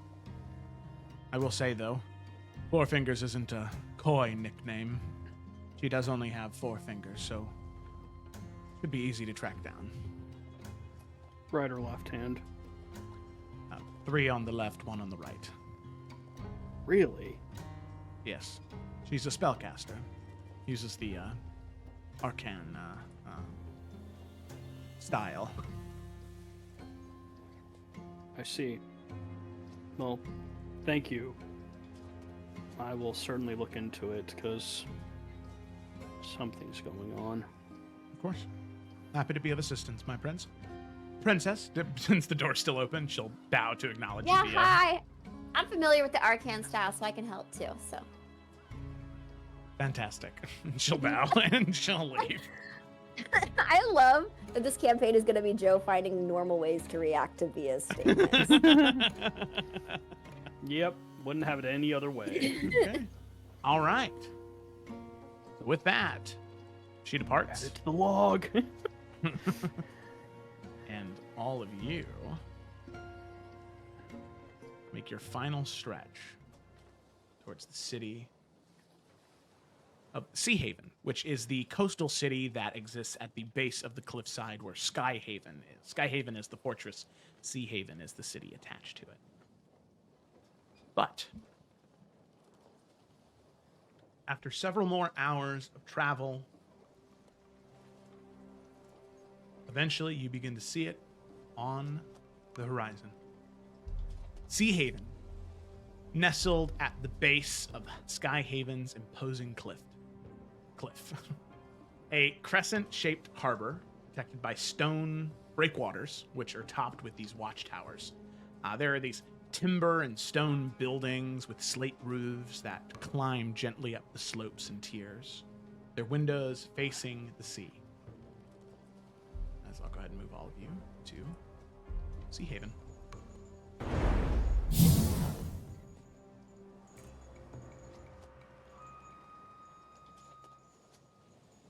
So the air, as you approach Sea Haven, it carries this mingled scent of salt, fish, and pine from the nearby forests. Ships of various sizes bob in the harbor, and humble fishing vessels to sleek merchant ships, their sails furled as they rock gently at anchor. The Sea Gate, it has twin falcon statues that watch over all who enter, their wings spread looking down at the ships that pass. And there, rising to the top of the cliff, you can see Sky Haven. The keep, it rises from the very mountain itself. its wall seemingly an extension of that gray stone cliffside. Multiple towers of various heights thrust upward like spears against the sky. You can see covered walkways, fortified parapets, and the central keep stands tallest. Its windows gleam in the daylight like watchful eyes. Falcon banners snap in the constant mountain winds, and the famous Eagle's Gate, a massive entrance carved to resemble an outstretched eagle, its wings, stands open only in times of peace. And then there is a narrow, winding path carved in the mountainside that provides the only land access, making the fortress virtually impregnable. However, it was not always that way. As that is not exactly where we're going to end tonight's session. We are going to jump back into the past.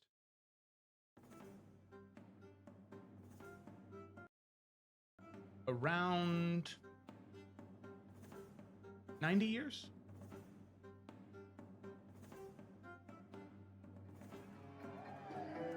To the city of Skyhold, within the keep. At the celebration of Landor Falkrest's 80th birthday, the previous Lord Paramount of House Falkrest, renowned adventurer, warrior, one of the greatest Falkrests to live. The grand feasting hall of Skyhaven Keep, it is resplendent in this current moment. Vaulted ceilings support these massive stone arches carved to resemble falcon wings. Dozens of floating mage lights illuminate the ancient tapestries depicting House Falkrest's greatest triumphs. There's this grand silver chandelier crafted from the weapons of fallen enemies. It casts dancing lights across the faces of Adaria's most celebrated heroes. And one very meek Rainier Falkrest. No, not Falkrest, sorry. One Rainier, just Rainier, adjusts his formal attire nervously. The bronze scale of his neck and face catching the candlelight as he stands at the threshold of Eagle's Archway, which is the massive entrance to the feasting hall. It's adorned with falcon motifs and ancient runes. I mean, he seems dwarfish next to this massive entryway.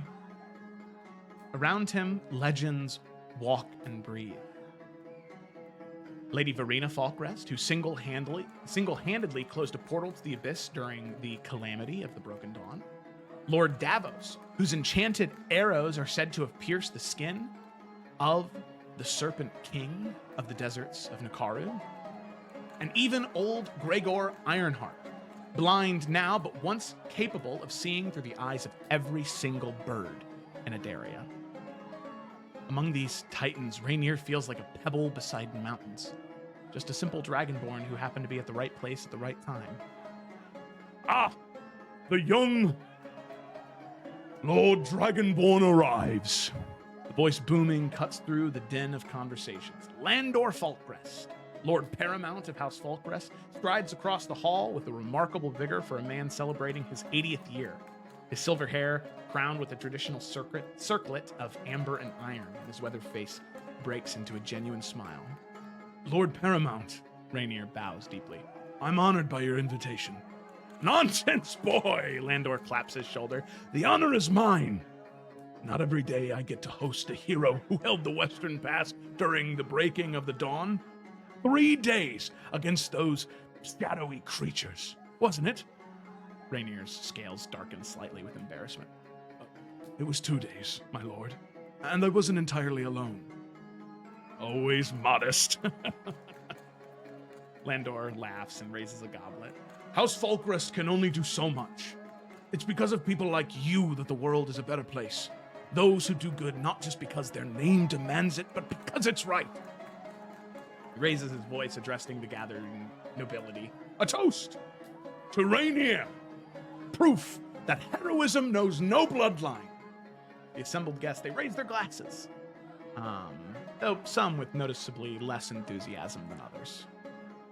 Landor moves away from Rainier, greeting other guests, and there is this flash of deep auburn that catches Rainier's attention. A young woman approaches him, her emerald dress catching the light of the Grand Sentinel's hearth, the massive sort of central fireplace with the names of fallen heroes etched into the stone. They say that you fought beside my uncle during the breaking, She says, offering a goblet of dark wine. My name is Elendara. Rainier accepts the drink with a slight bow.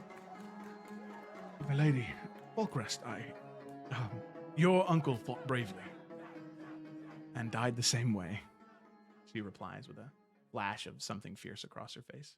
Come, sit and chat with me by the Whispering Alcove. I'd love to hear your tales of the Western Pass, rather than a lot of these pompous braggarts. And the two of them move and they start to talk to one another. Hours pass. Conversation, besides the curved stone recesses known as the Whispering Alcove, where the keep's unique acoustics allow conversations to be held privately despite the hall's noise. Elendara, during this conversation, proves that she is incredibly sharp-witted and curious. She asks so many detailed questions about battle tactics to understand how Rainier's mind works, how to fight against those strange creatures from beyond the veil, at least how he did, same as how she did during the War of the Calamity of the Broken Dawn. Eventually, there are two young boys who approach Elendara. An elder is perhaps, 9 to 10, and the younger one is maybe only 5 or 6. Mother, The elder one says, stifling a yawn. Talon has fallen asleep twice now. Elendara smiles apologetically to Rainier. My sons, the responsible one is Edamir, and the dreamer over there trying not to fall asleep is Talon. I'm not tired, Talon protests, his eyes half closed. Allow me to escort you to your chambers, my lady. Rainier offers, rising from his seat. As they walk through what's called the Night Wing corridor of House Falkrest, or of Skyhaven, its high windows showcase the stars through colored glass that cast this blue and silver pattern across the stone floor. Talon trudges along, while Edamir whispers excitedly about his studies with the masters of Arkenvale later tomorrow. And then eventually they reach the junction of 3 paths. It's a circular chamber where 3 hallways meet beneath a domed ceiling painted with constellations. Elendara stops before a heavy oak door reinforced with iron bands. Thank you, Sir Rainier, She says with this very genuine warmth. Perhaps we'll continue our conversation tomorrow. It would be my honor, Lady Elendara. Rainier bows and makes his way to the guest quarters in the Western Spire. And for many who know the tale, that is where they wish it ended. They wish that they woke up the next morning, that Elendara spoke with Rainier, Talon practiced his sword fighting, and Edamir studied his books. But that is not what happened on that next night.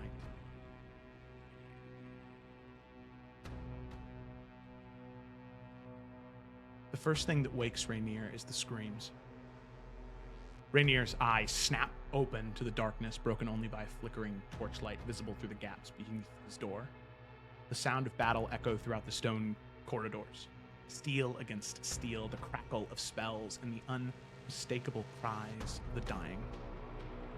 He throws on a leather gambeson, he grabs his warhammer and a shield from his bedside, and he bursts into the corridor. The Nightwing corridor has become a slaughterhouse. Bodies of Falkrest guards lie sprawled across the once pristine floor, blood seeping between those decorative tiles. The colored glass is shattered, leaving jagged edges that reflect the chaotic scene. Rainier knows immediately where he must go, where he is needed most. He charges to the junction of the three paths, now illuminated by magical fire that clings to the painted constellations above, scorching them to black. The door to Elendara's chambers has been smashed inward, splinters of oak scattered across the threshold. However, inside lies only a single body, Tyrek Reed, a vassal of House Draven and Elendara's husband, the father of her two children, a pool of dark blood spreading beneath him. From deeper within the family corridors, a woman's voice rises in defiance and fear. Rainier follows the sound to the children's chamber, where the skyward window, this massive arched opening, normally displaying a breathtaking view of the mountains, now frames the night sky like a portal of doom. Elendara stands backed against that window, Edamir clutched behind her, three figures in dark robes surrounding them, the sigil of House Draven emblazoned onto their crimson chest. Their movements are wrong, jerky, and unnatural. As one turns towards Rainier, he sees the face of a corpse, its eyes glowing with unholy light. With a roar that echoes deep from within the chamber, Rainier charges. His warhammer connects with the first cultist's skull, shattering it like brittle clay. The second attempts to cast a spell, its fingers weaving dark energy, but Rainier's shield crashes into its chest, sending it tumbling backwards. The third manages to slash at Elendara's arm before Rainier's hammer crushes its spine. As the last cultist collapse, Elendara sinks to her knees. Her sword and shield drops to the ground. Her last energy sapped from her in that moment. She clutches Edamir with her one good arm, her eyes wild with terror. She looks past Rainier to the empty doorway.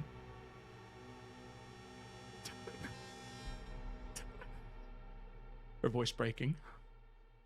It's my son! It's stolen! Blood drips from the skyward window onto the stone floor, each drop echoing in that sudden silence. And that is where we're going to go ahead and end tonight's session. Woo! Woo! Gotta end on a high note, right? God damn. Beautiful Where's performance. my son? Yeah, it really balanced out. Alexander, It really balanced out how happy and cheerful the rest of the session was. Oh, wait. For sure. Oh, man. Well, What a yep. cheery session. Yep, that Yeah. that was the night of nice. Crimson Tears. For those of you that didn't know, that was the night that What? almost all of House Falkrest was killed, except for Shit. Elendara, Edamir, and Talon. But it Spoiler alert. seems like there's more to that story than what was told in the history books. It's But gone. we weren't there. The only one that was there was Rainier and Talon. At least the only two that are still alive were Rainier and Talon. So we'll just have to, And they would never lie. Dude, And then- spoilers. We didn't know what happened to Talon at the end of that cutscene. Yeah, I hope he's Don't ruin okay. it, Tar. I hope that Let kid us lived. storytelling. All right. Well, thank you so much, everybody. Thank you so much for watching. Really, really, really appreciate you. Be sure to tune in next week. Oh my God, not to try and jinx anything, but this is crazy. I love playing D&D consistently. Knock on wood. Just don't say anything. I knocked on wood. It's Too okay. late now. Thanks for watching, everybody. And be sure to join the Discord server if you haven't. Be sure to follow on Twitch. Be sure to subscribe on YouTube. Thanks for watching. We'll see you in the next one. Partyloot.com. We love you. Our app, whatever. too. Partylootapp.com. All right. Where's the exit? Where's the exit? Where's the exit? There it is. Okay, bye.